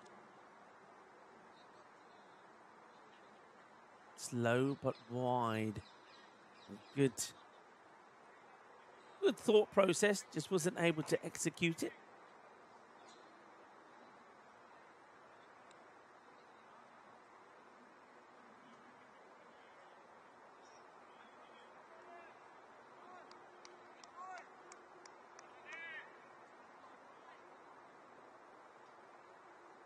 Good night to Chris. Everyone's saying good night to Chris. Oh, that's another pretty wild delivery. It's a wonderful bit of keeping from Harshit Danwar. Gets this one all wrong, and what a good stop that is. That had Minimo written all over it. One thing that Hent do in the field, they do save a lot of runs, don't they? Saving boundaries, balls that look like they came for 6, get kept in the field of play, wicketkeeper there, saving the ball. And I think that's another reason why this score's kind of staying below that 150, 160 mark. Well, I say that, that puts the 150 probably back on the cards with the ball to go. Babar, I said it at the time, didn't I? Why isn't he coming? I mean, they've got Ahmadzai to come up earlier, but why didn't they get Babar to come up earlier? This guy can stand and deliver. He's hit that beautifully out the middle. But would they get to that 150? Thank you to that man. Slower ball, played up in the air. Is it going to get past the boundary fielder? Batters are running hard. It's not going to be a boundary. You might as well go again. Why is he saying stay there? Just run. It's the very last ball. They're going to get a couple, which takes the score to 148. 148 before. It's a score that kind of rings a bell. It's very close to the 149 that ICCB put on against Bruges. Bruges were able to get there. So, as I was saying yesterday, I think this is what I go back to. This is kind of a par score, 140. It's slightly above. But unless you get into that 160 mark, I don't think you're closing the door shut on the run chase. So this is still very much on the cards here for Hent. I'll stand. They were on track for 190 odd, but it's been kind of an innings of 2 halves, with 94 being scored in the first. It means only 54 it scored in the second 5 overs. That's the way it worked out. The players will get ready to switch over. We're going to see Hent and now going out there to have a bat, and that means we're going to see the firepower of Ali Raza, who will be looking to impress after a mixed display in the field. Though he did hold on to 2 catches, it's now his turn to do the hitting, but he's going to need some support from 1 or 2 of the other batters as well. We'll take a short break. You join us back in 10 minutes' time.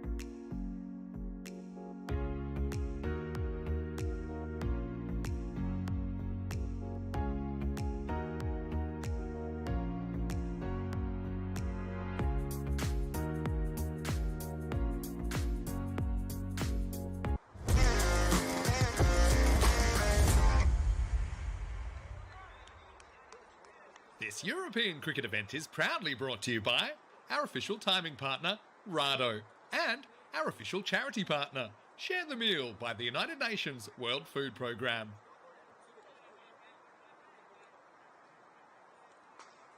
Good afternoon, cricket lovers, and welcome back. And we're going to see if Hint can make it 2 wins. On the spin, we saw them defend brilliantly against Bruges when they pulled off an unexpected win. And now, after coming back strongly against Ostend at one point were looking to put a score of over 190 on the board, especially the way they were going with 94 off the first 5 overs. But they slowed down a little. The second 5 only scoring 54, meaning that Ostend finished 149 for 4. So 150 is the target here for Hint. And let's see how they go in a reply. Rika Full here. Great to have you with us. I know that we've said good night to a few. Helix has now left, as of course there's a big time change between some people and others. So Helix has gone. I know we said good night also to Chris, but there's always newcomers joining as well, and some are new. And if you are new, hello and welcome. Be good, be kind, keep your comments respectful, give us a like, and tell your friends and your family if you like what you see. The more the merrier. We're coming close to now 500,000 subscribers. Those numbers going up every day, which is great work. Hello to Rob Kemming, or Sir Rob Kemming, and Marion that I know are tuning in and saying that they might even come down and watch some of the action. It'd be great to see you here. As we'll start with a wide from Saad Hakim.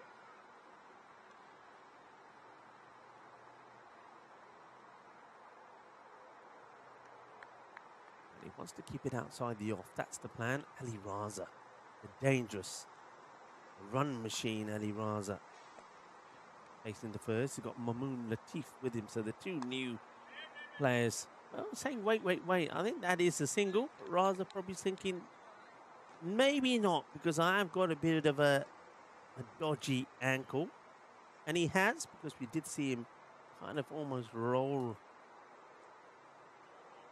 on that as he was fielding. Gets this one through. Good areas, Raza. He will be a little bit rusty, maybe. I don't know how much cricket he's played recently. You can see he's still nursing that ankle a little bit. Get a quick look at where those 2 fielders are out.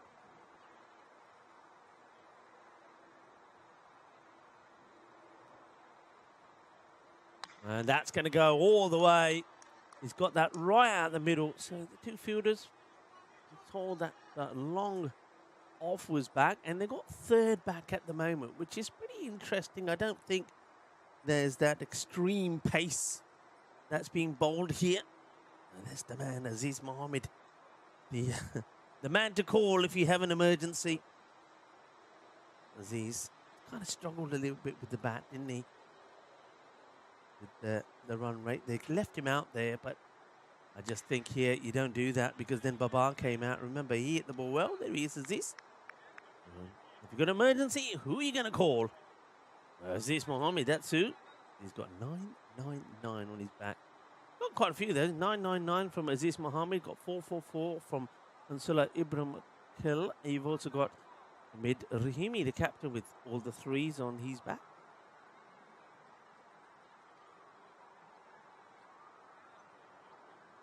Little subtle changes again in the field. This time third comes up. They push a sweeper out.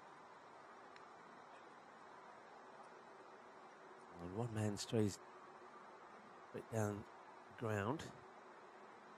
And not a good delivery. That could go all the way past and beyond the rope. It's going to be a minimal as Mamoon Latif. The left-handers have just caused all kinds of problems, haven't they, for the bowlers? And that's a Gandhi ball. Here's the way that you describe that. Ball sigi Gandhi. Panj de dete panja. Panja lag gaya.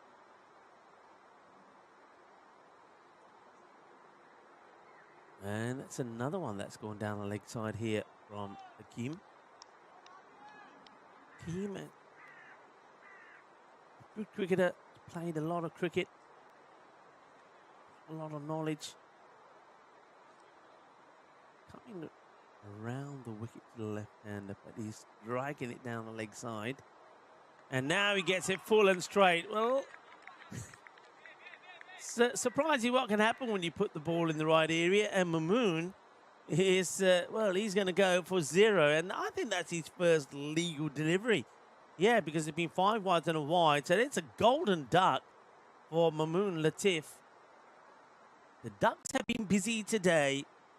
And, of course, this Wiki is one golden for the golden duck. And Timber as the stumps get knocked over. Bowl straight and you get your reward, 14 for 1. So not a good start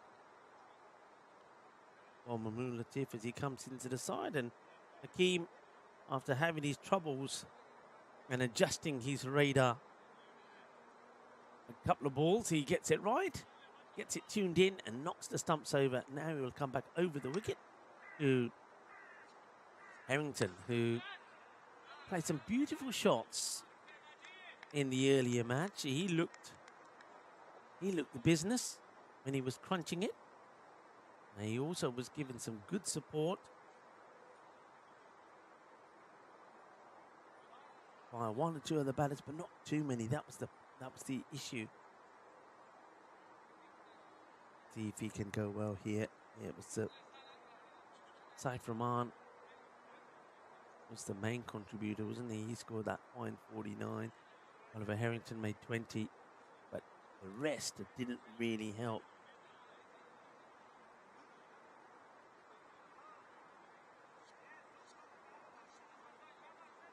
Rahman, probably the next batter I would imagine will come in. They also had Faisal Khalik. And those were important runs. If you think about it, in a low-scoring one, that 49 from Rahman, he was run out right at the end of the game for 2. Valuable runs, enough to get them a win by 11 runs over Bruges.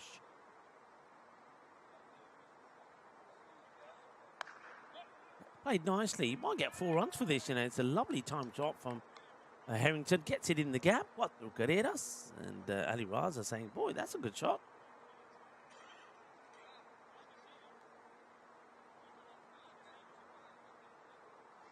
This Saddam Rustam kill.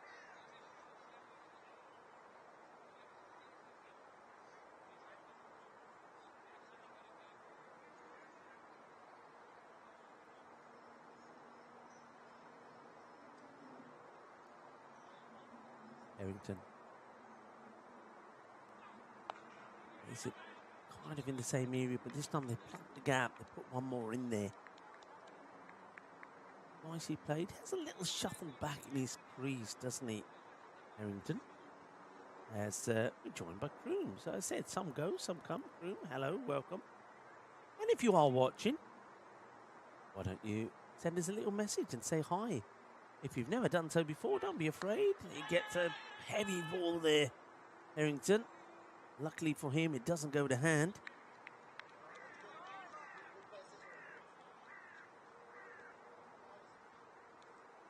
Yeah, send us a message. Send us a message and say hi, say hello.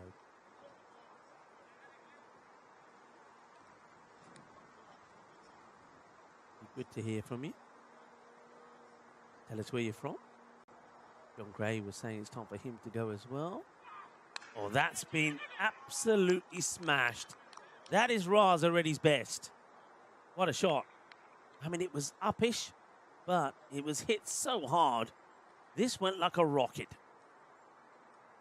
Watch it go.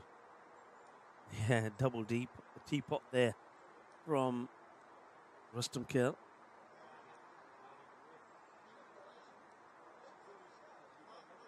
John Gray got some errands to run. He's taking his aunt for a medical appointment. Good luck. Hope everything goes well. And yeah, maybe see you later, John.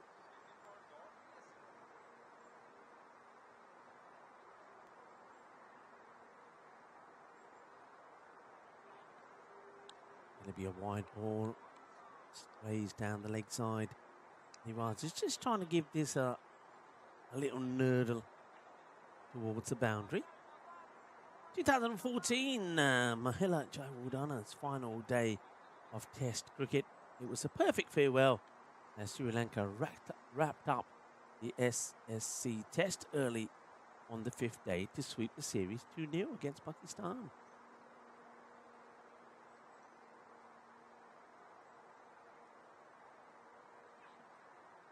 He's played and missed at this. Gone right through. It's a bit of an ugly shot, actually, that from Raza. Looks a bit rusty, doesn't he? Pakistan were rusty on that day in 2014. The visitors had all but conceded the game on the 4th, having lost 7 for 127, chasing 271. Rangana Hirth finished with a fifer, with his 9 in the first innings for a match haul of 14 for 184. And that one is going to get played away, gets it in the gap, the chase is on. And not going to stop it though, Quattro Mas.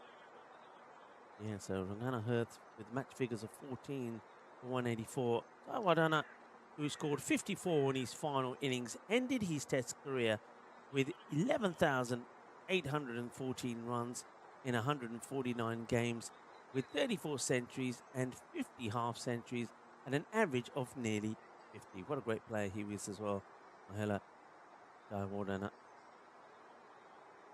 Finishing playing back then in 2014, wrapping up the series against Pakistan.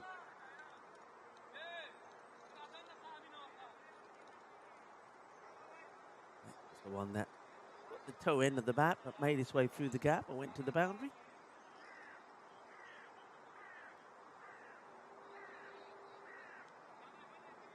Take a look at some of the things coming up. So remember, no cricket from Belgium over the weekend, but you will be able to see. It's just over. And a little bit of good fortune there from Harrington. It's actually gone all the way to the boundary. That side of the field seems to be a lot quicker than everywhere else. But once again, it's that he waits on this one rather than take it just. I mean, it's a great shot there. Well captured by Dinesh. Zahir Millical was trying to get there but just couldn't. And then the ball still goes and makes its way to the boundary. Bowler just gets stopped here for a reason. I think they maybe want to make a fuel change. Don't see a change there. And this one is going to... Oh, it's going to be missed. Oh, dear. Well, there is a bit of an emergency now, isn't there? Well, who are you going to call now when the man who's got all the nines on his back, when emergency services gets it wrong, then who are you going to call? Oh, Mr. 999 Aziz lets that one go by. It's a welcome boundary for Harrington. Hasn't, I mean, really hit the ball cleanly yet. This one's hit into the ground. It should be stopped and will be. That's a single. Yeah, it's not like in the last match we scored a big score. He got to 20, didn't he? But he hit the ball beautifully. But here, he's just a bit rusty with his timing. But he's going at the same rate as Ali Raza, both hitting at 214. 15 of 7, both of them. Raza will now accelerate a little bit more as he's going to get this one away. He hits it down the ground. We just saw some of the last month's top batters. Stanakzai, Alias Stanakzai, wasn't he good there in Switzerland? I think 3 centuries from him. Of course, we saw some good batters there in Hornchurch as well. 10 centuries in Hornchurch. Hornchurch certainly did not disappoint. Oh, good delivery. Right. Just watches it go by. It kind of gets rooted to the ground.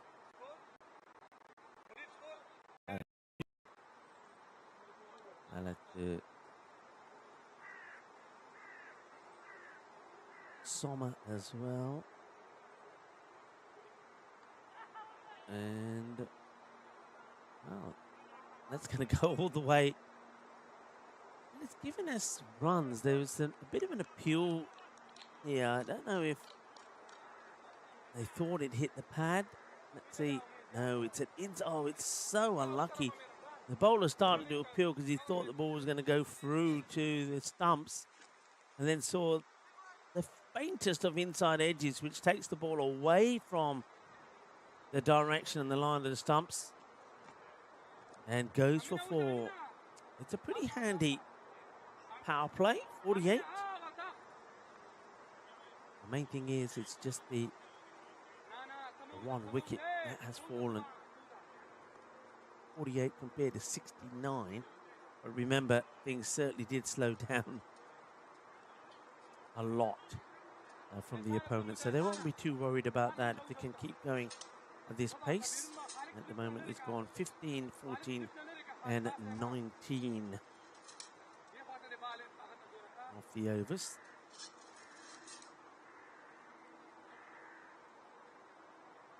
He's will start with a wide. He doesn't like it. It gives the umpire the dirty stare.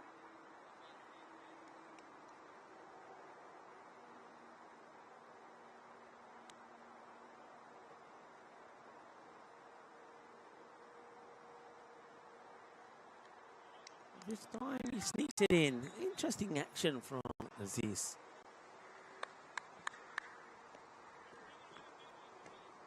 Almost like the ball is cut at the back of the hands when you look at it from a distance. It gets pretty low when he delivers, though he's a pretty tall guy. It's going to miss that line again. He doesn't like these calls, but if you're not hitting the line, then a wide is going to be called. He doesn't like it again. He does the bit of a double teapot at the umpire. Our umpires are used to that. Ricky just says, nah. Come on, get on with it. One stays a little bit lower. Very early call. And they're going to keep running here, are they? No, because Harrington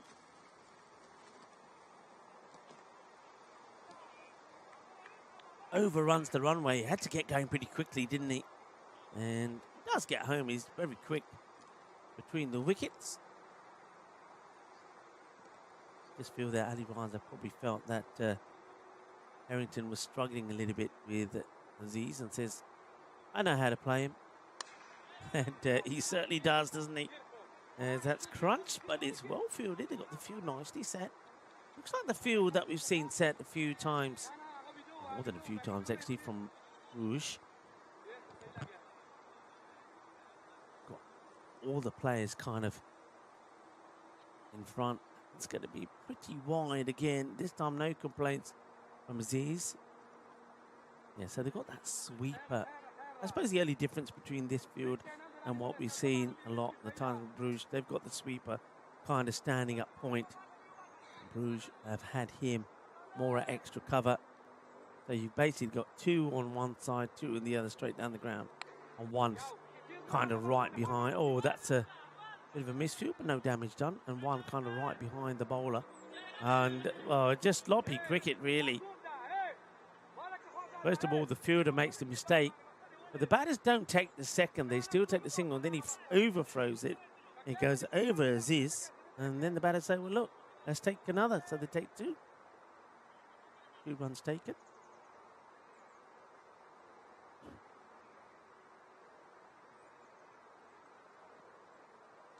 Playing with that line, isn't he? Playing with the line, but this time he gets a little bit of love from the umpire. I feel as that one is okay. Talking about a little bit of love, don't forget, it is International Couples Day today. Whipped away, chases on. Andale, andale, Iba. It does just slow up. Oh, that could be very close. But Harrington, he is quick, and he had to be quick. They run 2, not too many have. Quick running. And did he ever hears the... You can see Harrington, he just turns, he goes.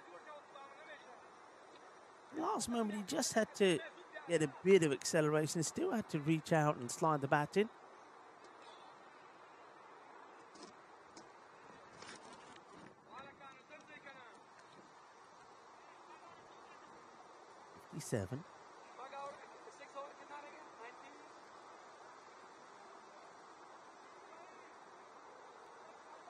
pretty good over. The 9-1's coming off that one, so be happy with that. They're slowing things down a little bit, Aziz, but even though there were all those wides there, didn't really punish him. Let's have a look at that rate here now. So needing to go around 15 and a half. They won't want it to go any higher than that. 93 of 30.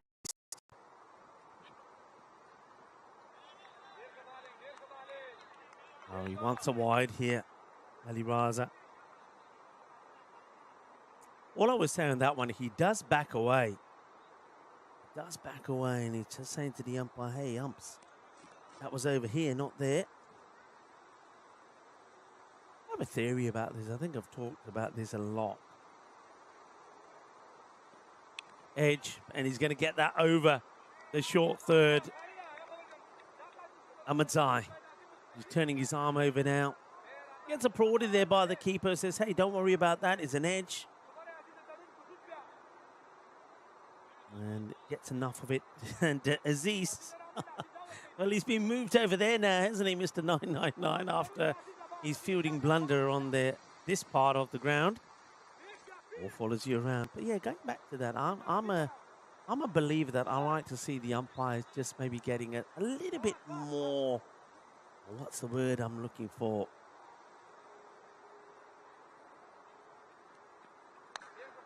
Cut away, but this time the field makes the stop as he's Raza doesn't get it through this time. A bit more authority when it comes to some things. And one thing I don't like to see, and experienced it a lot myself when I was umpiring, and I've seen it an awful lot while I'm commentating. I really do dislike when batters are telling the umpire, it's a wide umpire, it's a wide, you've got to give it a wide and things like that, or whatever. I think that umpire should be able to say to a team, not just that particular batter, but you're saying to the team, hey, we're here to do a job. Oh, it's a good save from keeper. Insula Babar, get something on that. Otherwise, that would have been definitely a couple, maybe even 4. Yeah, I think the umpires should be able to say, look, you've done it a few times, but telling you now, we make the decisions. If you're going to start telling us his wides and arguing, then, we will start to take action and apply runs to the other. Well, that's the first one, I think, that's come out beautifully at the middle of the bat from Oliver Harrington. That's a good shot, lovely pull shot. This is pinged off the middle. A wonderful shot. Just needed that boundary to stay in touch because they're starting to fall behind. 82 required a 30. The rate did go up. Remember I said it was 15 and a half. It's almost gone up. A complete run there. So 68. Just the 11 coming off that one. So they're not quite getting the runs required and over that they need. Ahmadzai. Oh, it's a good one. Now they do go back to Aziz. See if he can get a breakthrough in the wicket of Ali Raza. That will be a big prize, really. There's other batters to come. But Ali Raza coming into the side, I think they're expecting a lot from him.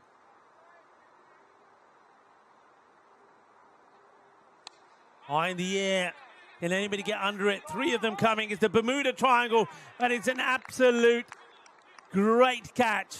This really is. I mean, what's good here is the right player goes for the catch because he's the one running to the ball, but the others make it difficult for him because they're charging straight towards him. It's quite an exceptional catch to remove Ali Raza. And Aziz Mohammed gets the breakthrough. Take a look at this. It really is a good catch because he's got, well, they're applauding him. Of course they are. That is wonderfully taken by the man with all the folds on his back. And Insula Ibrahim Kil. And because he had Malik Zai there in front of him. I think it was Saddam Rustam Kil was there as well. And they're all running towards him. But he's hung on to it. And they get the big wicket of Ali Raza, 32. of 16, and it's Aziz who does it. Well, they do dial the 999, and 999 delivers. 68 for 2. Aziz getting a breakthrough. And Faisal, the captain, comes in, and he's swinging from the word go.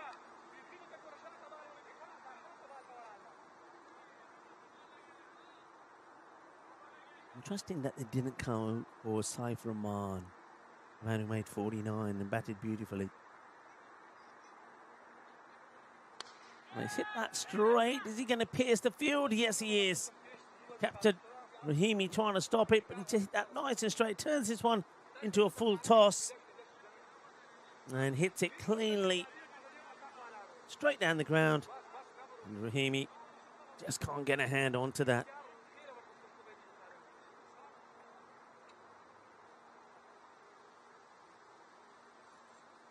Might be too wide. It is called so as well by the umpire. Yeah, so just go finish your what I was talking about. I think umpires, it'd be good umpires could say, right, you've been warned. Don't tell us to be giving you wides next time you do it, and every time you do it, thus afterwards, there'll be 5 penalty runs going towards the opposition. It's the same as when a team is over appealing. You can always tell a team about that. That's nicely played. It's a really nice shot. Gets a little bit of width, gets low, gets underneath it, and crunches it through the point area for 4. Good boundary there from Faisal Khalik, but need to get a few more going, or that rate just keeps climbing. And it's another wide from Aziz Mohammed. Are all of these extra balls gonna be their downfall? That's 14 extras now. 13 of those in wides. The wides you can't do anything about, really. At least those ones are not bowled again, but those wides, the extra ball, that's what counts. Let's see where the extra ball goes here. That's going to be another dot. So now's the ball he's having to bowl again. Well, I suppose he's bowled 2 wides in the over, so nothing of that ball. So that's one of the 2 extra ones. Now, this is the second. This is where it can be a game changer. And in this occasion, it won't be. He sticks to his guns, sticks to his plans, and gets a couple of dots in. And after that, Aziz Mohammed has bowled a pretty good 2 overs, 1 for 18. It puts the opposition further behind, 78 for 2.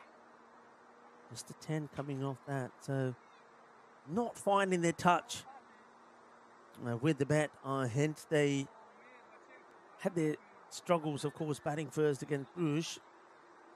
But it was their bowling that did the job.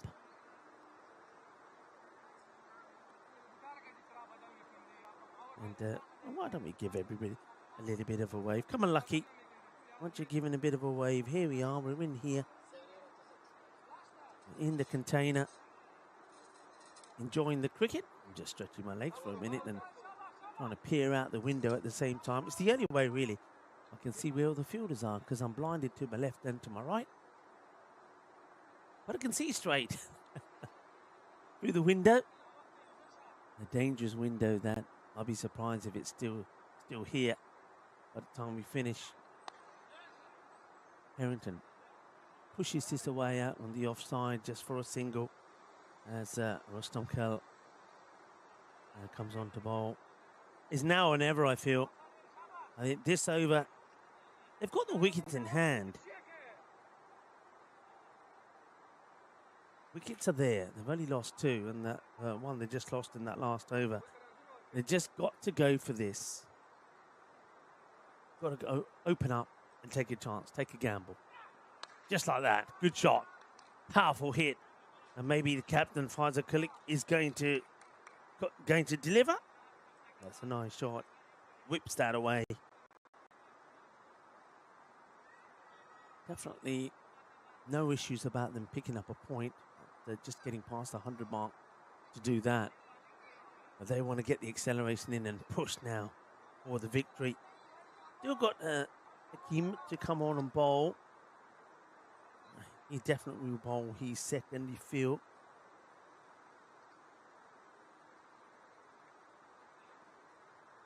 Going to be a wide delivery, so there's that extra again. All of these extras do mount up.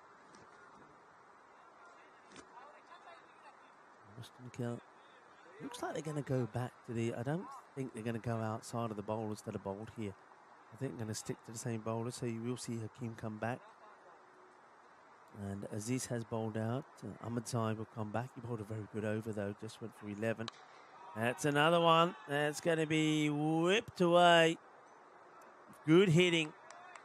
Another Maximo in the over. So that's 13 off this over. Can they win the over?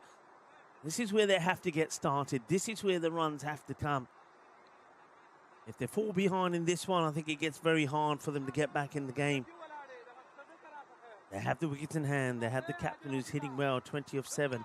We know that Oliver Harrington has got what it takes as well. Slight change in the field. Everybody moves around at one. They put an extra body on the boundary on the leg side.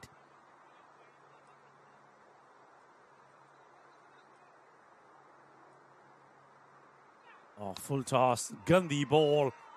And that's going to be 6 as well, I believe. So this is the over. This is where it's starting to happen. Hent coming back into it. Coming back into the equation. So this is, I think, the first over in a while that they're going to be winning. The rate, we've seen it climb steadily from 14 to 15, 16, 17, 18. And it stood at 18 before the start of this one. But now it's all changing. 52 of 20, the rate has gone back to that doable zone. And edge will help as well. Sometimes you need a little bit of luck. You need a little bit of that good fortune. And fortune favors the brave as well. And Faisal Khalik brings up the 100. What an expensive over this is. It's gone 23, 24 at the moment. It's gone 1-6 wide. 6-6-4. The perfect over. And it could finish with another boundary the way Khalik is going. Just punches it away, but you know what? I don't mind that. I don't think Faisal Khalik will mind that at all. He gets a single. It means he'll take the strike again. So the 7th over is the one that gets them back in this. Remember, chasing 150 to win. That means 47 now required off the last 3 overs. 103 for 2.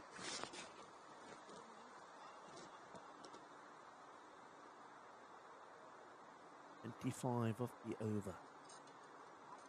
It's over by overs gone 15, 14, 19, and 9, 11, 10. Those 3 hurt them. And now 25 there kind of gets them back where they started. Game changes. Still high in the air. Big moment. And dropped. Oh boy. That is a massive, massive opportunity. Rustam Curl is the one who's going to put it down, the one who just got hit for 25 in the over. You hold this catch, and I think you put yourself in a good position. Hakeem does get brought back. You knew he would, and he could have delivered straight away for the captain. Malik gets dropped. And now he's going to go. This is not going to make a big difference, though. Wow, so much for sometimes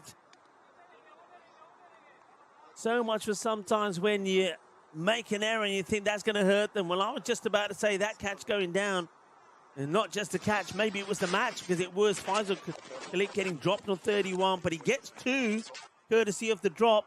But the very next ball, and Saad Hakeem gets his man, gets the edge. Catch taken there by Baba. So another twist in this one, just as you thought that Hent were coming back and taking control. Khalik goes for 33. And Hakeem, as so many times before, is the man who delivers. And now, who did they go for here now? They go for Wakas Khalil. And still not going for Rahman. High. Massive. That is big. Where's this going to land? Pretty close. Pretty close to Danish. Well, what a start that is from Wakas Khalil. Oh, we know what we're doing. We know who's going to come out there and smash the ball for 6. And Khalil does just that. I'm pretty sure that Saif Rahman can do the same. All right, now this. Up in the air. And he's put it down as well. Well, they changed the fielder. Put the catch down. In comes the throw. They're going to get 2. Oh, boy. They changed the fielder. They moved the man who dropped the catch earlier from that position. And that was Rotemkel. He's been moved. The new fielder comes over. Looks like he had it comfortable, but pressure, pressure, pressure. Down goes the catch. Ahmadzai puts it down. Has he also put down the match? They get another chance. And this time it's taken. Can you believe it? It's the same as what happened when Faisal Khalik was dropped. He gets dropped, they take 2, then the very next ball, he gets out, and the same thing has happened again here. So, Ahmad Ahmadzai will breathe a sigh of relief because that catch maybe doesn't in the end cost them the match. Came out to hit hard. They got 8 very quickly. Who are you going to call? 999. The emergency services comes and saves the day. Azam holds on to the catch. Wakas Khalil will come, hit 8 of 3 before he goes. Hakim, 3 for 25 with the ball to go. Saif Rahman does finally come out. 2 batters can still see them home here. 37 of 13. And it's a swing and a miss, a dot ball. A little bit of gold dust to finish with. 3 for 25. What a good comeback that is from Hakim. What I like about Saeed Hakim is he shows all of his experience. Catch is dropped off him, but his head doesn't go down. He just keeps plucking away. And it happened twice in that over. And twice he came back and took the wicket. And this is the first. Oh, it went a long way up, didn't it? And no, this is the one actually that went all the way. I think this is the one here. Catch, they shout. I got it. And it's in and out. Well, that was the first one. And that was Rotemkel. He then gets replaced. Said, you catch and he can't take that. You go, Butterfingers. All right, Butterfingers gone. So another man comes to play. Well, he's got Butterfingers as well. It's catching, whatever it is. 37 of 12. Dot ball. Huge over this. They do go back to Ahmadzai. Starts with a dot. That's 2 dots the last 2 deliveries. Oliver Harrington. He's been there long enough. He's got to open up. Oh, he's played all around this one as well. He always looks better to me, Harrington, when he's coming down and attacking. That was the wicket. That was the little edge. Ahmadzai. He gets another one through. Is it? Oh, it's such a tough one, this, for the captain. Faisal Khalik. Does he make a change here? That's 4 dots in a row. 3 played out in this over by Harrington. Then the last over, there was a dot there from Rahman. That's taking the game away from them, surely. Surely they can't come back here. Just plays this into the ground. It's only a single. That doesn't hurt them at all. Ahmadzai, don't forget, the big party played with the bat as well. Scored a very healthy 43. Saif Rahman needs a boundary. Doesn't get one. Really good over. This is quality bowling. Quality bowling at a precious time. Peter in the background with his trusted camera in his Ostend shirt. And that's another dot. It's the end of what has been a cracking over. An over which has taken the match away from Hint. Hint, they like close finishes, but now surely even they can't pull this off after an incredible defense against Bruges to win their first match. Looks like they're going down in this unless they pull off a spectacular finish, because they're needing 36. And that means 6 sixes. Insula Ibrahim Curl is going to bowl. What a great over that was. Just the one run from it. And hit down the ground. They have got fielders there, and it's the captain who does the Statue of Liberty fielding, Omid Rahimi. Just a reminder, next match that's coming up, we will see Ostend take it on Bruges, who will come back and play the last two matches. So Bruges will play match number 9 and 10. First one against Ostend. Yeah, they got a comfortable victory against them earlier today. Ostend made 84 and Bruges knocked them off with 23 balls to go. But that was an 8-over-a-side match, so there was no bonus points in play. And then they will take on Hint again. That's firmly hit, but only as far as the fielders. Hint here, I suppose if you go by the first two matches, it's too early to judge them on that. But if you go by what we've seen from them with the ball, they look to be very good, very tight, very organised, and with a lot of options. With the bat, those options don't seem to be, oh dear. They will take a single here. It's a bit untidy from Ostend, but they won't mind that. It's only a single. It's not going to cost them. There'll be a point here for Hint, but they'll be disappointed in the way that they've chased this. Once again, they were more or less with the rate to start off with. And I think what's been disappointing for many is that Oliver Harrington just hasn't been able to find the same kind of destructive hitting that we saw briefly from him in the earlier match. Credit has to go, though, also to the bowlers.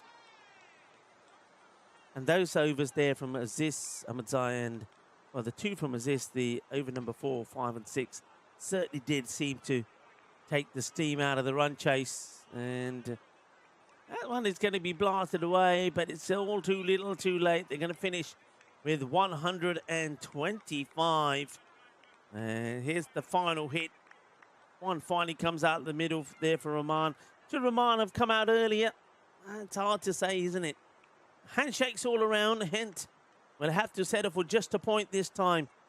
And Ostend, after a disappointing encounter against Bruges earlier, they do pick up their first victory. I suppose that result is one that works very well, of course, for Bruges.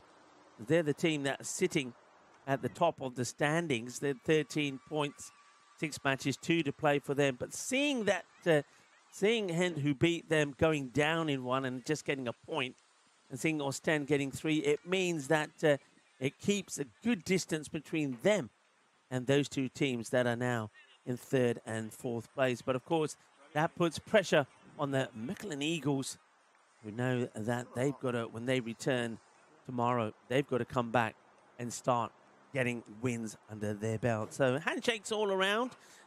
Just a reminder that the next match is going to be Bruges back in action against Ostend. So Ostend, they'll be looking to stay on the park and getting another win and getting some revenge over Bruges. Maybe they can do what Bruges did yesterday after a disappointing performance with the bat. And when they were batting first, just like Bruges yesterday, they can come back and get victories in their remaining matches. You haven't got that long to wait and see, because we'll be back in 15 minutes on the hour, 3 o'clock here at local time, to bring you that match number 9 when Ostend take on Bruges. I'm Rico Full. You're watching the European Cricket Network. We thank you for your support and hope to see you again in 15 minutes' time. Still 2 more matches to come in the day. Match day 2 here in Belgium.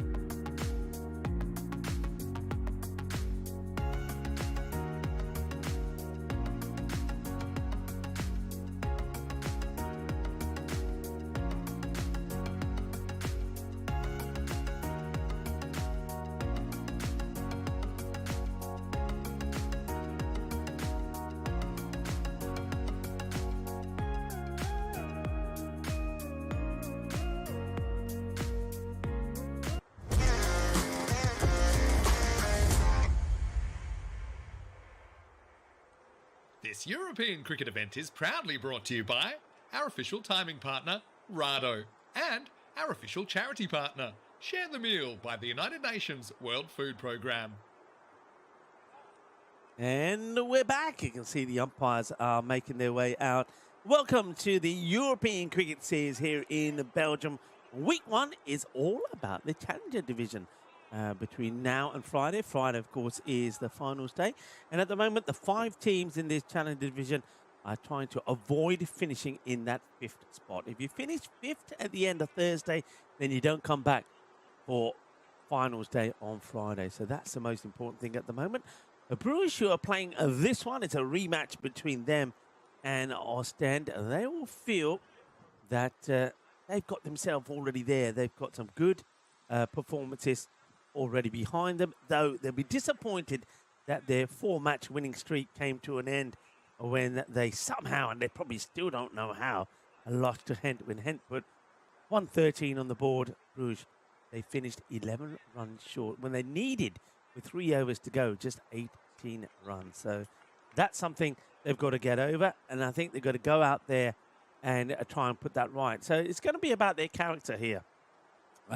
One thing they have done, they have won the toss, and they are going to bat first. That's something which they do like doing. And when they do bat first, it has to be said, apart from that one hiccup at the start of the tournament yesterday, they do go on to score good runs. So that's going to be a bit of a worry for Ostend, but they've got some good players. I feel that they're a bit like Gent, probably a bit more powerful, a bit more stronger with the ball than they are with the bat. In fact, this morning I did say that the one thing we know about Ostend is that they've got, good ratings when it comes to their bowling department. So we expect them to go well here. Can see that in front of me. It looks like it's going to be Aman Ahmadzai. That's going to start with the ball, and he's going to be bowling to a man who we know can go big and go brutal, Usama Butt. He's going to be very disappointed because don't forget, he scored 50 in that match against Gent, and they still ended on the losing side. So here's the first. And he just, plays his away almost like he wasn't quite ready. It's a strange one there from Usama. So we start with a dot. And Waka Baba is out there with him now. He's somebody who really does need to get back into scoring runs. All right. Well, it could be a duck here, and it will be. Usama is going to go for a 2-ball duck. He's going to be gone. And that's the big wicket that they wanted, because he's a man who can go well. He never looked right. I don't know how I can explain this, but the way he played that first ball and just they never looked right. Now, whether he has got an injury, I have no idea. But if you've got an injury, why risk him? Because you know you're going to be coming back on Friday. Keep him safe. So, a bit of a conversation happening there between him and Aslami. But it's going to be another duck in the day. And it's the big scalp of Usama Butt. He's going to be first to go. And he goes without scoring. 2-ball duck for him. And Ahmadzai, whose day just keeps on getting better, picks up the wicket. Ahmadzai showing his talents as an all-rounder. The first wicket goes down. It's a strange dismissal of Usama Butt, who to me just did not look right. He's gone. Ostend get one off the big 4.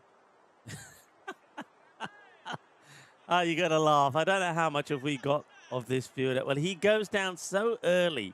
He's actually lying down doing the breaststroke as he's trying to stop this. So, I don't know. It reminds me of, when you spray the old cockroach and it starts to go. He's crawling around there. No damage done. Just a single. As let's see if Baba can find his form. Well, he could go first ball here. Waki Baba is... Oh, he's put the catch down. I can't believe it. I cannot believe it. Waki Baba should be gone. And in fact, I can't even say it's a drop catch because I don't think he gets anything on it. It goes straight through him. It goes straight through him. Ay, ay, ay. What an opportunity. Now that could hurt you. Waki Baba needs some luck. He's lost his touch a little bit. Now, could that be the luck that he was looking for?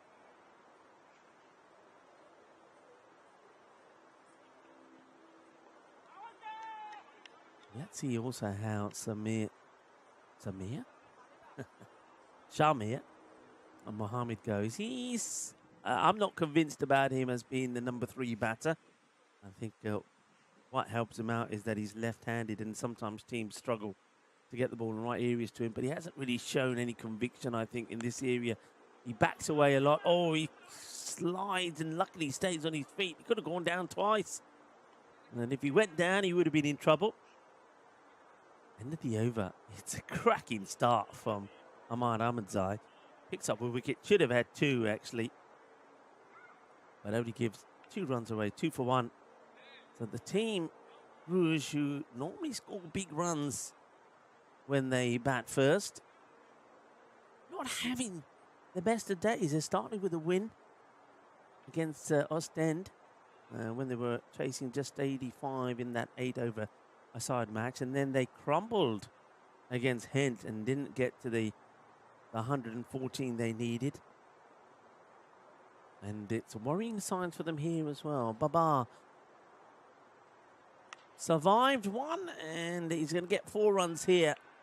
Once again, I don't know if he was exactly looking for this to go in this area. A couple of vacant seats there, folks, if you want to come on down. And going at a good price. I'll give you a good price for those seats. Come on down here to the Vrijbroek Park Cricket Ground. Beautiful setting. Unfortunately, no sunshine today. But fortunately, the rain did stop. Okay, here's another opportunity. Who wants it? Captain says, leave it to me, and that will be the catch taken. And doesn't really hurt them, does Waki Baba. It's time for him to leave as well. He gets 5. 5 of 3. The more that I see of this Bruges side, the more that I feel that when it comes to the big moments, I don't know if they've got the bottle. We saw them lose their bottle against Hent earlier in match number 7. And here now, I think they're a team that they feel that they can hit every ball to the boundary. And that's not the way this match is played, or these games are played. You've got to give respect to some. And they just seem like a team who, yeah, when they go well, when it's working, they can go and score big runs. We've seen that. Kim picks up another wicket, by the way. He's having a good introduction, isn't he? Yeah, when it goes right, it's great. But we've seen that a lot of times it doesn't go right for them. And they don't seem to know when to change their approach. I.e., against Hent, they don't realise that, okay, 18 required of 18 balls. We've got all these wickets in hand. We can just get the win, be sensible, take no risks. But they took risks. They lost 5 wickets and scored only 13. So they've got to learn from that. They don't seem to be a team that do. Let's see how Jalil goes. Now he goes outside the off. He's hit that pretty well. That's going to be 6 runs. Jalil, he didn't click at all, did he, in that loss to Hent? He got out very cheaply. Only Usama Butt, actually, 51 of 17. All the other batters failed. And one thing I was saying about Bruges yesterday, or after their performances yesterday, it's going to be a wide this time from Saeed Hakim. One thing I was saying about Bruges is that what helped them yesterday, that batters, not necessarily the same batters, performed at different times, which is, you know, if you're a captain, Gurjit Singh would have been pleased about that. But what he's seen today is that, here we go, it's another one up in the air. And the catch has been taken, so another one. So Jalil goes. The good catch, nicely dealt with. No problems there from Aminullah Aslami. And yeah, so this backs up what I'm talking about. They only seem to know one way to play. And the thing about teams like Bruges is that, yeah, sometimes it will work, but not all the time. And you don't see, or I don't feel the team that plays this sort of style can maintain that all the way through. So, yeah, they're showing some real frailties here. Jalil hits the boundary. He gets out. Hakim takes another.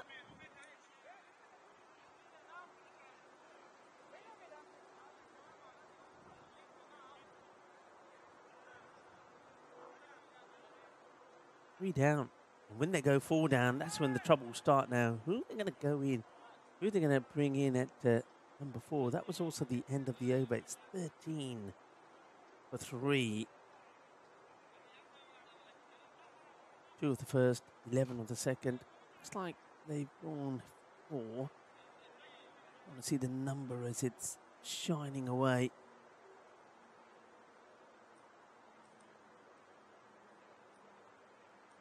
Oh, well, didn't have a clue about this, and it's going to go to the boundary. I think that's Buys. He had no clue. Wicketkeeper got done by it, so it must have done something here. Let's see. Oh, look at the movement on that. Look at the wicketkeeper's reaction. Look at everybody's reaction. I want to see that one again. I don't know if we've got time to, but that was an incredible delivery. It really was. Maybe we can see it again later, Lucky. But that ball did everything. That's worked away pretty nice. It's a good shot. It kind of played for the movement this time, did Shamir. Now, he's got to prove to me that he can bat. I mean, it goes right across here. You can see what the bowler, Shanula Ibrahim Kell, was trying to do. He thought, right, if you're stepping across, I'll take your leg stick. One was just a little bit short, and it allowed Shamir Mohammed to get the shot in. Laprit Sandhu is the batter who's been tasked to come in at number 5. But they continue to make changes to this position. So we have seen the likes of Anib Butt come in at this time, but nothing from him this time. So they're going to probably go with what they did last time. So Sandhu first. That's firmly hit. And it's going to be nicely fielded. And probably Victor Marupu might be given a go as well, or Rajim Jan Pashai. So they'll probably go with any one of those two to come in next. That means Anib Butt is just going to go a little bit further down the order. Now, whether that's just because, again, they want to give those guys some opportunity getting ready for Friday, which is, look, if you know that your pathway to Friday is booked, then you can do that. You can say, look, it's, you know, as we already know, they've relied so much on Usama Butt, on Baba and Jalal. There's no this delivery first. That's going to be a wide ball. Yeah, so there's no need to want to see them again. You know that they've been doing the job. So you can say, right, okay, who are the batters that we need? He's in the side. He's not a bowler. He's in the side as a batter. He's an all-rounder. They use him as a bowler, but they want him to perform with the bat. Now that's a good shot, and he gets a swivel on this. There's a Laprit Sandhu. Goes, oh, yeah, that's a bit of the MJ. Dazzling shot. The ball just come back in to him. So Ibn Curl is definitely getting the ball to move around and seam around. If he can go a little bit fuller, it'll work in his favour. But it's still a pretty low-scoring power play. Just getting a little bit darker as well now. Just noticed. Slower ball. Well disguised. 12 ball. Gets out the over. So 29 for 3 is the power play score. And, let's take a look at this again. This delivery. Watch this. Oh, wow. No wonder everybody. And I love the reaction there from the keeper. Ansela Babar is saying, well, what do you want me to do about that? I suppose a little bit of movement would have helped. But he just stands, he stays planted. And he's still like, well, what happened there? Did he hit it? And now, I just think that was so good. So very, very good. Great delivery, though. 12 coming off the over. It's Rostan Kull is going to be on over number 4. Bowling to Shamir Muhammad. Down the leg side, it's a fantastic grab. They have got the fine leg there in case of that, so chances are that the fine leg there would have got there, but it's still a brilliant bit of keeping there from Babar.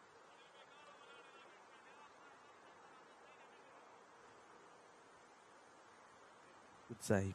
Stonkill has to get it right to the left-hander. Oh, that could be a wide. It will be. He really hits the deck hard here, doesn't he, Stonkill? I mean, look at the effort. He grunts big time. The thing is, if you're pitching it there and banging it in that hard, it's always going to go over the top. Yeah, just like concerns about the weather here. The wind's picked up a little bit. It has got darker. Still got this and one more match to go. Hopefully the weather won't be an issue. And probably gets a bit of bat on this. I would say there certainly was some noise. Real test this from Shamir Muhammad. See how he shuffles right across? Shuffles across and tries to get back, and the bat saves him. It's very good umpiring. Once again there from Ricky.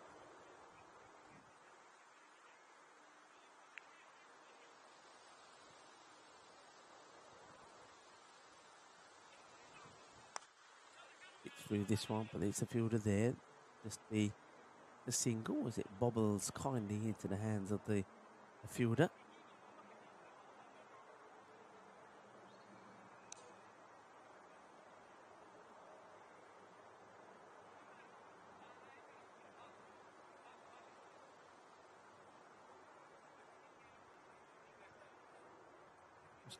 Nice start so far. It's a couple of wires to start with, but he's got his line right now.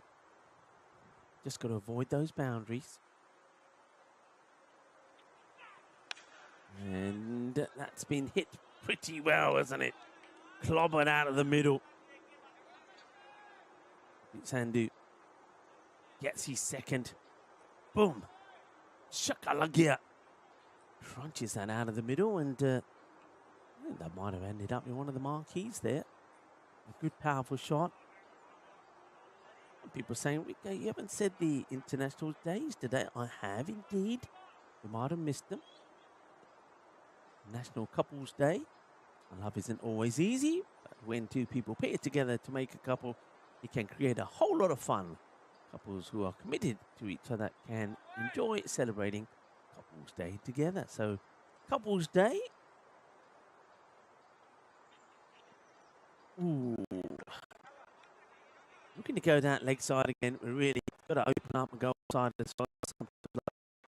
well. World Breast Cancer Research. This is all about highlighting in the treatment for breast cancer research.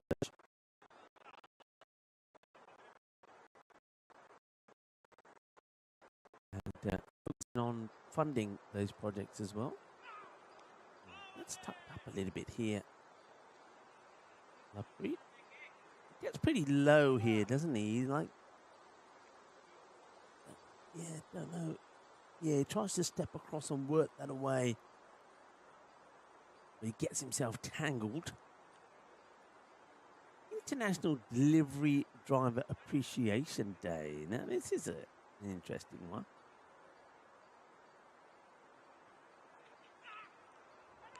And now they're liking it, and he's going to go. So that's the end of Lovepreet Sandhu. Just didn't look comfortable, did he, against Rostam Kull, who tucked him up a few times and gets the the top part of the bat, gets the edge, has to go. He's always ducking into those, Lovepreet, rather than standing still. He gets very low, and anything that's bowled short. See where he is here. He's almost down on one knee. Not sure what shot he's trying to play there. So I think once again, Lovepreet Sandhu has shown his frailties. If it's short, then he doesn't really have too much of a clue, especially when he's got to play any other shot other than the pull shot or anything on the leg side. So he's been given his opportunities. He hasn't taken them. Just 2 boundaries. The 6 balls that he faced.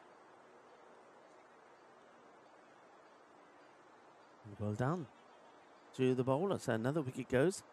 Victor Mrupu is the new batter. So they are continuing to try different batters coming in the middle order and hopefully getting some success. One man who had some success with the ball earlier is Aziz. And it's up in the air and it's not going to be caught. In fact, it's going to be kicked over for 4. Well, they're going to have a debate about it. It was here on Malik Zai. He's laughing about it, but there's the little step across. He has no idea where this is. And, yeah, well, couldn't take the catch. And in the end, it's kicked over. So there was a laugh from Malik Zai, but it was our bowler, Rustam Kil, who couldn't get it away. Now that one is going to be hit and straight to the fielder. And another one will go out. Not quite sure why there's a fist pump here when the batter gets out. Marupu's, I don't know what Victor Marupu is doing at the non-strikers end. I don't know how much of this we got. Well, first it's the catch, and hasn't got it elevated. The catch is being taken. There it is, low down. Catch taken. And then, for some reason, Victor Marupu goes up to Shamir. There he goes. He gives him a fist pump and says, "Yeah, well done." It's not well done. Not well done at all. And Shamir Mohammed had the opportunity to prove me wrong, but he hasn't. He's not a number 3 batter. And there's better batters than him in the side. So Ahmadzai has taken the catch.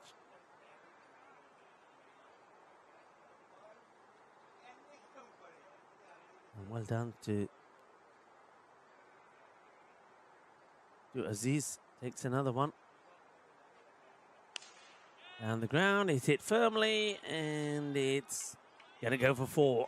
Just for a moment there, I didn't know if Rahimi was going to get there.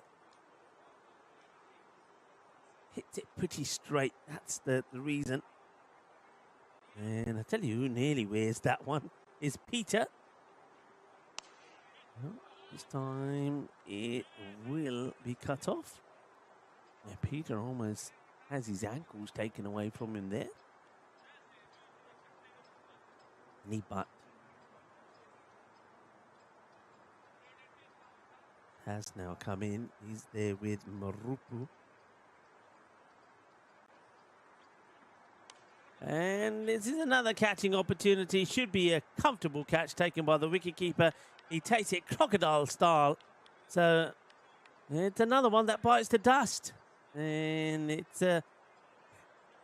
going to be Marupu. Now, nobody's fist pumping him. He's got a duck. I think that's a golden duck, is it, for him? Now, there's Marupu. He's walking off. And I think we got the batters maybe the wrong way round here. I think that's Marupu. Isn't that Marupu who's out? I think that's Victor Marupu, who should be, I think that's his first ball. So we're just going to get, scorers are just going to have to sort this out.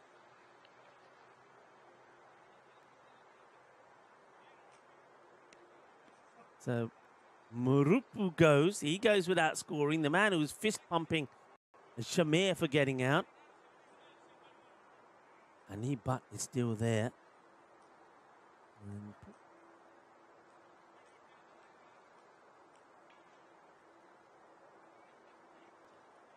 that's a good delivery. Good delivery here. Aziz doing the damage. And all the batters that have been given the opportunity.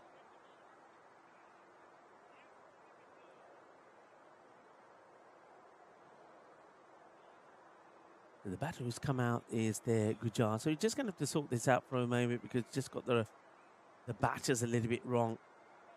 This was the wicket that we saw of Shamir.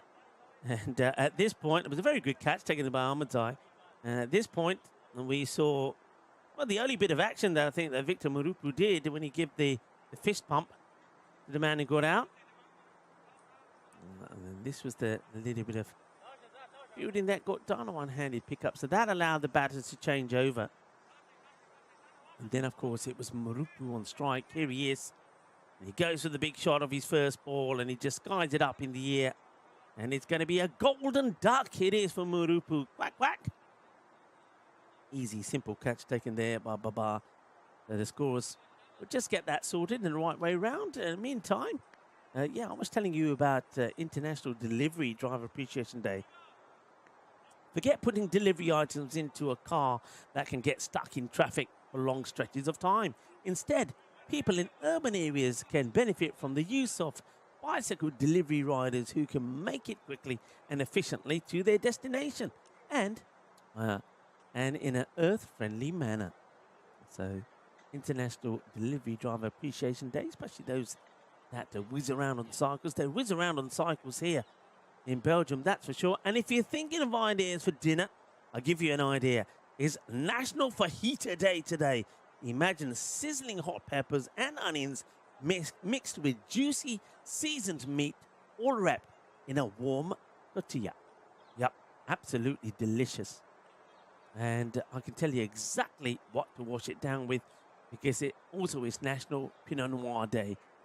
A special day today and always celebrated on the 18th of August every year. Pinot Noir is a popular wine. So 47 for 6. We've got that the right way round here now. It was also the end of the over.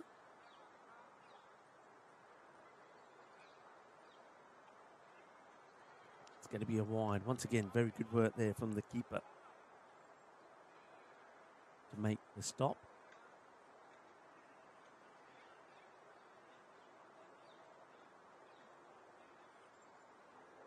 Yeah, Pinot Noir. The wine lovers and connoisseurs come together to appreciate. Oh, well, I tell you what, let cricket lovers come together first and appreciate this. We haven't seen too much of this. It's the perfect delivery from Zahir Malikzai. It's a Yorker. Jagade Patte style. It's a boogie oogie woogie grizzly fireball. He didn't know too much about it. He's banging his head is what a delivery. And he butt giving himself a tap on the head and said, what have I done? And even he's not going to help his side out. He goes for 3. They are falling like flies here. Another one bites the dust. There you go. Dande chakke punje ragade the both vadiya bowling. Right on the money. What a good ball that is. Zahir Malikzai.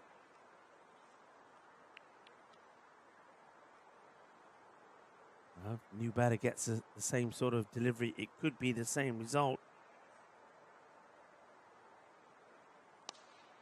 Just manages to scuff this away towards the short mid-wicket area. The bowler Malikzai will do the fielding himself.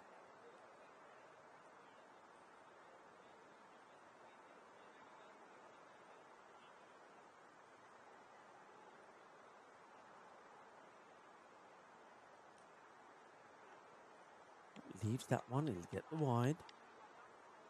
Yeah, this scorecard is not looking very good, in fact. And Rouge, well, maybe they're tiring. I suppose that is possible. Played 4 matches yesterday. Got this and one more to play today. And they're asking the question, could we run out here? Oh, I thought he was going to walk out of his crease. He's been given, though. He's been given. He doesn't want to go. So Gujar is going to add to the duck collection. Well, we were talking about the International day of delivery driver appreciation when they're delivering ducks today. Plenty of them here at the Vraybrook cricket ground. Well, can't really, I have to say, I mean, maybe there's a little bit of something there.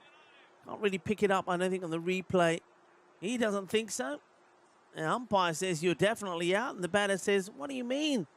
So Gujar now goes. It's 50 for 8. 50 for 8. Gurjit, I don't think we've seen Gurjit Singh with the bat at all. So now we're getting really into the unknown.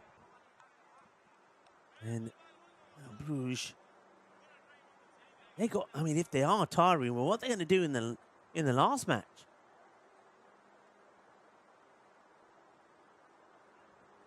And that's just chipped up in the air. And he thinks he's going to the boundary. It's not, you know. That's, I think that kind of sums it up. And that's from the captain, Gurjit. He just puts the bat in the way. Well, he's in. What is happening with Gurjit? Gurjit now is taking his gloves off. He's taking well, what's Gurjit doing? Well, now he's saying, well, where is he going here now? Well, Gurjit, he's come out there as the next batter. He's pushed the ball out over the top on the offside, and now he's, well, what's he doing here? What's he want, some freeze spray? Well, he wants a hug. He said, give me a hug. मैंने जप्पी दे दो जप्पी दे दो आधे चाकले मैंने चाकले फटे आए अरे वाह बहुत सोना एक बारी होर कर दे. Well, I've seen it all. Well, I tell you what, magic spray. Oh, do me again, he says, do me again. Magic spray Mary. Come back wherever you are. He says, I don't need some magic spray. I just need a hug.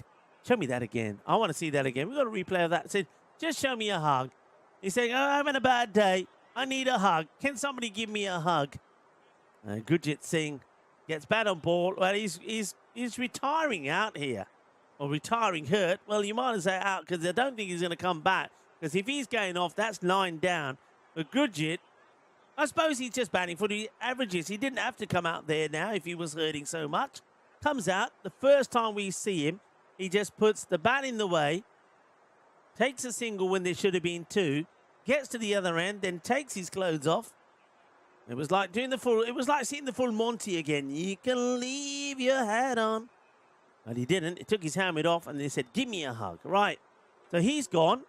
Nishan Singh comes out. And he's going to be dropped. Very first ball. And let's see what he does at the other end. Is he going to strip off? No, he says, I should have hit it better. Well, Rouge started yesterday getting no points from their first match.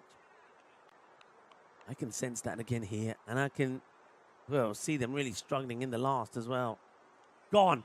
Now that should be it. Because if Gurjit is not coming back, then that's the end of the innings. Now, I wonder if Gurjit is going to come back. Well, he's probably still walking off somewhere because he was going so slow. And that's the wicket. They're going to be bowled out here. If Gurjit is not coming out, let's see. No, he's not coming out. So that is the end of the innings. They are bowled out. And it's, oh boy. So they are bowled out. And that's the end of the over. Malik has taken 3 for 5. It's the 6th over. Scoring 52. Gurjit is not coming back. So they are bowled out here in 6 overs. I don't think I've ever seen anything like this. I've seen teams bowled out. You know, you see teams bowled out, taking a crazy single of the last ball of the 10th over or something like that. But be bowled out in 6. It's not a good show at all, is it, from Bruges? Not a good show. In fact, that scorecard, only double figures from Shamir. I don't know how he got to double figures. And Lappreet Sandhu, who hit 2 sixes. But other than that, well, I'll go through it with you. Usama Bat, 0. Waka Baba, 5. Hit 1 shot, then got out. Shamir Mohammed, 11 of 11. Definitely not a number 3. I'll keep repeating it until the cows come home. Sajib Jalil should be higher up the order, but his performance today has been pretty poor. 6 of 4. Lappreet Sandhu, 12 of 6, as I mentioned. Victor Murupu, and high-fiving batters when they got out, then gets out himself for a golden duck. a knee, but he's lost his form completely. The star of the show yesterday. No runs there for Gujar. He gets a 2-ball duck. And the list goes on. The captain came out, got a run. And the man who's left out there is Rahim Jan Pashai. So, well, one thing we definitely will have is an early finish, which is nice. Malikzai, good finish from him, 3 for 5. Also see 2 for 9 there from Aziz Mohammed and 2 for 11 from Said Hakim. So what a way Ostend can come and fight back here after being beaten badly by Bruges. They now should be taking all the points away from Bruges. Rico Full here in a crazy match number 9. Bruges all out for 52. Join us back in 10 minutes for the reply from Ostend.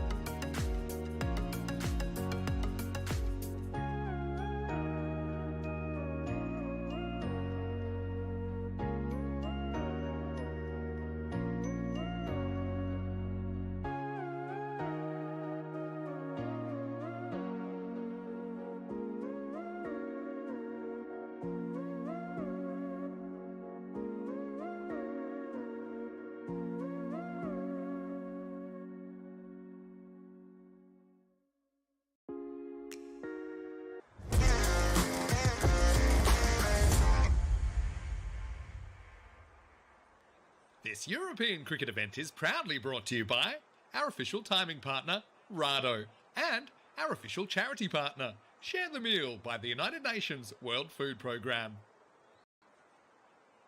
Hello viewers and welcome back. I'm noticing a few people in the chat are saying, can they defend this? I'll tell you what, if they can, it'll be one of the best defenses that we've seen on the network. 52 all out. It was got to be said, it was a dismal batting performance from Bruges. Remember, we're talking about a team who, right, they had their frailties in match one yesterday, but then after that, batting first, they've scored 172. They've scored 163. Don't know what's happened to them today. They did get a win against Ostend first up when they were chasing 85. But now, basically, they've said to Ostend, well, you can have it back. And they might even be giving and surrendering all points here.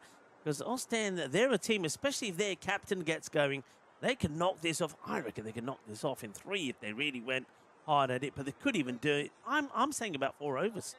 I'm taking the 4 overs. What do you reckon in the chat? Defend? I don't think so. We've seen some weird and remarkable things on the network, but I don't think this is going to be defended. Captain is going to be opening. He knows what he wants after losing the earlier match to Bruges. He wants his revenge, and he wants 4 points. 4 points here for them would put them in a very, very good position with matches still to play. And captain is going to be out there amid Rahimi with Ahmed Zai. Ahmed Zai has come good here today, isn't he, for his team? Good performances from him. Here's the first.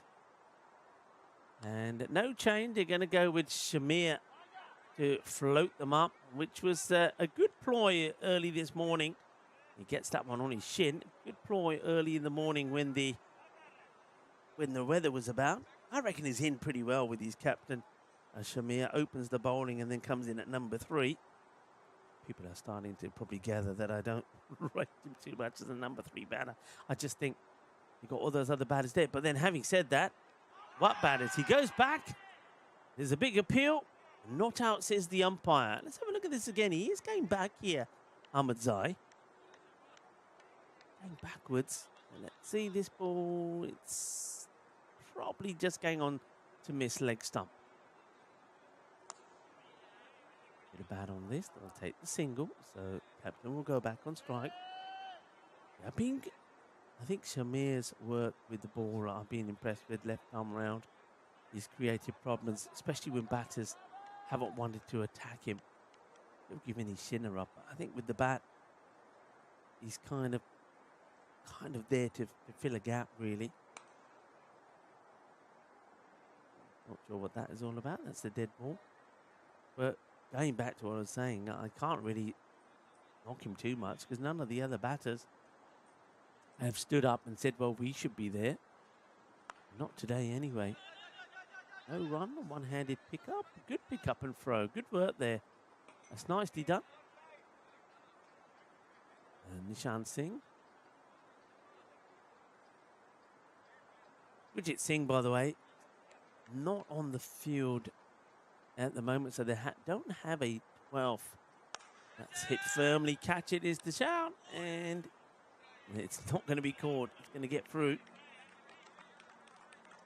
4 runs signalled there by umpire Majid. Yeah, so they only got 10. Now, the concern here is if they haven't got this good effort, it's a diving attempt from Shazib Jalil. He can't take it. And he pushes the ball over for 4. And, well, is he going to have better luck with this one? I think he's done very well here. I think that's a great bit of defensive fielding. So all about where his feet are at the time. But looking at this, I just managed to catch a bit of this as I leaned out of the door. The umpire, that was close to. Yeah, that's excellent work. Really good defensive fielding. Palms it forward. Lays it on, actually. Great job. Well done. End of the over, end of the first. And 7 coming from it. Shamir.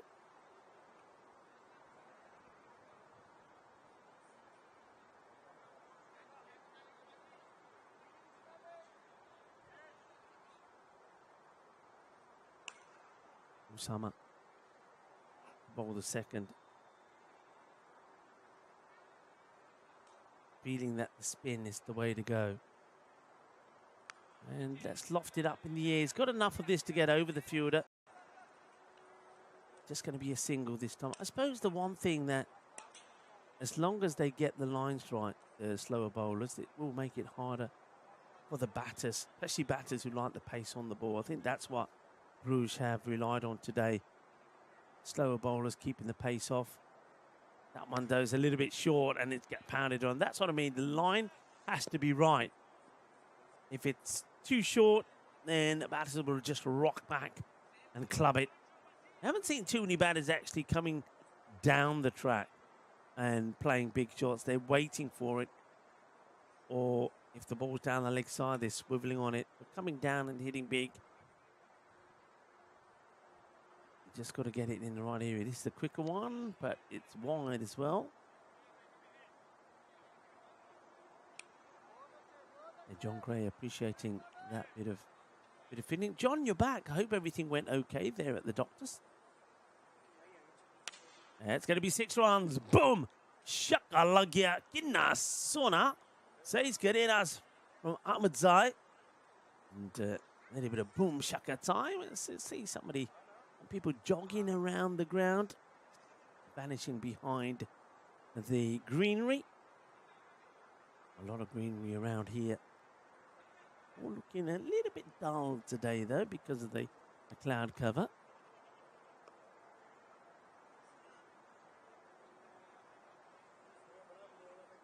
Still, by the way, an hour 10 to go for the start of the next match, so we could get a nice little break here.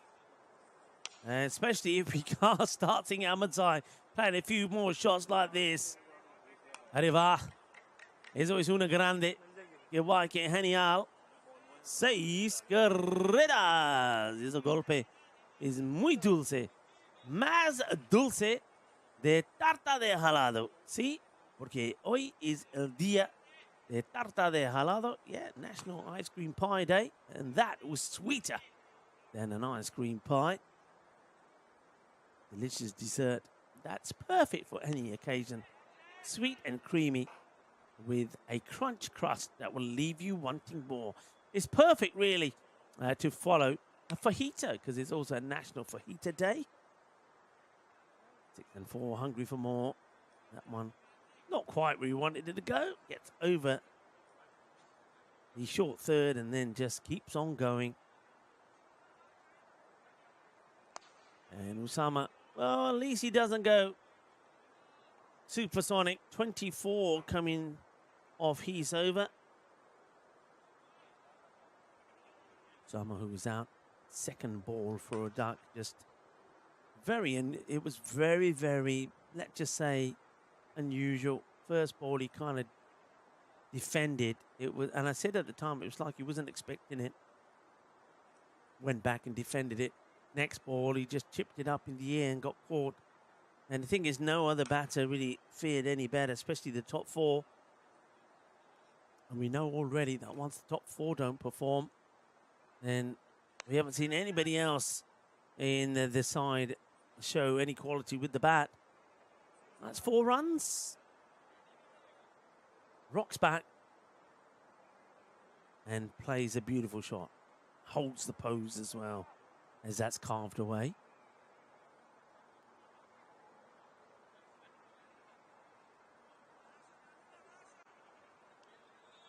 I like that from John Gray as well. 6 and 4, Belgium for more. I quite like that. That's good, John. And Legend saying, oh no, I have to wait an hour for the next match. You can get some chores done. Don't worry about it. I'm sure there's other things you could be doing just to catch up on some time. No, I'll use the time to do a few bits, and that might save me some time in the evening as that ball's disappeared into the Isla. That bit there, by the way, I call that the island. That's behind point. When the ball goes in there, then you've got, it's all sorts of things in there. You've got picnic tables in there. You've got like a little wooden shed. I'm intrigued to know what's in the wooden shed. It's flat. Can this be caught? No, it won't be. Maybe outside of the power play, they'd have another body there, but at the moment there's not. So Rahimi goes down on one knee this time. Look at him, goes down, watches it. देख लो कितना सोना shot मारा. मेरी photo दो तीन खींच दो. हुन भी खींच दो. This one will get fielded. Just going for the motions here, Bruges. You can feel it.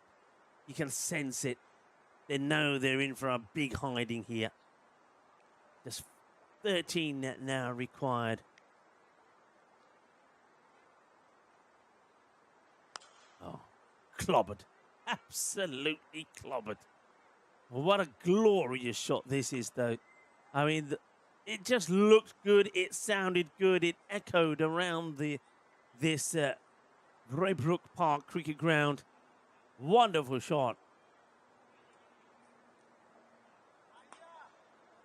Beautifully played. Shamir bowling. The second over. Once again here, see, these are the sort of things when you know you're going down in a match, why go back to Shamir? I'm not saying that because he's not a good bowler.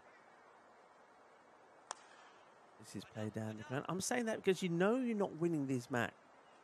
So look around and say, okay, Nishan Singh, you haven't really got it right yet. I want you to bowl because I need you. I mean, we've got this match and one more, and then we come back on Friday to play finals day. So I need you to get going. And that's going to be out, LBW. So there's going to be a breakthrough here. And Shamir will get it. Rahimi will go. Looks like he's played all round a straight delivery. See this again. See the impact here. Oh, it's an interesting one, you know. From this angle, I have to say, not the perfect of angles, but I have to say from that angle, it looked like it was actually going down leg. He's a long way down. Rahimi has a little smile about it. I think he has his own theory, but they will lose a wicket. At least it won't be a 10-wicket grubbing. 45 for 1 at the end of the power play. I said 4 overs. Let's see if I'm right. But not a power play win in the end. Ray Tipping saying, hydration break, Ray. I'm loving your style. Well, certainly we'll be having a hydration break after this one. And be having one of a different kind later tonight. And hope you're well. Who's going to have fajitas tonight then? On National Fajita Day. Followed by ice cream pie and Pinot Noir. Special day today. The 18th every year. That is going to almost bring them there. 2 more to go now as Ahmadzai smashes this away. Well, if there wasn't another match, I would be opening a bottle of Pinot Noir already. But I'll have to wait. On this day, wine lovers and connoisseurs come together to appreciate one of the most cherished wines in the world.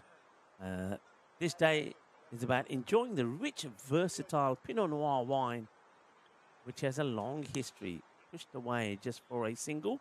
That will tie the scores. So, National Pinot Noir Day. So do, if you haven't already and thinking of a beverage tonight, do get yourself a bottle of Pinot Noir and celebrate.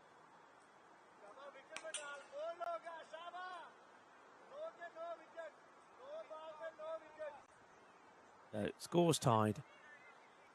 Aslami on strike. Will he take a single? No. Will he go for a big shot?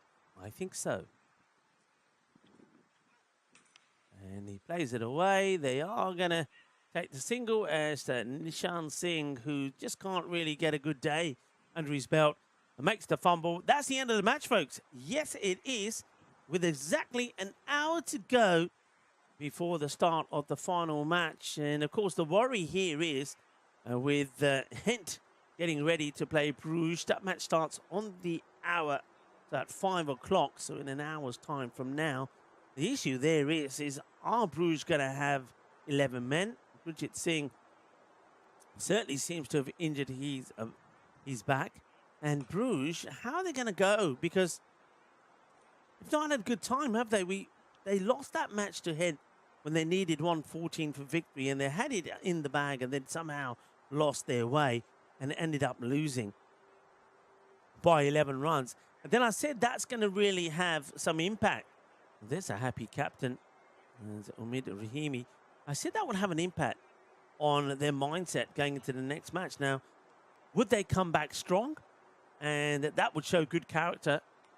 Or would it affect them? Well, they haven't come out strong, have they? Being bowled out for 52 in 6 overs. And they've been absolutely smashed here. And 4 points will go to Ostend. They get sweet revenge over Bruges. So their day is done. We'll see them tomorrow, where they play 2 matches tomorrow. We'll see 4 teams tomorrow. International CC Brussels will start the day with Ostend. Then we'll see Mechelen Eagles taking Hent. Then the ICCB will take on Hent, match 3. Then Mechelen Eagles will finish today with 2 matches. The first against Ostend, the second against ICC Brussels. So Ostend will have a bit of a break now until tomorrow morning. Bruges will be playing their last match. So they get nothing. That's right. They'll get nothing from this match. So they will stay on 13. But of course, Ostend will jump. And I mean jump. The second spot now with 8 points from just 3 matches. And ICCB also on 8. But they will be playing tomorrow. So we're going to take a bit of a break. And it gives you a chance maybe to get a few chores done. Whatever little bits you've got to do. Get those chores done. Save a little bit of time for a bit later on. Maybe you can get your dinner prepared. Or maybe you can run out to the shops and get yourself some fajita mix to make some fajitas. Get yourself a bottle of Pinot Noir. And then if you can, find an ice cream pie. Why don't you do that as well? Get yourself ready for the evening. And hey, listen, if you haven't done so already, it is National Couples Day. And if your partner is coming back later, well, why don't you surprise them? Pop out, buy some chocolates, buy some flowers, buy a bottle of Pinot Noir and give them a surprise on National Couples Day. Or whatever it is you're doing for the next hour, do enjoy. But do join us back. I think everybody's wondering how Bruges will play in the final match of the day against Hent, a team that they lost to. And they're still trying to figure out how. I'm Rico Full. It's great to have your company. We'll take a short break here now. We'll see you back in the hour.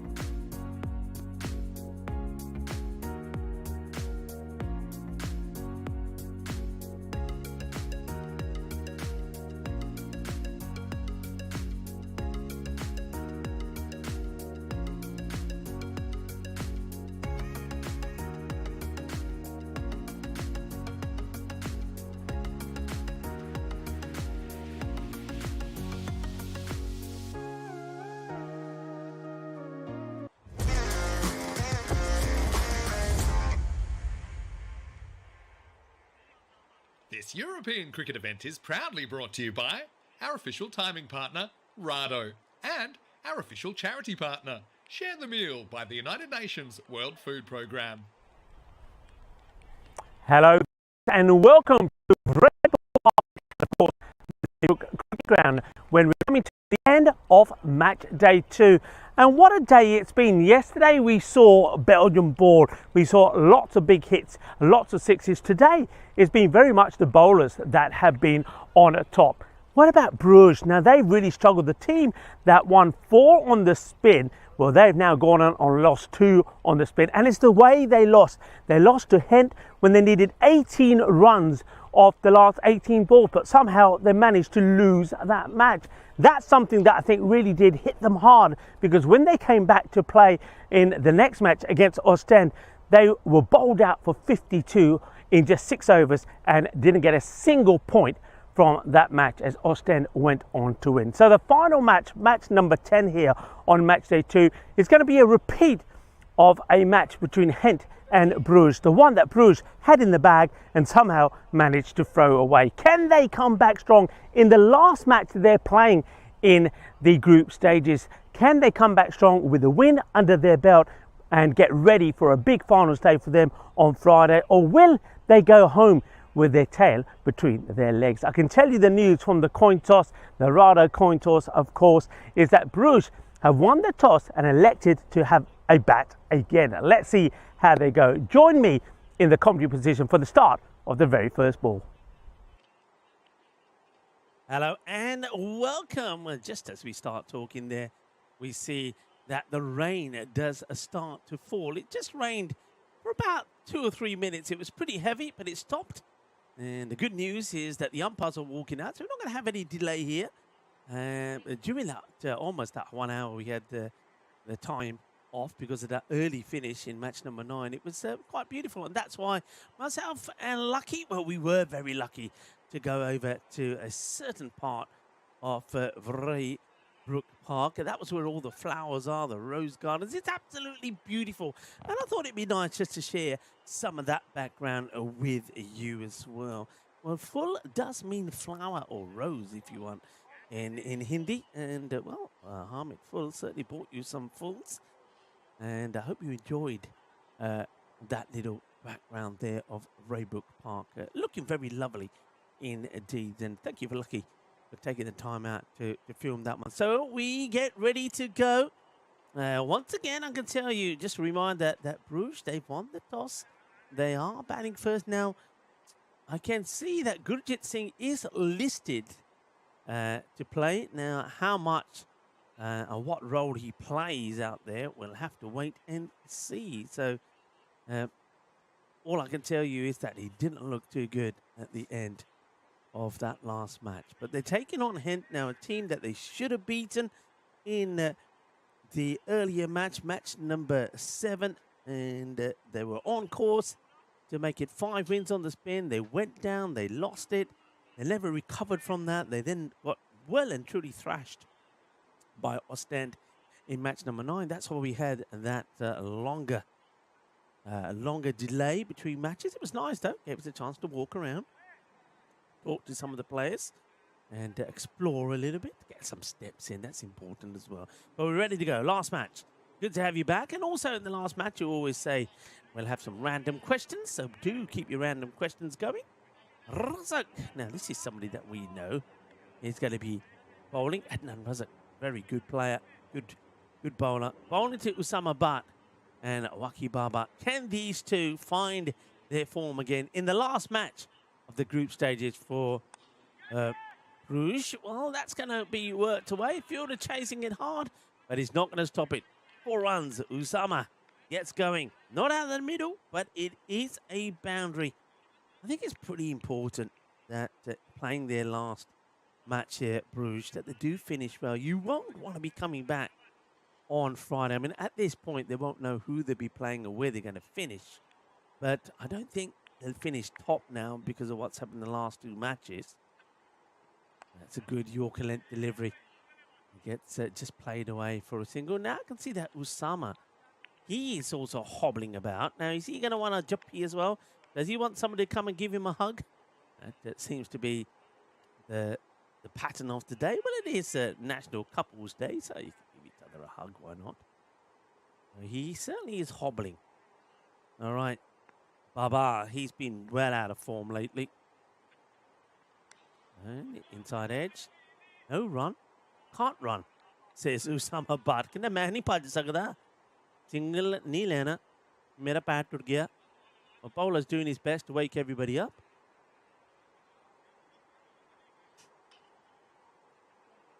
Earlier, he was getting his steps in as well, was Ruchi. Plays that firmly. It ends up being a good stop. They're not taking the run here. I mean, oh dear. I mean, it's one thing is that I always say, what's very important for me, how teams improve as things go on and how they work on things. Bruges, they're not working on things, are they? Am I the only one that feels that? There's a big swing, and there's the wicket. So that wicket has come. Baba is out, and he's going to be another duck. I think Bruges are going to call them Bruges CC quack quack, because the number of ducks that they've had has been crazy. There's another one. So the thing about that is, he shouldn't have been on strike. It was a single. The fielder, Oliver, had no idea where that ball was at all. He didn't have any idea. And the batters don't run. They could have walked it, didn't have to run. I know Summer's got a bit of an issue. Batters don't take the single, don't rotate the strike. The next ball, Baba is out. So bye-bye, Baba, or Baba. He's gone. He's going to be another duck in the day. And he'll go for a 3-ball duck. It's 5 for 1. A nice cat taken there. Out in the deep there at third, that's Dilipa Arachige.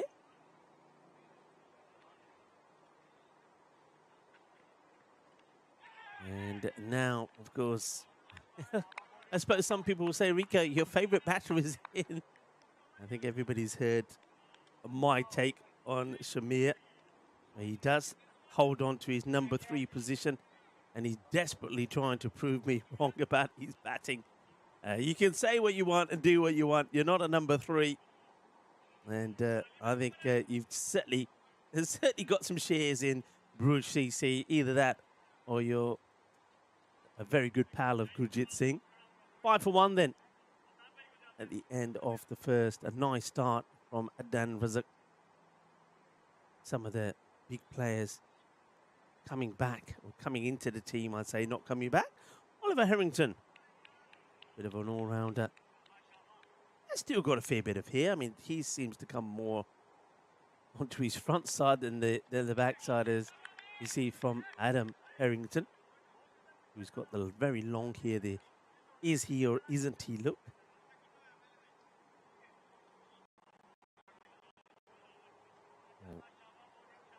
Usama Bhatt. I get the feeling Usama's just probably said to his captain, look, I'm injured. I'm not going to run. I'm just going to swing and hope for the best. That one's going to be down the leg side. Nice take there behind the stumps there from Saeed Karimi. Let's look at the change here from Hint from the earlier matches. So Razak coming into side. Achige is in there as well. Who else have we noticed that wasn't there before? I think the man behind the stumps, Saeed Karimi.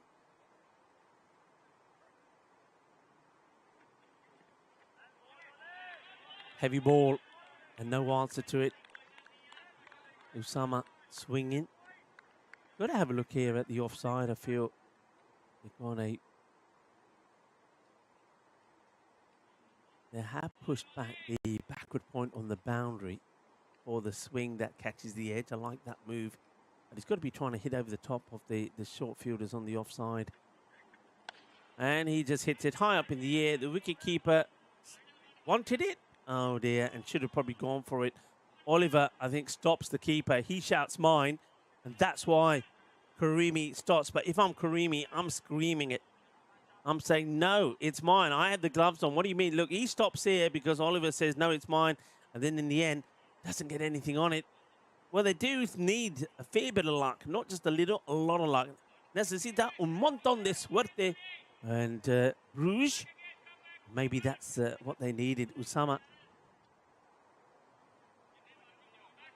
should have been out.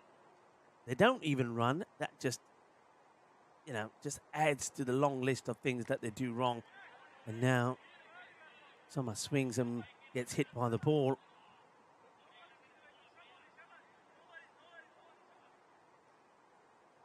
Hello to John Gray. John Heasham is there. So hello, John. Nice to have you back, Paul Kemping.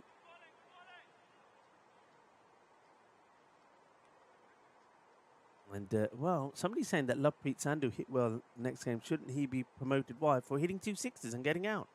Sorry, but were you watching the same match as me? He hit 2 sixes and got out. And then in the earlier match, when he was given the opportunity, when they needed a run and ball, he went for a boundary and got caught on the boundary for 1. So, no, if you're asking me the question and asking me my opinion, no, Lovepreet Sandhu got out for a golden duck, hitting out when they should have won the match. And when he does get promoted, he didn't really do much better. So, should he be promoted? No, he shouldn't. He hit 12 of 6 in the last match after getting a golden duck. And that means he hit 2 sixes and missed 4 balls. So, no is my answer to that. I don't know if anybody else agrees or disagrees. Hello to Wizard. Well, they need a wizard to Bruges to wave a magic wand. Gets played out, and Usama does show that if he hops and uses the bat as a walking stick, he can take a single, though he has left 2 or 3 out there already. And that's one thing that certainly Bruges have to learn from. Now, Bruges, I do hope that they go back over the next few days before they return on Friday and take a look at some of their matches and kind of watch and listen, really, because they've got a lot to learn. If you want to know where they can start, here, I'll give you the first tip. Let's have a look at the non-striker here. Watch the non-striker. Okay, can anyone tell me what's wrong with that picture? So with the non-striker. And if you say, well, he's almost like he's had a little bit of fertilizer put to the ground and he's rooted there like a tree, you're right. He doesn't move. Look, he does not move. So look at the striker. The striker's moving, not moving. And it's not just one. All the batters of Bruges are like that. You've got to do the basics right. You cannot rely on just pure muscle power because you're going to come up against good bowlers and good teams who are going to exploit that. So, if you're not backing up and not taking the singles, if you're not rotating, we've seen that already. Not rotating the strike, you lose a wicket. If you're looking to hit the ball down the leg side all the time, bowlers aren't going to bowl it there. They're going to learn. And that may be what's happened with Bruges here today. People have seen what they've done and learned from them. That's firmly hit. Should be stopped there on the boundaries. And Bruges are a team that, when they were going well yesterday, when they had peaked, you have to say, that they were brutal in the power play. That just isn't the case here. It's 9 for 1 at the end of 2 overs. Maybe they have burnt out. They're going to need 2 days of rest. Swing and miss from Shamir. Now, Shamir, easy use. I'm giving all this coaching. Rico, the coach here. Rico Suave's coaching sessions. Now, he's his footwork. If you watch the bowler come in, just watch where he's moving here. So with that Raza coming round the wicket, you probably don't see that so well. But he's always on the move. So he starts outside leg. Watch the way he'll go here. Look how quickly he shuffles. And now no run, even though there's a misfield. It's hit Ali Raza on the ankle. But that's still a single for me. I mean, Usama, when he's on strike and he hits it and the run goes to him, he wants to run, doesn't he? But when somebody else is going to get the run, he doesn't want to run. John Gray, you're right. Non-striker's not backing up again. And there's the same shot again. To learn. That's all I'll say to Bruges. Yeah, you got to learn. If you're making mistakes, if you're not backing up, I mean, whoever the captain is of any team or the coach, you're watching and you're looking at these things yourself. And then you're saying to those players, basically what I just said there, hey, have a look at this. What's wrong? Yeah, you're not backing up. Why aren't you backing up? Every run counts. And in that last match, if they'd taken all their singles, not the last match, but in the match before when they lost to the Hint by 11 runs, chasing 114 for victory, they fell 11 short, remember, needing 18 of 18 balls. And having loads of, they still had 7 wickets in hand, I think, or was it 8? But in that match, if they'd just taken the singles, they would have won the match. So these little things, if you want to be champions and keep improving, you've got to be doing those things. All right, up in the air, catching practice. Who wants it? Oh, he hurt himself here. Well, that's another opportunity. That's Asmat, who's actually a very good fielder. And he's come charging in, and he's put this down. So that's 2 chances. And Usama, well, that's a second chance he's given that hasn't been taken. Now it gets dropped. And they don't take a run, of course. They just stand there. Because I suppose the non-striker is trying. He's trying to get to the other end. It's a Shamir, but it's Usama who's not moving. End of the power play, and it's a pretty painful one to watch, actually. 11 for 1. If it was 11 for 4, it makes sense. 11 for 1 makes no sense at all. And I get the feeling that the captain's probably shouting out and saying, hey, look, if you're going to just stand there and not get on with things, then come off. Because he's just chewing up deliveries here. Of course, no issues here for Hint. They're loving this. Because at the moment, it's almost like they're playing the walking wounded. Harrington comes on, gets the Yorker in there. Played away to mid-wicket. Comes the throw, and he's gone. Go on. Well, what they're doing, they haven't got him out yet. They're just saying, come on, do you want to get in? And he's not actually out. He's not out at the moment. He's not out at the moment. Now he is out. Well, the wicketkeeper did say to him, look, you want to come in? Come in. I'll be nice to you because you're injured. I wouldn't be. I suppose they're really doing that because they're saying you can't score a run at the moment. You might as well stay here. So he's going to go. See, my issue with this is I've got a couple of issues with this. If you know you can't run, then why are you opening? Get somebody else out there. Because how have you helped your team? Has he said, hey, I can't run, but I'll go out there and I'll blast 40 off 20 balls or whatever, something like that, and I'll still do you a favour? No, because he hasn't done that. I just think it's a poor decision from... I take it that Gurjit Singh is still skipping. I think Usman Butt, I think he hasn't done his team any favours at all. Or just my personal opinions. And, I don't like it. I don't like it at all. And in the end there, I think the wicketkeeper was trying to do the nice thing there. Karimi saying, all right, you're injured. Come on, I won't run you out. But he was not interested, Usama Butt. He was not interested and said, now I'm walking off. And then the wicketkeeper says, well, all right then, fine, I'll run you out. So Usama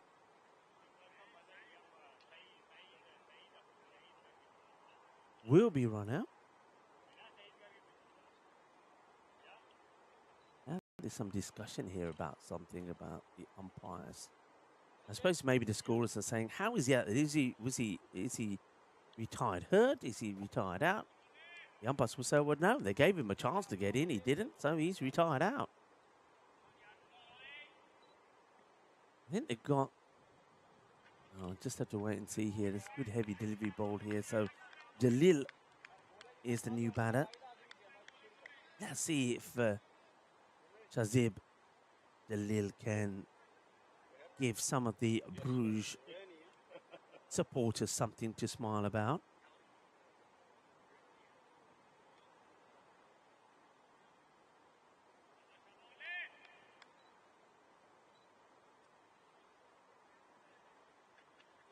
Gone. Too good. Too quick, too good. It's another duck. It's going to be a 2-ball duck here for Jalil. So Oliver Harrington gets it in the right spot. And it's almost a repeat of what we saw from Bruges against Ostend as they lose their 3rd wicket It's more of the same, a little bit more of the old. You know what we should do, actually, Lucky? Because when we were coming back from the Rose Garden, we actually did find a pond. There is a pond. And I think we've decided that next time we have a bit of time, we'll go and we'll film the pond and tell you and show you where all of the wikis are going. They're going in the pond, and there were some ducks in there. So we will get you that coverage of the ducks. And maybe every time there's a duck, we'll show wiki on the screen and we'll do a quick shot of the duck pond as well. Here's that delivery again. Full straight on the money. It's too quick. He gets beaten by pace. Well bowled by Harrington. But they're not holding him back anymore so much. Poor Lovepreet coming in early, and some of the others, they're going for him higher up the order and saying, come on, let's do something. So this would probably be in the order, the batting order that they've normally gone with. But it's probably fair to say that normally by now they've already got probably about 50 on the board or 60, and have, if anything, lost a wicket. Lovepreet Sandhu will score today. Well, he hasn't so far. What is the thing with Lovepreet? Is it because he's got love in his name? Is love in the air? Lovepreet Sandhu, who scored a golden duck and scored 12 of 6 balls. Well, let's see. I'm pretty sure he's going to get his opportunity.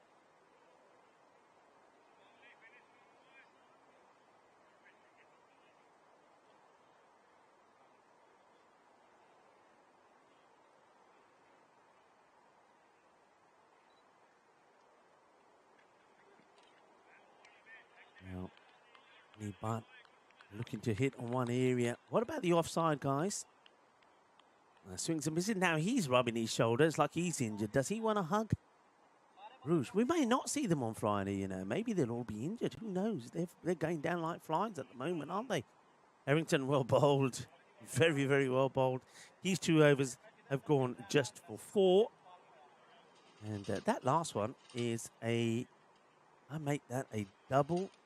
No. A wicket maiden, because there was the run out. That's right. I'm looking at that saying, but hang on a minute. Yeah, there was the run out. So 1 for 4 off his 2, and Adnan Razak would come back for him into the side. 1 for 7. 4 overs completed. 11 for 3. So it was a double wicket maiden, but one of those was a run out. But hey, Harrington will say, in the book, that's what it looks like to me. No runs on that one. Over by overs gone 5, 4 to 0. Okay, Shamir goes up in the air. It should be fielders there. They hold on to the catch. That's the end of him. So, yeah, very much the same. Bruce, can they get past 52 this time? That's what they managed against Ostend. And Hint, pick up another. And no surprise to me, Shamir Mohammed goes just for 1 off. Is that 8 or 9 balls? I think 8 balls. Nice catch there by Latif. Makes no mistakes. And well done to Saif Rahman. Picks up a wicket off his very first ball.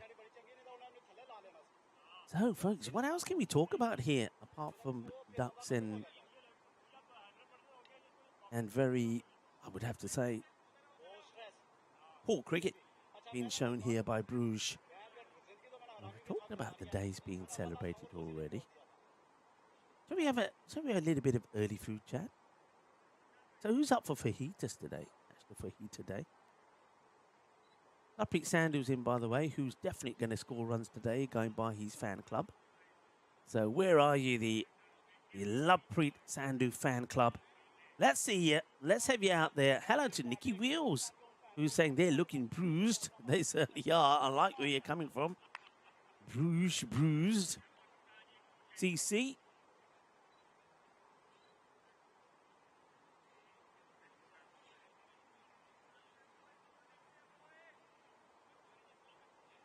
A few people saying, hey, they didn't play cricket every month. Don't judge them. Yeah. but they did play cricket yesterday, the same team, and they weren't like this. So I'm kind of with you. Look, I'm never one for knocking people, especially those who are trying. But when there's so many flaws in what you're doing and you're not trying to make a difference, then you know what? I think I'm going to knock you because you're not learning from your mistakes. And we're talking about a team who played yesterday. They lost their first game, then won 3 on the spin. They won their first one this morning.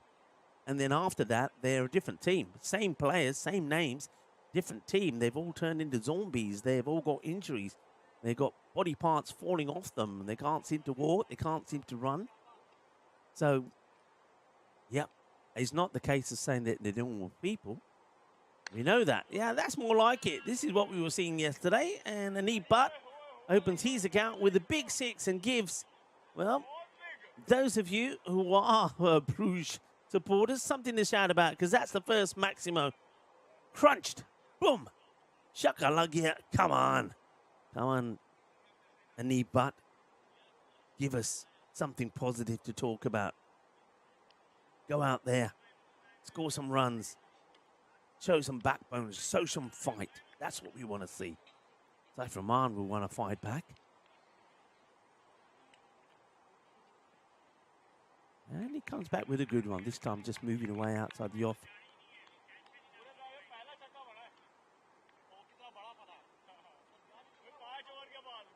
The wheels have come off the bus.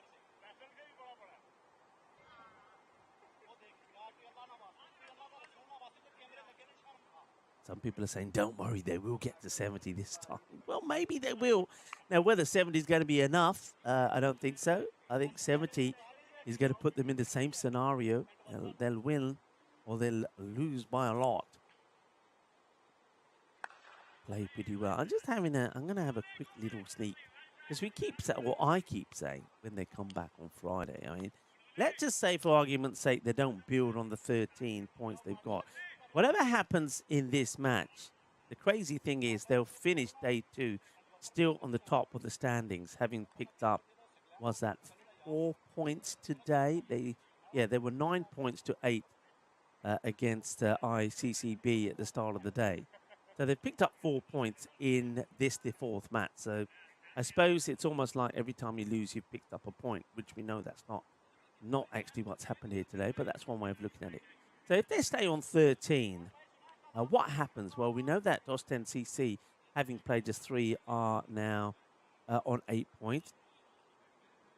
The 5 behind them. We know that ICCB are 5 behind them, but they also have, as we said, 5 matches to play. Gone. Full straight. That's the end of Anib Butt as Mashallah Mazar and then Mazar Karadita. Anib Butt will go for 7.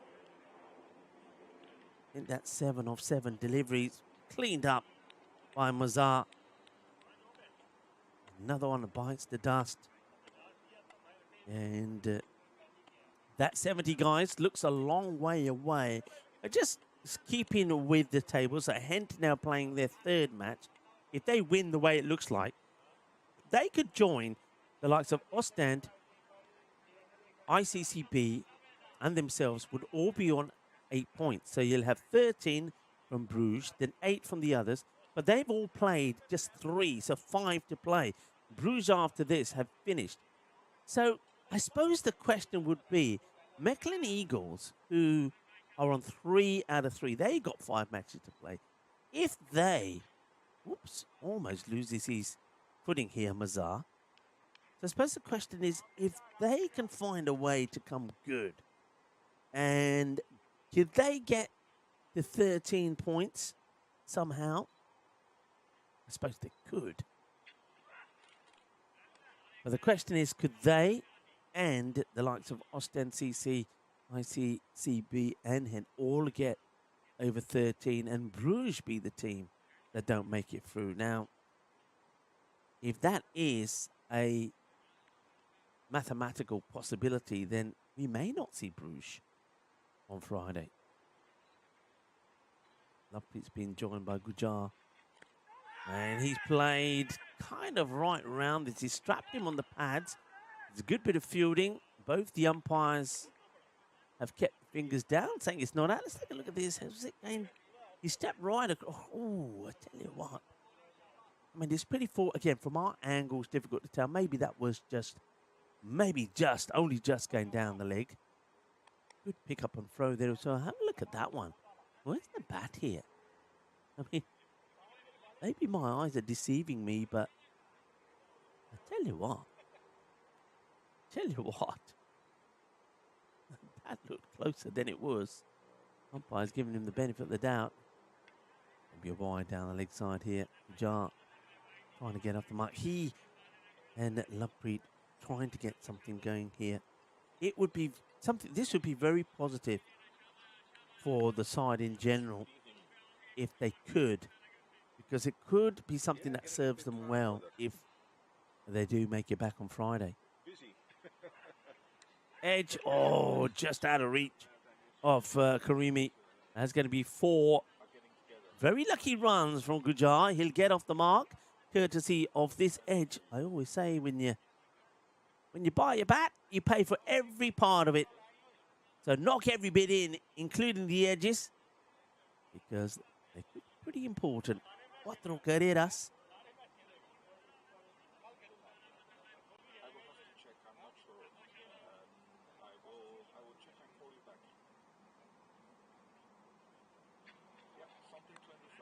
This one is gone towards Fine, who's managed to stop it somehow with his feet there.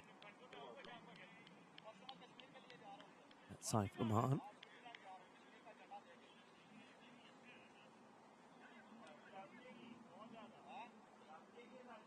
Marshall Mazar looking to finish this over number 6 pretty well. Couple of balls. Right, that's a slower one. It's been hoiked up in the air. And there you go to all the Lovepreet Sandhu fan club supporters. He will go for 1 of 3. So, for those of you saying that you think he should be promoted up the order, based on what he's done here today, probably not. That's 13 runs in 3 innings. That's the end of Lovepreet. Skies it up in the air. Mazar gets another one. Another one bites the dust. And those who are saying they'll get to 70, don't forget. Well, I don't know if they'll go past 52 here. Simple catch gets taken. Lovepreet goes. Sanwal takes the catch.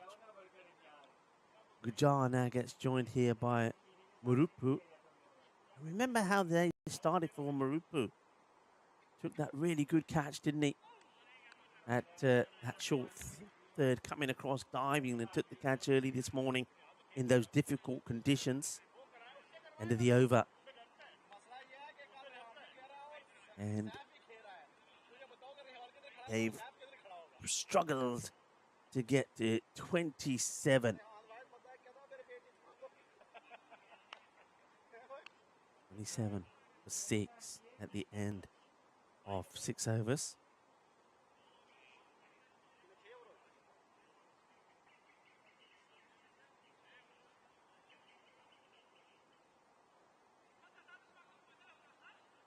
Opportunity for the captain here of Hent to use a few other options, and he's going to go to Esmat,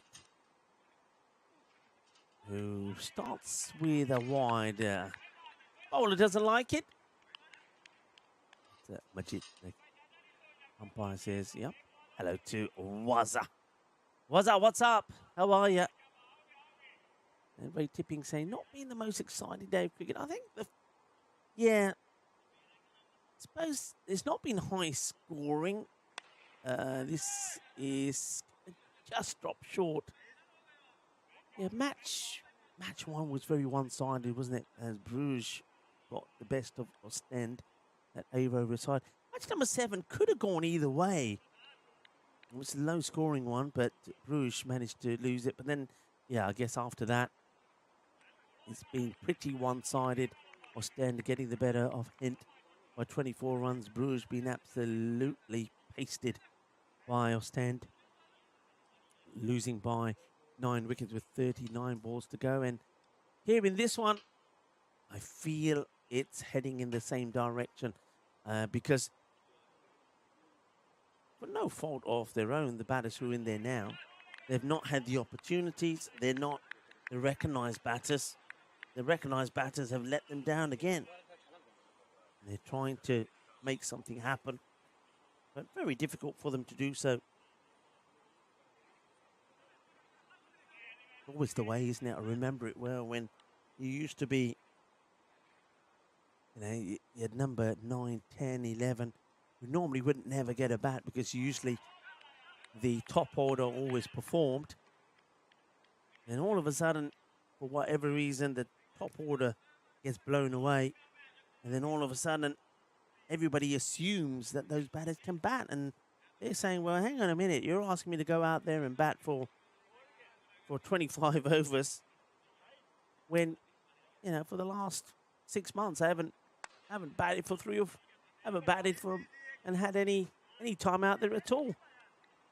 And that's basically, I think, here what Rouge are asking now from the batters that are going out there. They're asking them to do kind of almost like a mission impossible and say, right, go out there and score. It's not just stay out there. See, that's the other difference in this format. I mean, in another format, let's say if it was T20 and you were in this situation, or even more so in the all-day game, you could say to your batters, look, just stay there. Runs will come. We've got, if this was T20, you're saying, look, we've still got 13 overs. If you stay there, runs will come. You get a chance to get your eye in. And if you stay there long enough, then you can have a bit of a swing at the end, the last few overs, if we still got wickets in hand. It's not even that you can do that, because you literally, if you're not hitting out and you're just blocking, well, you're not making things any better for yourself. So it's a very difficult situation for these batters to be in. 31 for 6. That's 7 overs now completed.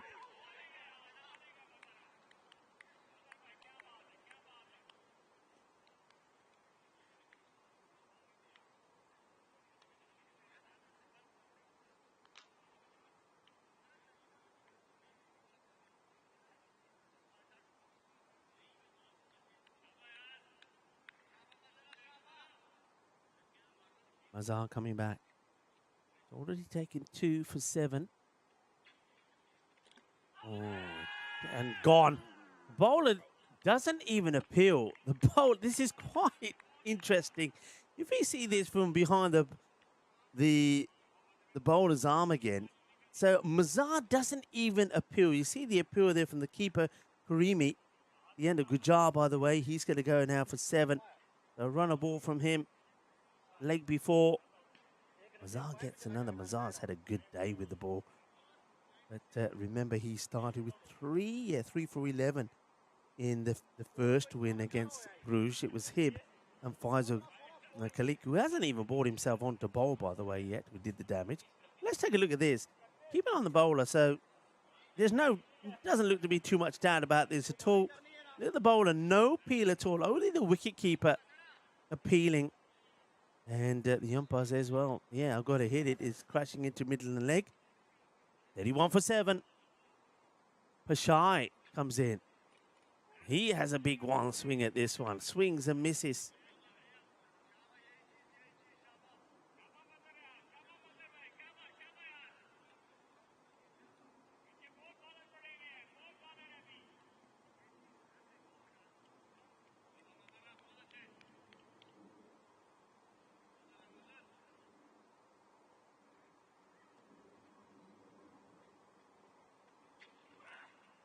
Gets a little bit about on this now. They want to run if wicket keeper can't pick it up. किधर गई? और चक नहीं हुंदी. एक बारी होवे, 2 बारी, 3 बारी, ये ball चक नहीं हुई. They will get a run there.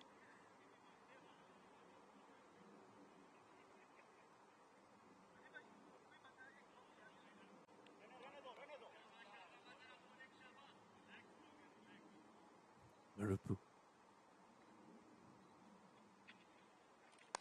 It's made firm contact. It's not going to beat the fielders, though.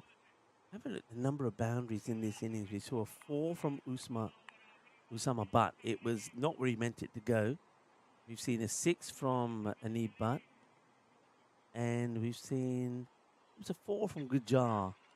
Oh, well, this kind of sums it up for me. This sums it up for me. So you are 33 for 7.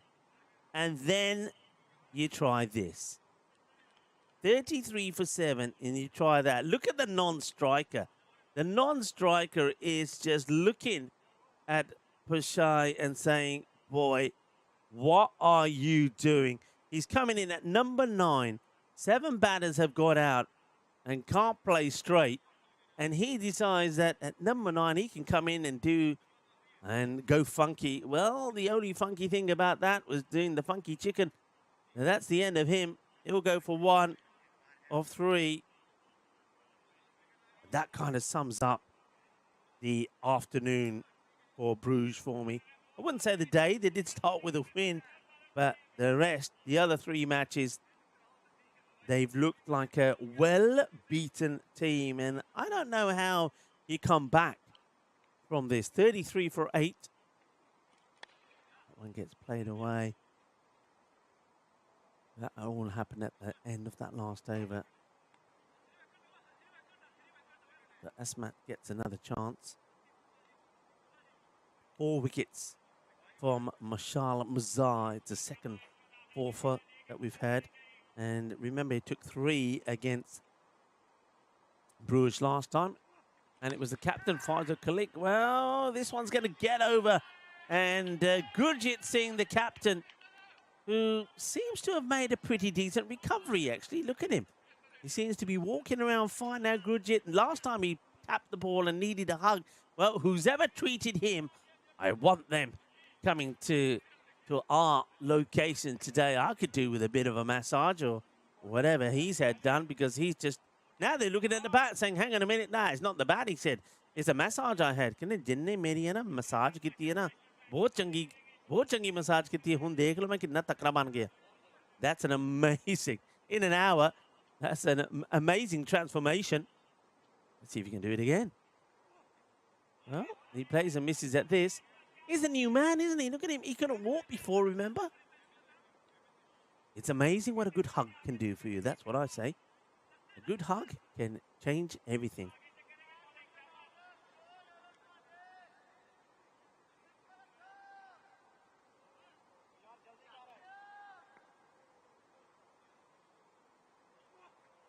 All right, now it's up in the air. Now he's injured. He's gonna get lucky. He was jumping down like a spring chicken, and when he hit the ball in the air and thought he was going to be out, all of a sudden he's like got a bad back, bad knee, bad everything. But now he knows he's made it. He's all right at the other end. Watch, he'll be charging down to take a quick single now. There he goes. Look, and single gets taken. But John Gray, what about that for a recovery? Not bad, huh? Not bad at all.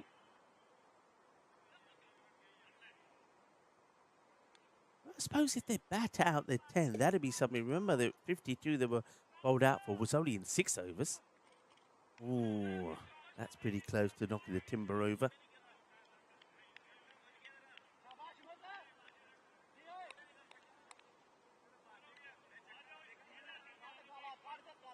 I think Bruges, after this bruising they're getting, they'll be looking back to maybe sitting back and having not a glass but a couple of bottles of Pinot Noir.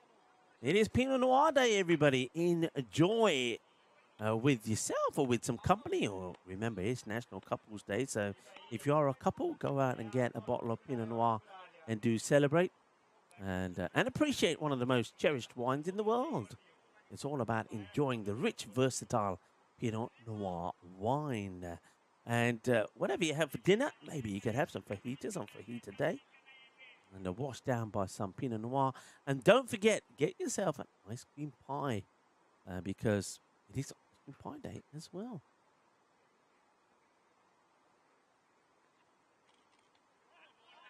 Okay, some misses at this one. Back in 2000, an unforgettable victory for England at Headingley.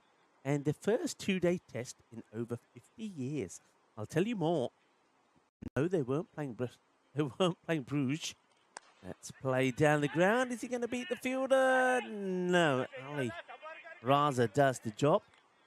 When West Indies began their second innings midway through the afternoon session, they were exactly 100 runs behind England. After 26.2 overs, they had been demolished for just 61, their second double-figure score in 3 tests. Oh, what's... Well, take a look at this. Well, we had to have a little bit of comedy in the day. Well, this is what you call a bit of a brain fart. First of all, it's goes through. We got rest of this. And watch the keeper here. Watch him. So, gets the ball, picks it up, and says, I'm going to be clever. Runs it through his legs, and then has to run and chase after it. Oh, incredible. The batter would just, I think if he just hit, I think he could have picked it up and knocked the bells on the batter. Wasn't going to get back. Murupu. Now that's going to be a big wide this time. So yeah, after 26.2 overs, they'd be demolished for just 61. As I said, their second double-figure score in 3 tests. And England had beaten them by an innings for the first time since 1966. That might go all the way. It will. It's going to be 4 runs. Victor Murupu gets a boundary. They're getting closer to the 50 here. I've got a question for you. In that match back in 2000, which English bowler took 4 wickets in an over? There you go. I give you a question. Tim Harmer, hello to you. Tim Harmer, well, hang on a minute. How did you know? Tim Harmer knows what I'm going to ask already. Okay, Tim Harmer, well done to you as that gets played out. It's just going to be a single. You're absolutely right. The cherry on the icing came when Andy Caddick took 4 wickets in an over. The last 3 all castled by swinging Yorkers. Yeah, when he got that Yorker going, it was pretty useful. Well done there to Tim Harmer. Well, you answered the question before I could even say hello to you. Swing and a miss. Well, go to the bowlers and you run him out. And he does get there. It's a limp that comes and goes.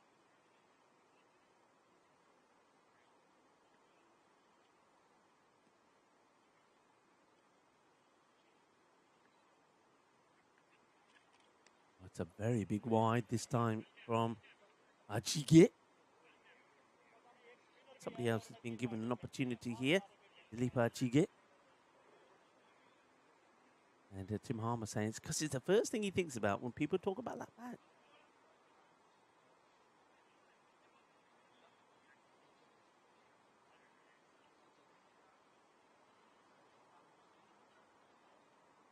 Gurjit Singh. Yeah, I think they put a bye in there as a wide. I think the scorers will sort that out. But yeah, hey, everybody, it's great to have you with us. Unfortunately, the last few matches haven't really been that exciting, but at least we've had plenty to talk about as well. We could talk about the birth of a dashing batter and film star, Sandeep Patel, who was born on this day in 1956, who played in 29 tests for India. His 4 test centuries included genuinely brilliant knocks in Adelaide in 1980-81, where he made 174, by the way. A remarkable innings, given that in the previous test he was concussed by a bouncer from Len Pesto. And Old Trafford in 82-80 in 1982, 129 not out when he hit 6 fours in an over from Bob Willis. And, of course, I remember this very well. I was only a youngster. His important 27 in a low-scoring match that helped India win the 1983 World Cup final. Now, after retirement, Patel coached India for a while before moving to take charge of Kenya. He resigned from that post after taking Kenya to the World Cup semi-final in 2003. He was later appointed the head of India's National Cricket Academy in Bangalore. Sandeep Patel, born on this day in 1956. So just trying to sort out the wide. There's a ball to go. It should have been a wide. It's being put down as a bye. So, okay, what's happening here now? Well, I don't understand this. That had to be a wide. Are they calling it the end of the innings? Okay.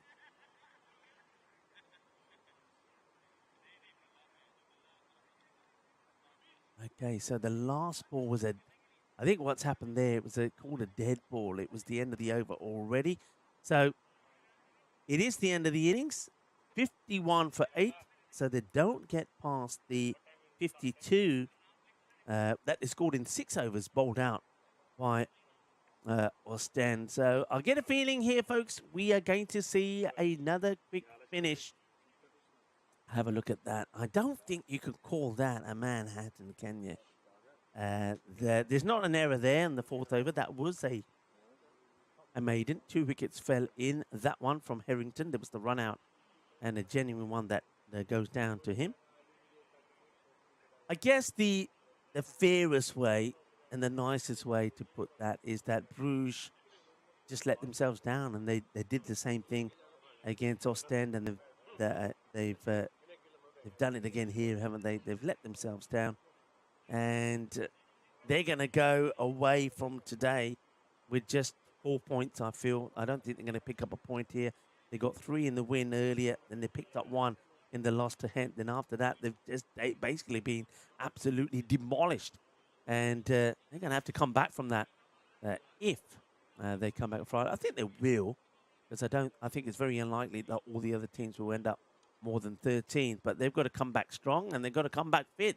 They've got to go to the same person who gave Gurjit Singh a massage, because that might sort them all out. On that note, we'll take a break. We'll be back in 10 for the final innings of the day. It won't be a long one, so make sure you got your random questions and your food chat ready, because it will only be short. See you back in 10.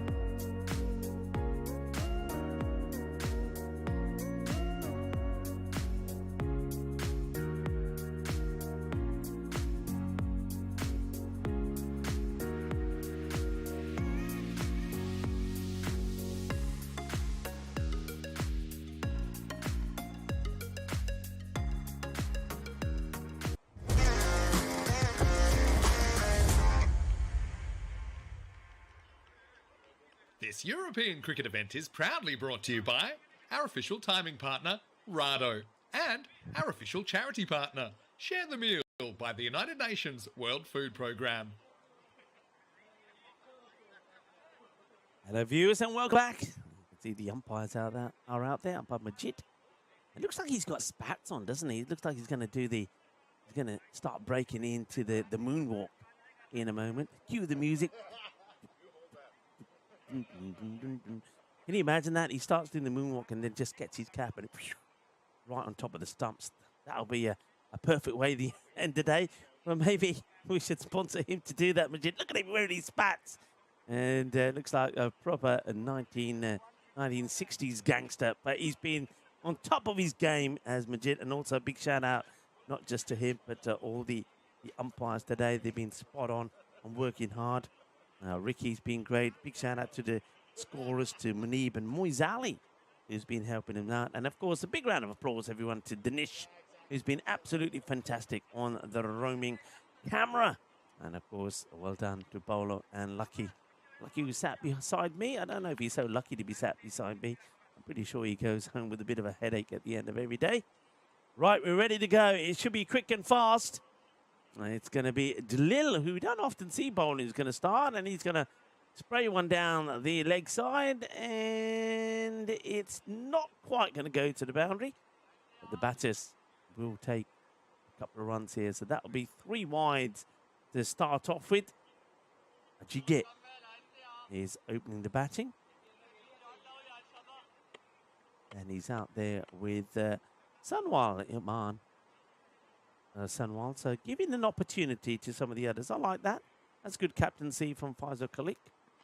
Oh, that's Gandhi, isn't it? That's a Gandhi ball. Jilal.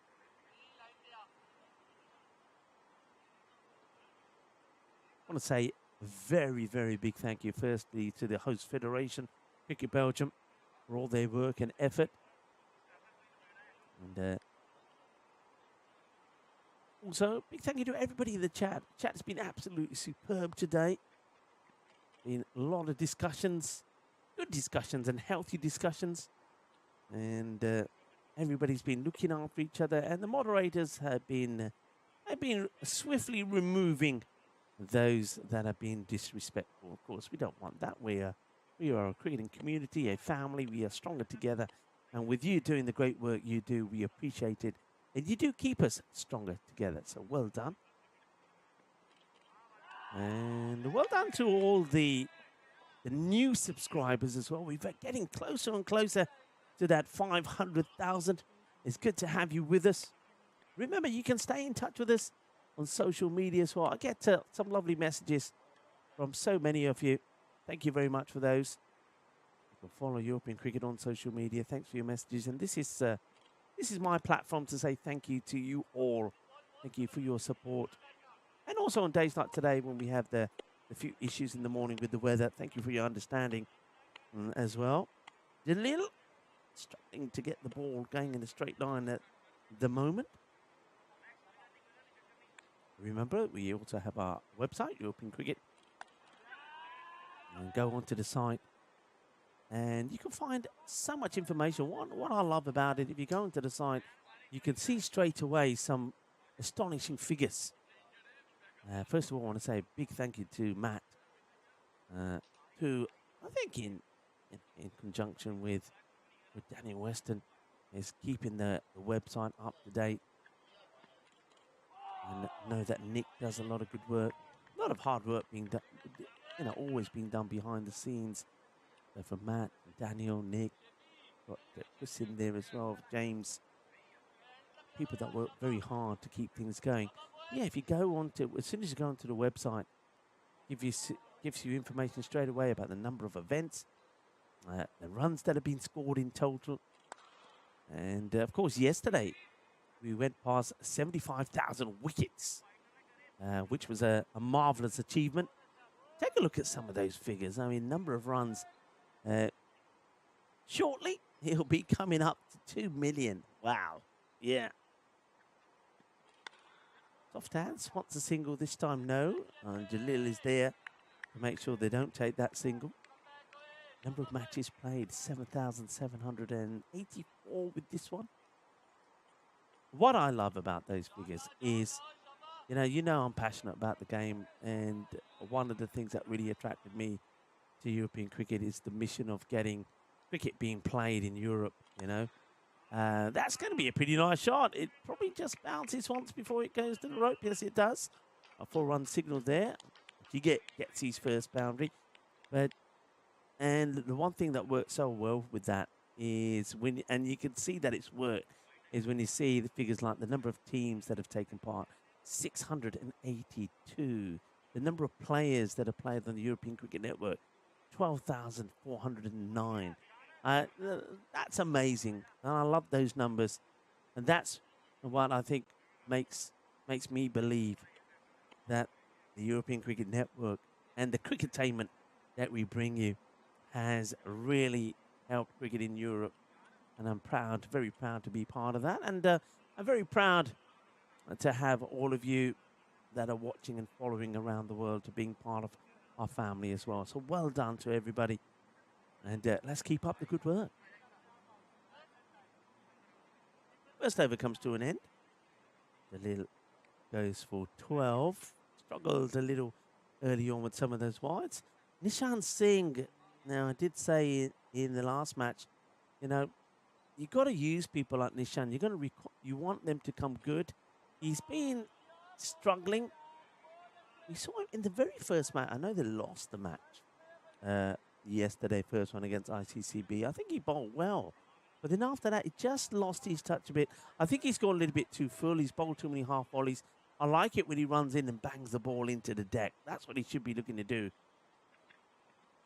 Not like that now. He could get a wicket here. He's not going to, because who's that now? There's somebody else who seems to be injured. He's just walking. Is that Usama? Yeah, Usama Butt. Well, Nishan Singh should have taken a wicket. He can't get a break because Usama Butt, who's that square leg, he can't move, he can't run, he can't help the bowler take a wicket. So what probably should have been a wicket is going to be just 2 runs taken. You've got a feel for Nishan there. That's hit firmly, and he will get a wicket. Well done to Nishan Singh. Sunwal will go. He hits it straight at the fielder.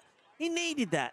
That's the only positive. They've got to take, when you're having a bad time as a team, and you know you're going to go down in this match, you've got to take the positives. And if Nishan Singh just picks up a couple of wickets here and finishes with good, healthy bowling figures, that will help them. It will help the captain think, well, okay, the bad thing is the batters haven't clicked. The good thing is at least a couple of bowlers, maybe somebody like Nishan has. So gets the wicket, probably should have had the wicket earlier. And doesn't get his man for 1, but gets him for 3. So Sunwal goes. The experiment to give him an opportunity. Doesn't quite go to plan, but I do like that from Faisal Khalik. He's basically saying, look, match should be won. If we get into a bit of difficulty, I can make the change. But at the moment, let's give some of the others an opportunity. Ali Raza now does come in. He would be your normal opener. He's played that firmly. It's well fielded. Raza, we know, also struggling with a little bit. Oh, no. Oh, no. Oh, no. It's time for a hug. It's time for a hug. Can we have the camera on Gurjit Singh? He wants a hug. Nobody's coming to offer him a hug this time. There he is. Mera hugging partner kittar gaya. Maine jappi chahiye. Oh, don't overdo it. Don't overdo it, Gurjit. Take it easy. In the air. Can this be another one? It can be another one. So Nishan Singh takes another. Finally, there's a little bit of joy there. And who's that? Who's taking the catch there? He's doing the dancing. A little bit of the old balle, balle, balle, shaba, shaba, shaba. I tell you who's not doing the shaba, shaba, shaba. Gurjit Singh. And he needs a little bit of shaba, shaba, shaba done to him. And it's wiki time. Wiki, wiki, wiki. Ali Raza. I will say, see, I'm an opener. I shouldn't be number 3. I can't bat at 3. I have to open. Raza goes for a duck. And the catch gets taken. And he's celebrating. Isn't he celebrating? Chakade bhatte, he says. Chakade bhatte. And another catch there taken.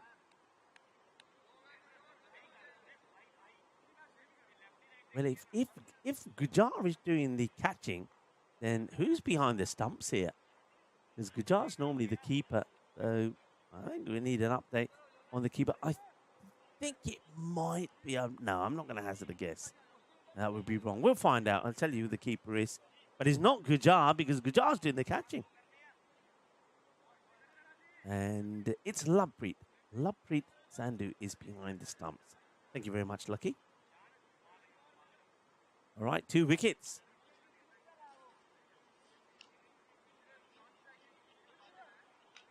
Two wickets from Nishan Singh with the ball still to bowl. Oh, well, I guess, it's gone past Lovepreet. Then the fielder has passed it to nobody, but they're not going to run. There's no ball is signalled here. What's the no ball for here? Not sure. I don't think it was the second one, or was it over? Yeah, it's saying it's the second one. All right, I obviously missed the first one. The no ball signal. It's going to be a free hit. So the license to go the full Monty here for the batter. Well, hits it up in the air. Won't be out. Well, take a look at him here. Oh, my God. That's Gurjit Singh. He's probably forgot that he's got a bad back. Look at him. Tell me we got this fielding. He throws the ball away. I mean, oh, dear. And now he's getting another hug. Oh, he's getting another juppy this time. Look at this. Look at him. What's happened in between the last ball when he was all over the place? He's running in like a spring chicken now. Then he goes down. And what you don't... Can we get the camera on him now? Let's get the camera because he is getting his juppy. His knee butt is giving him the juppy. कहना इधर आ मेरा प्यारा इधर आ जा तेनों जप्पी देवा और कहना मेरा मुंडा गया कहना तेनों किन्ने की ऐसी बॉल इधर थ्रो कर who told you to throw oh boy cricketainment everybody cricketainment that's what we bring you. I mean he couldn't run when he was batting, he was walking, and look at him now, and it's the same player we just saw charging and jumping into the air Superman style.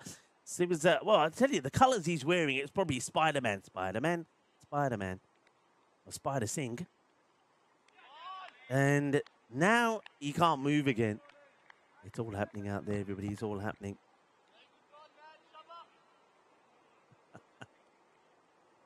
And John Heasham won't mention the brand, saying, well, maybe you had an energy drink. Well, if that energy drink wants to come and partner us, I'll mention you all day long, no problem.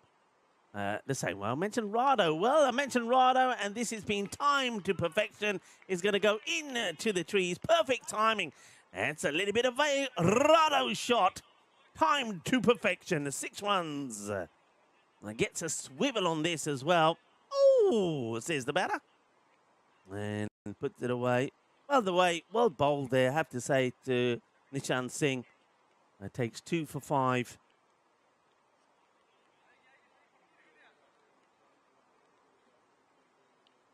So that's the only, I suppose, the only good thing after the first match they played this morning that's happened for them, really. That's a good looking shot. It's timed well. And a bit of fielding there also from Shamir Mohammed.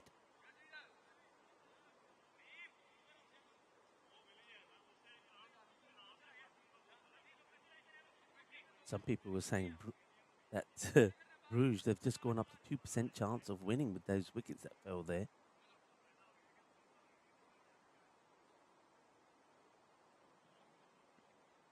Oh, ends up being actually a good stop there from Lovepreet. Not a good delivery from Dalil, who's getting his opportunity to have a bowl. He's not normally the regular bowlers, but having a go. Love to pick up a wicket if he can.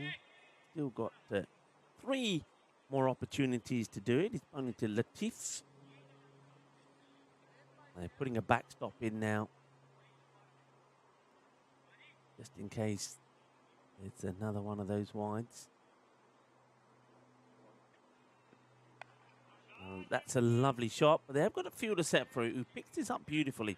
Nice bit of fielding out there by Victor Mrupu. Bruges, they started brightly, as bright as the gold leaf numbers on the back of their shirts. It was a bit of bling bling. And then all of a sudden, they realised it was gold plated and not the real stuff. And they've come back down to earth. The bling is gone. Fade away. So they'll be polishing their shirts over the next 2 days and hoping that when they, I keep saying when they come back, they should come back on Friday's day, because as I said, on finals day, because as I said, it's very unlikely that all the other teams with the matches they're playing against each other can probably end up on 13 points or more. So we should see them back. So they will be polishing their shirts right high in the air. Who wants it? It looks like it's Shamir who gets underneath it and holds on to the catch. So Jalil will pick up a wicket. It's the third goes right at the end of his over. Good catch there taken by Shamir Mohammed. So another one bites the dust. So a little, look, you got to take whatever joy you can get in this last match for Bruges. They haven't had too much to celebrate apart from early on when it was rainy and drizzly. So they pick up another. Hurts his fingers in the process, but catch gets taken. Latif now departs. Goes for 3 or 4 deliveries. But you get still there waiting for the next partner to come out. And it's Saeed Karimi who comes out. He's taking his time here, Karimi. Remember, the clock is ticking, the Rado clock. Tick, tock, tick, tock, tick, tock. 60 seconds to get in. I suppose what helps him, it was the end of the over. Probably just makes it on time.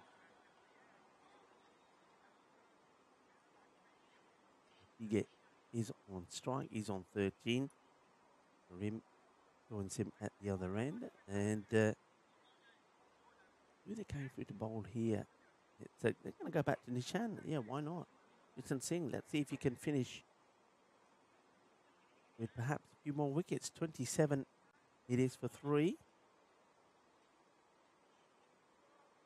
A few people are now getting excited, saying, oh, Rouge, could they?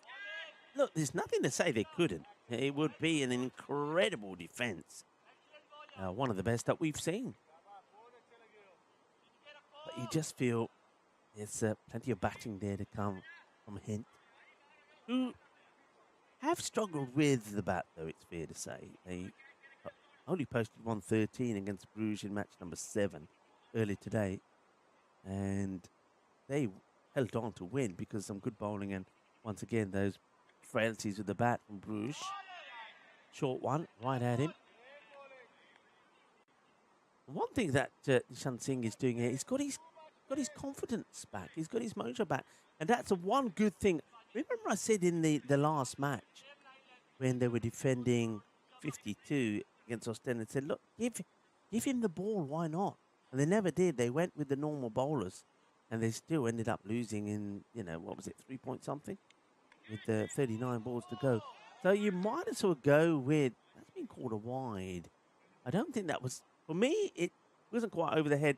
It probably should be the one for the over. Well, that's been signalled there by umpire Ricky. Yeah, you can understand why Singh's a little bit disappointed about that wide. But hey, that extra ball might work in his favour.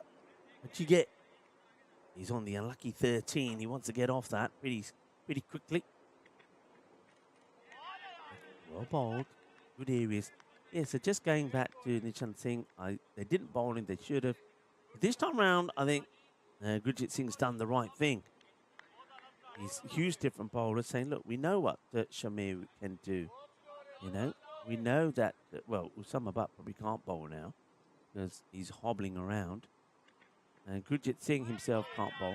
So he's gone for Nishan Singh, and Singh has bowled beautifully. This is what he should be doing. He's not trying to pitch up. He's not going for the stumps. He's hitting the ball into the deck outside the off. He's bowling on the off-stump corridor, and he's getting some good reward. 2 for 6 so far. 2 balls to go from him.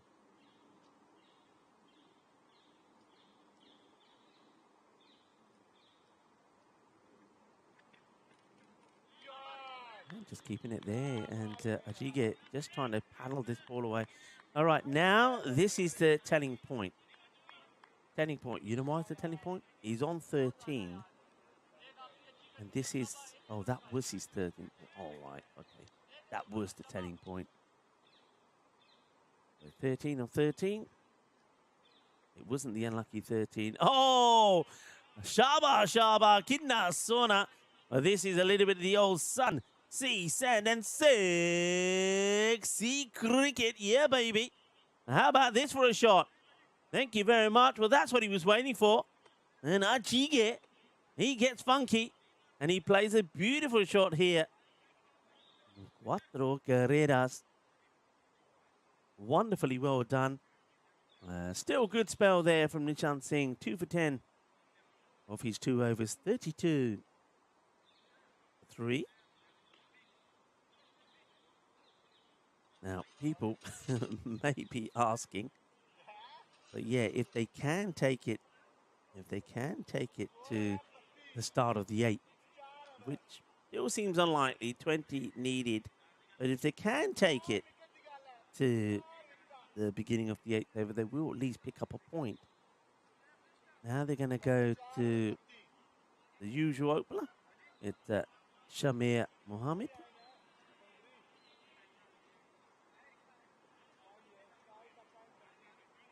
Yeah, John Gray saying decent spell. John Gray also making a very good point, saying that don't forget that Bruges, they have had to play all the matches in 2 days, 4 yesterday, 4 today, which does take a toll. I agree, John. I just feel that if we saw bad from them in the field and with the bowling, I would probably understand it more than from the batting. But I suppose that what you could be reflecting on is some of the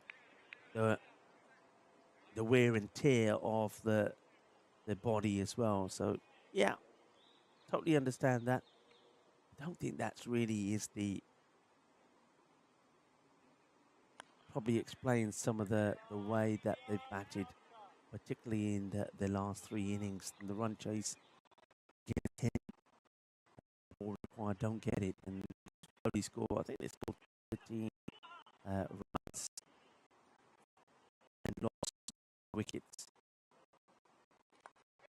Played away. There's a long area of unprotected field there, and the fielders do get there eventually, but not before the batters take a couple. Let's talk a little bit about what's coming up tomorrow. So tomorrow's matches, and it is the 19th of August, international CC Brussels take on Ostend. So ICCB, big day for them, isn't it? If things go well, they play 3 matches. We'll see 4 teams tomorrow, so nobody plays 4 matches tomorrow. So we'll see ICCB take on Ostend. That will start the day. Then, well, if it's a big day for ICCB, it's a massive day for the Mechelen Eagles. It's played into the ground for a single. The Eagles will play 3. The first one against Hint. And then they'll stay on the field to play ICCB. And then they'll have a bit of a break because we'll see Mechelen Eagles take on Ostend. And then the day will finish with the Mechelen Eagles taking on ICCB. So that's the matches tomorrow. It'll be great if you can join us. Once again, there's just going to have a quick look here now. There is some threat of some showers, similarly as we had today. Don't know if that's changed. I'll give you an update on it. But yeah, actually, it's a change for the worse for tomorrow. Those showers looking to start around about an hour after we kick off, and going to stay with us till about midday and then return late in the afternoon. But once again, it's only a forecast. We could get lucky. And I tell you who's got lucky.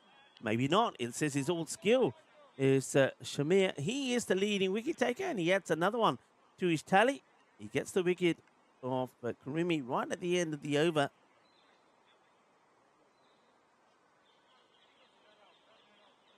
Here it is. And yeah, I think that's, looking from that angle, pretty good call. It goes very, very wide and angles that ball in, Shamir. And so it's 39 for 4 at the end of 5 overs. So 13 required. Can they push it? Can they push it into the 8 and pick up a point here? Jige still there on 17. Dorimi, he has to depart for 3 or 4.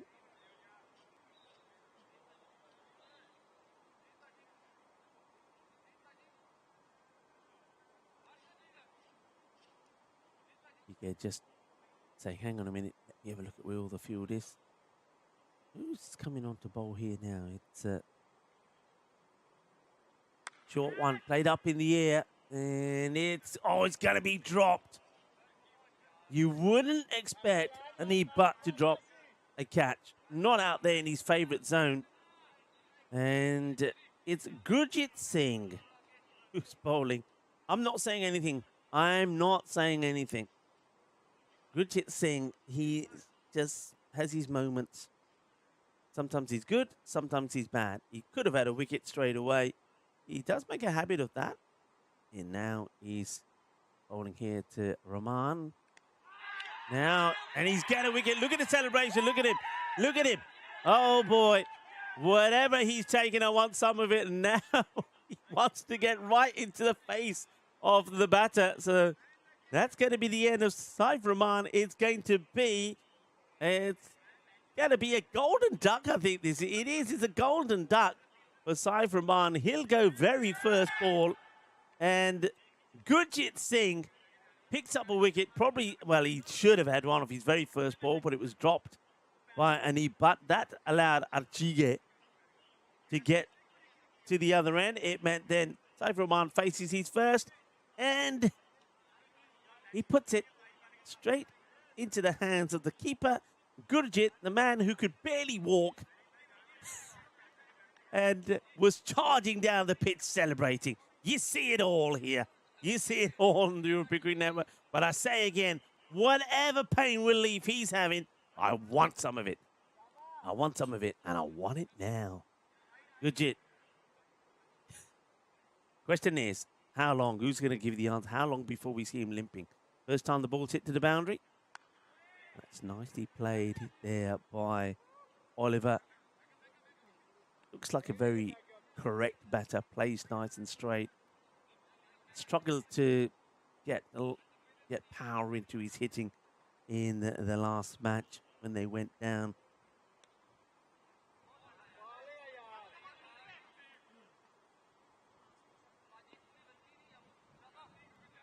To Ostend. He was there. He was not out, but couldn't really get going brutal. All right, in the air, but there's nobody there. Who's going to get there first, the wicketkeeper or the fine leg? And the question is, whoever gets there, and it is the fine leg, is going to be picking the ball up from the boundary. As Archige has just got a load of confidence in him all of a sudden, hasn't he? After don't forget, he did give a chance early on, it wasn't taken. And then he's played a beautiful scoop shot. And that one's kind of the no looky shot over his shoulder. Gets to the boundary. Well, he's going to play the scoop this time. I don't think the ball was quite there. Gurjit finishes over pretty well. And 7 required as it's 45 for 5. And could Bruges take a point? If they take a point here, it'll be a minor victory for them. It certainly also will be a big missed opportunity for Hent as well, it has to be said. Harrington knows what's required. If he wants to finish things off here and get all the points, he's going to be up against the leading wicket taker in this Challenger division so far, Shamir. Defensively played, only a single. The hands a strike to Chige. Chige will be looking for that little scoop. I would be putting a man on the boundary on the 45. They haven't made any change yet. In comes Shamir Mohammed. Oh, it's played defensively.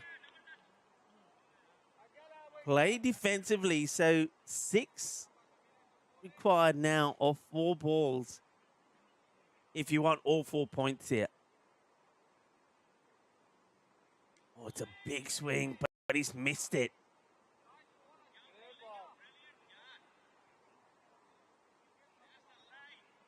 And John Gray saying reclaiming some pride at least. Could be. I mean, this will feel like a win if they take a point here. Oh, he swung and missed at another one. Swung and missed at another. Oh, boy.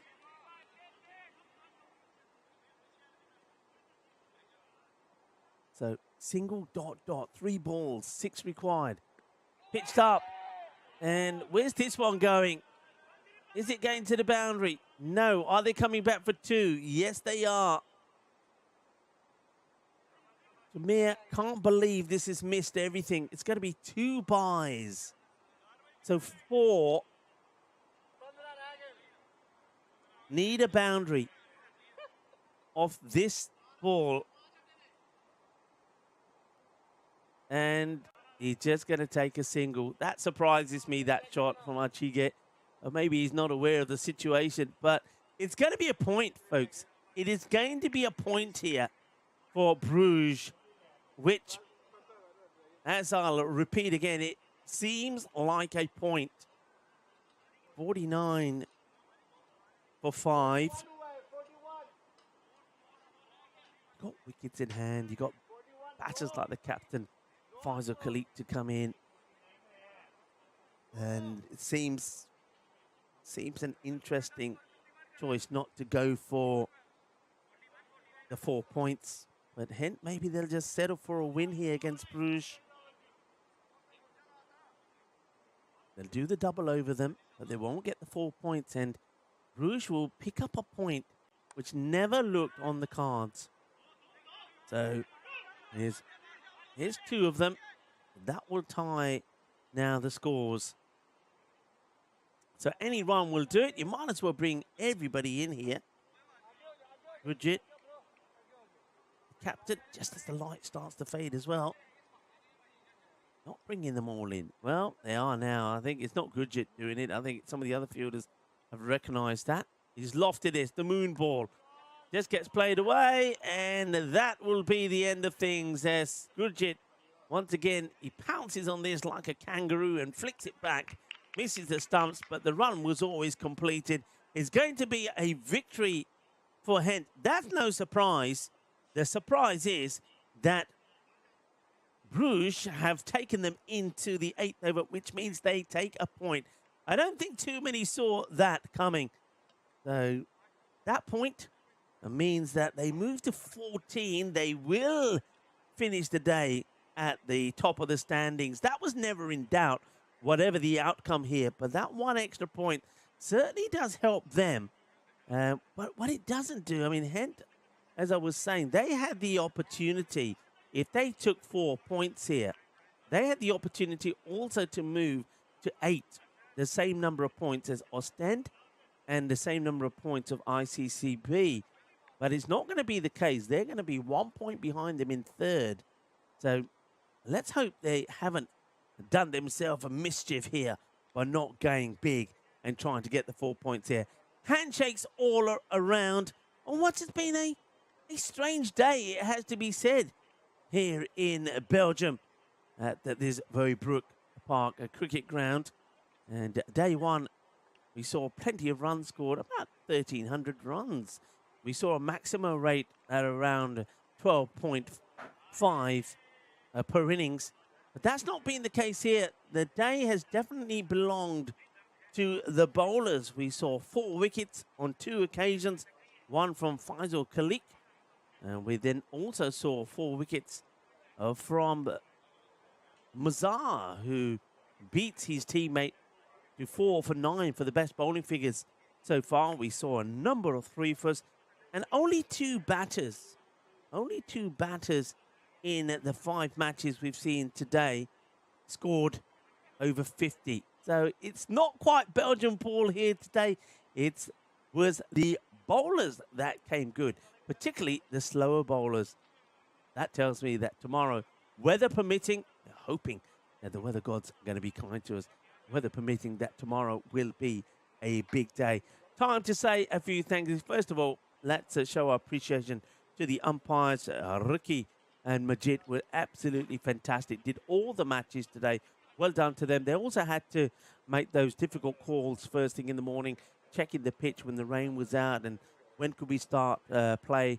And I think they did it professionally and they did it superbly well. So well done to the umpires. Big shout out, of course, to our scorers, to Manib and Moise Ali. They did a wonderful job as well. Of course, got to thank the Belgian Cricket Federation. Thank you to Peter. I think Peter's last day here today. Peter's been absolutely fantastic. He was wearing the Ostend Exiles shirt, which had GB on it. And I thought, it's got to be a sign, golden ball. Wasn't to be, I suppose, but maybe it could be coming up tomorrow. So, Peter, I can't see Peter around, but Peter, thank you very much for being here and supporting us over the last couple of days. And, of course, a big thanks to Danish. Danish, you were the star of the show today. I can't see Danish either. He's just packing up at our roaming camera. And, of course, thank you to the mini blue crew here, which, of course, is Lucky. Great job from Lucky. Great job from you. Also to Paulo. Paulo is walking around, getting all the equipment in. So, well done to Lucky and to Paulo. And, of course, I've got to say, well done to all of you. Nice to have you in the commentary trailer here. The chat today has been absolutely wonderful. It's been fun. It's been entertaining. I've really enjoyed your input today. And you guys and girls out there, you're the ones that make it really exciting and enjoyable for me as well. I know we didn't quite get the close games that we wanted. We didn't quite get the fireworks.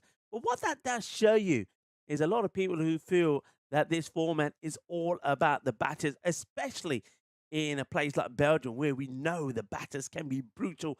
What it does show that if you apply yourself, if you play as a team, and if you bowl that good line and length, well, as a fielding and bowling unit, you also can be successful. And I think that today certainly does belong to the fielding and bowling department. So well done to all the fielders and bowlers out there. And well done to everybody. It's been a great team effort. It's been a wonderful day.